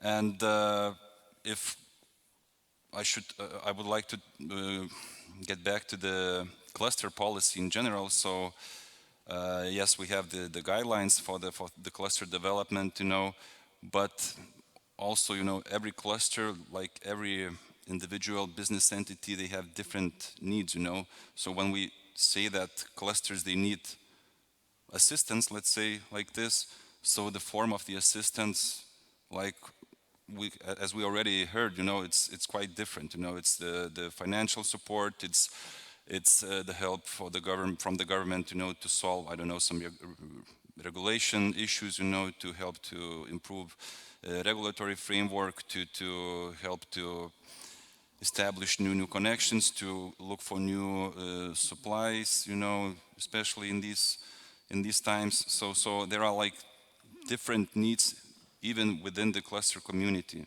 So it depends, of course, on the maturity of a cluster, of the sector of the cluster, and we try, you know, to help to solve those challenges, which are mostly that the majority of clusters are facing, you know, at the moment. So also the switch from our policy development, I would say that 10 years ago, as I mentioned in my earlier presentation in the morning session, that a lot of clusters were established, you know, in Lithuania because a lot of different financial, especially instruments, were in place. Now, of course, we have more limited resources in this area, so we still plan to have some financial instruments in the near future, with the help of course, partly of the European Commission, you know, with the structural support. We're also thinking how to use our national resources, our national budget. We have just created a new player in the innovation ecosystem, Innovation Agency, so which will take over the activities that have been carried out by the Agency for Science and Innovation and Technology. And also we believe that with the bigger emphasis, not only from our ministry, but from the other ministries, from the government in general, we will be able to secure more resources, and we will be able then to meet more needs from the cluster community. So this I can tell quite clearly. Thank you very much. And let me now, I kept you at the end because you, as it's written here, Lithuania Clusters Network President, Giedrius, let me reverse this. It's not what government can do for clusters, but what clusters can do for government. Can you refer to this? Maybe. I mean, I don't know. Yeah, works. I think we need to discuss about our long-term priorities. We have confirmed our goals and plan for 7 years till 2027 to 2030. We have long-term plan. We have Lithuania has a long-term national development plan. We have KPIs. We have what we have to achieve. Now we are a team here, we need to meet to discuss and to confirm plan how we will achieve these priorities, how we can use our experience, our network, what we need resources, private, maybe governmental, European financing, and we need to have a long-term plan how to achieve and how to help country to achieve this Green Deal challenges, and we need to have a clear plan. What we have? We have group create cluster expert group together with ministry. We need to meet. We have motivation from clusters, but we need to have motivation from our policymakers to meet, as we met here. We didn't meet 1.5 years, but tried to do it a lot. Next, we need to agree and to work together. And a good example is European Cluster Alliance, how Alliance works with European Commission. Helps in each challenge, in each issue, try to do the best. We are ready to do the best. We are ready to work. And we are networks, we represent sectors and communities. And as example, yesterday,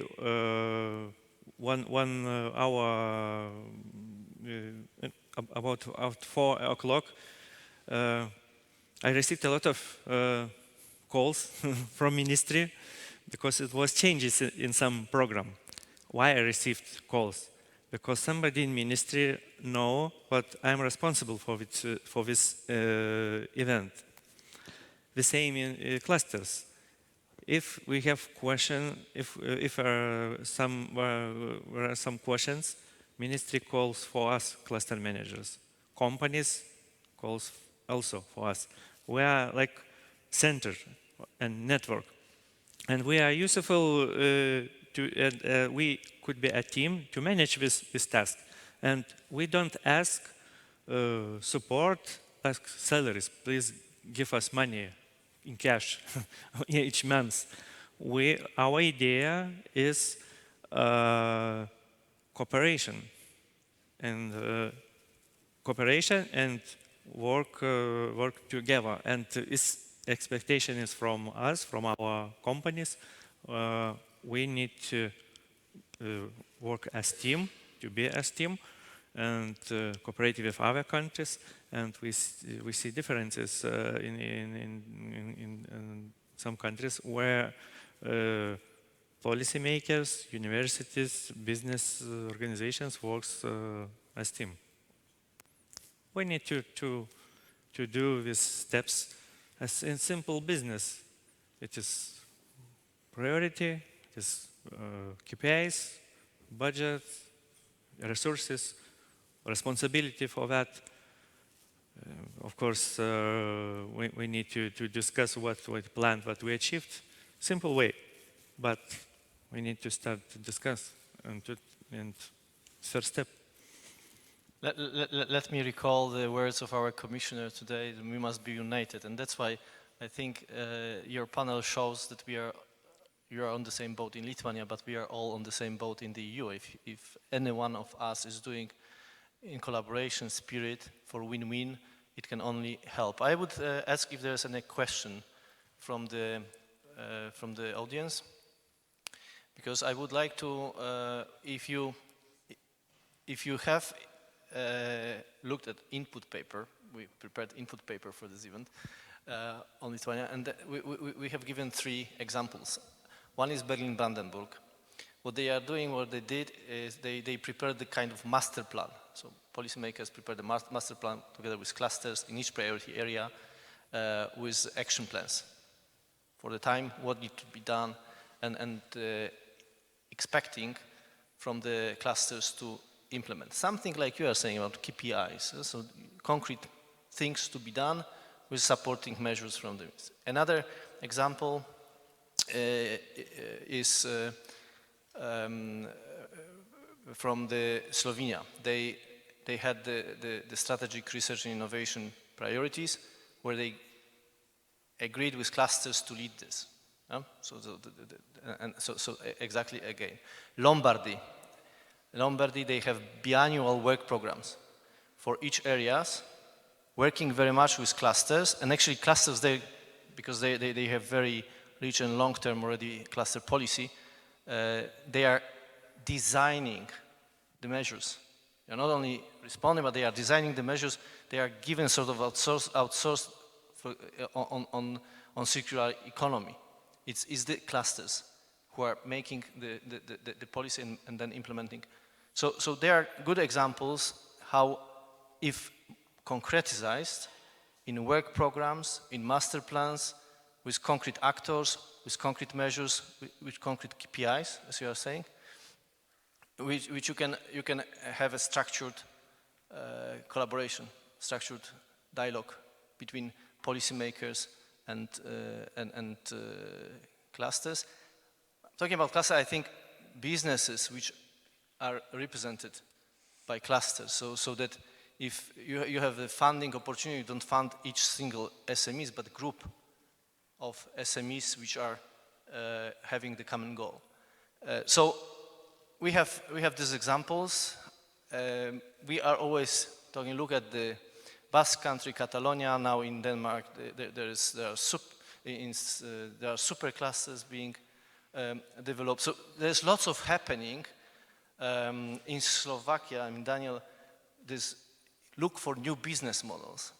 And here I want to refer, indeed, we have the clusters in the EU who are 100% independent from public funding. They are just financed from the fees of the members. But we have as well clusters who expect public funding only. And you can imagine that it's not our goal to pump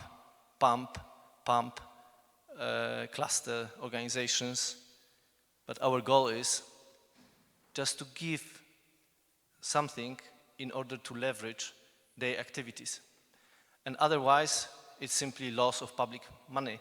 And we will be criticized as the European Commission of lack of economic approach.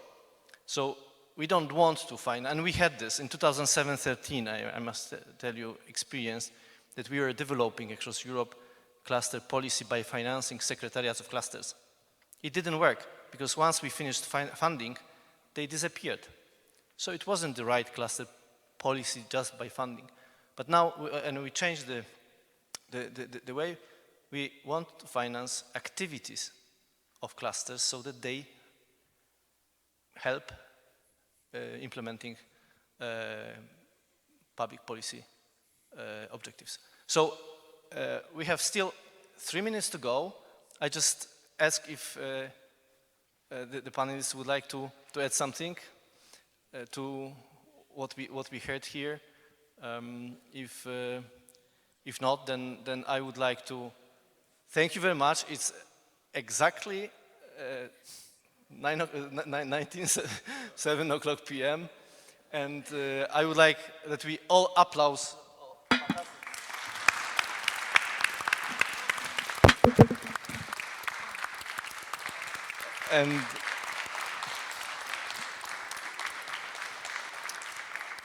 And Theodora, I will give you, no, it's for Christina to give the floor. But I would like to thank you very much, you as Lithuania cluster policy representative, being SME, being cluster managers, being the agency, and the ministry who is responsible for all of this, for hosting this event. And I think this could be as well some boost and kickoff for further development of cluster policy for well-being of Lithuania. So, Christina, please. Thank you so much. So I'm given a huge honor to make the final remarks. Well, first of all, I would like to thank everyone for coming here today, for listening, to being. That is a true collaboration. It's huge efforts of many organizations collaborating together, working day by day, have made this event happen. So it's a huge thank you from our, of course, Lithuanian clusters community. First of all, to the European Commission for the efforts to give attention to our region, to help us evolve. Huge thank you to European Clusters Alliance. Huge thank you to European Clusters Collaboration Platform. Remember, everyone, that there are many different tools to work with. And to finish up, I would like to quote just a couple of quotes what we have seen today. So we must continue building a resilient single market. It remains our strongest asset to safeguard and strengthen supply chains.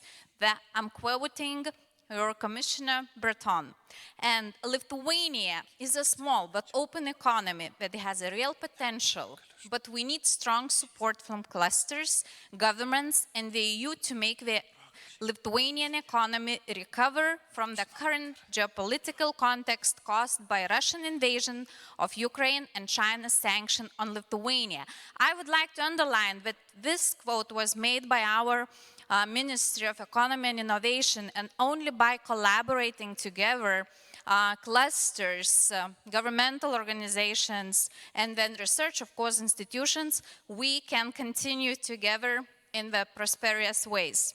And European Union programs can have a real impact in helping clusters access funding and fostering interregional collaboration between clusters, a requirement to address shared challenges. And at the same time, clusters have a role to play in supporting their regional economies by strengthening and rebuilding value chains, supporting strategic sectors, implementing smart specialization strategies, and of course, driving the twin transition, green and digital goals fulfilled. So thank you once again for participating, for organizing, and for such a huge efforts and attention paid to the Baltics and Nordic region. Thank you very much.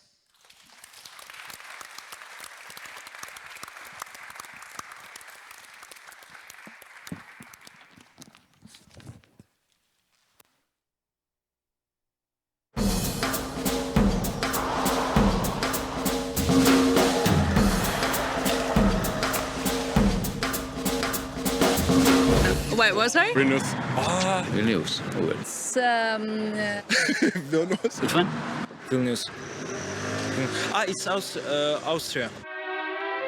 Welcome to Vilnius, Austria, the undiscovered jewel of the Alps. Vilnius is characterized by having most of its landmarks just a few minutes away from each other by foot. This admirable city is in the heart of Austria. Vilnius? In Italy? In the heart of Italy, being its most well-kept secret.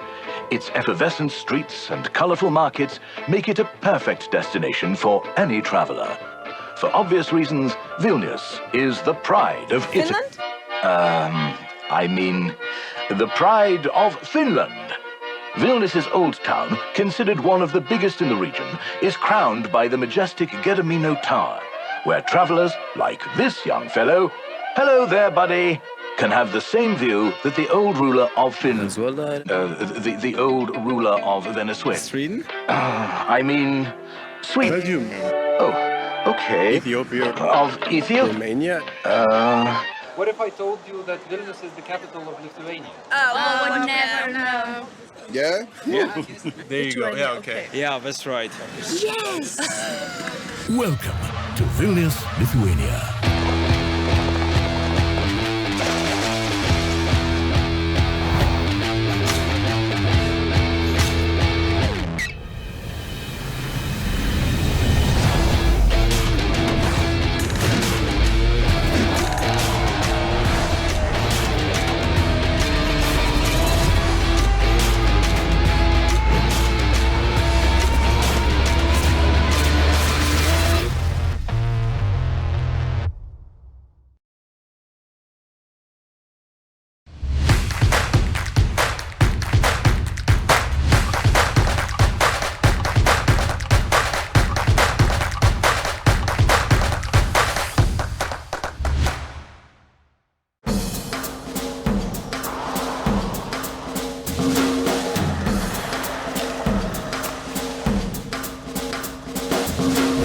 Wait, what, sorry? Vilnius. Vilnius.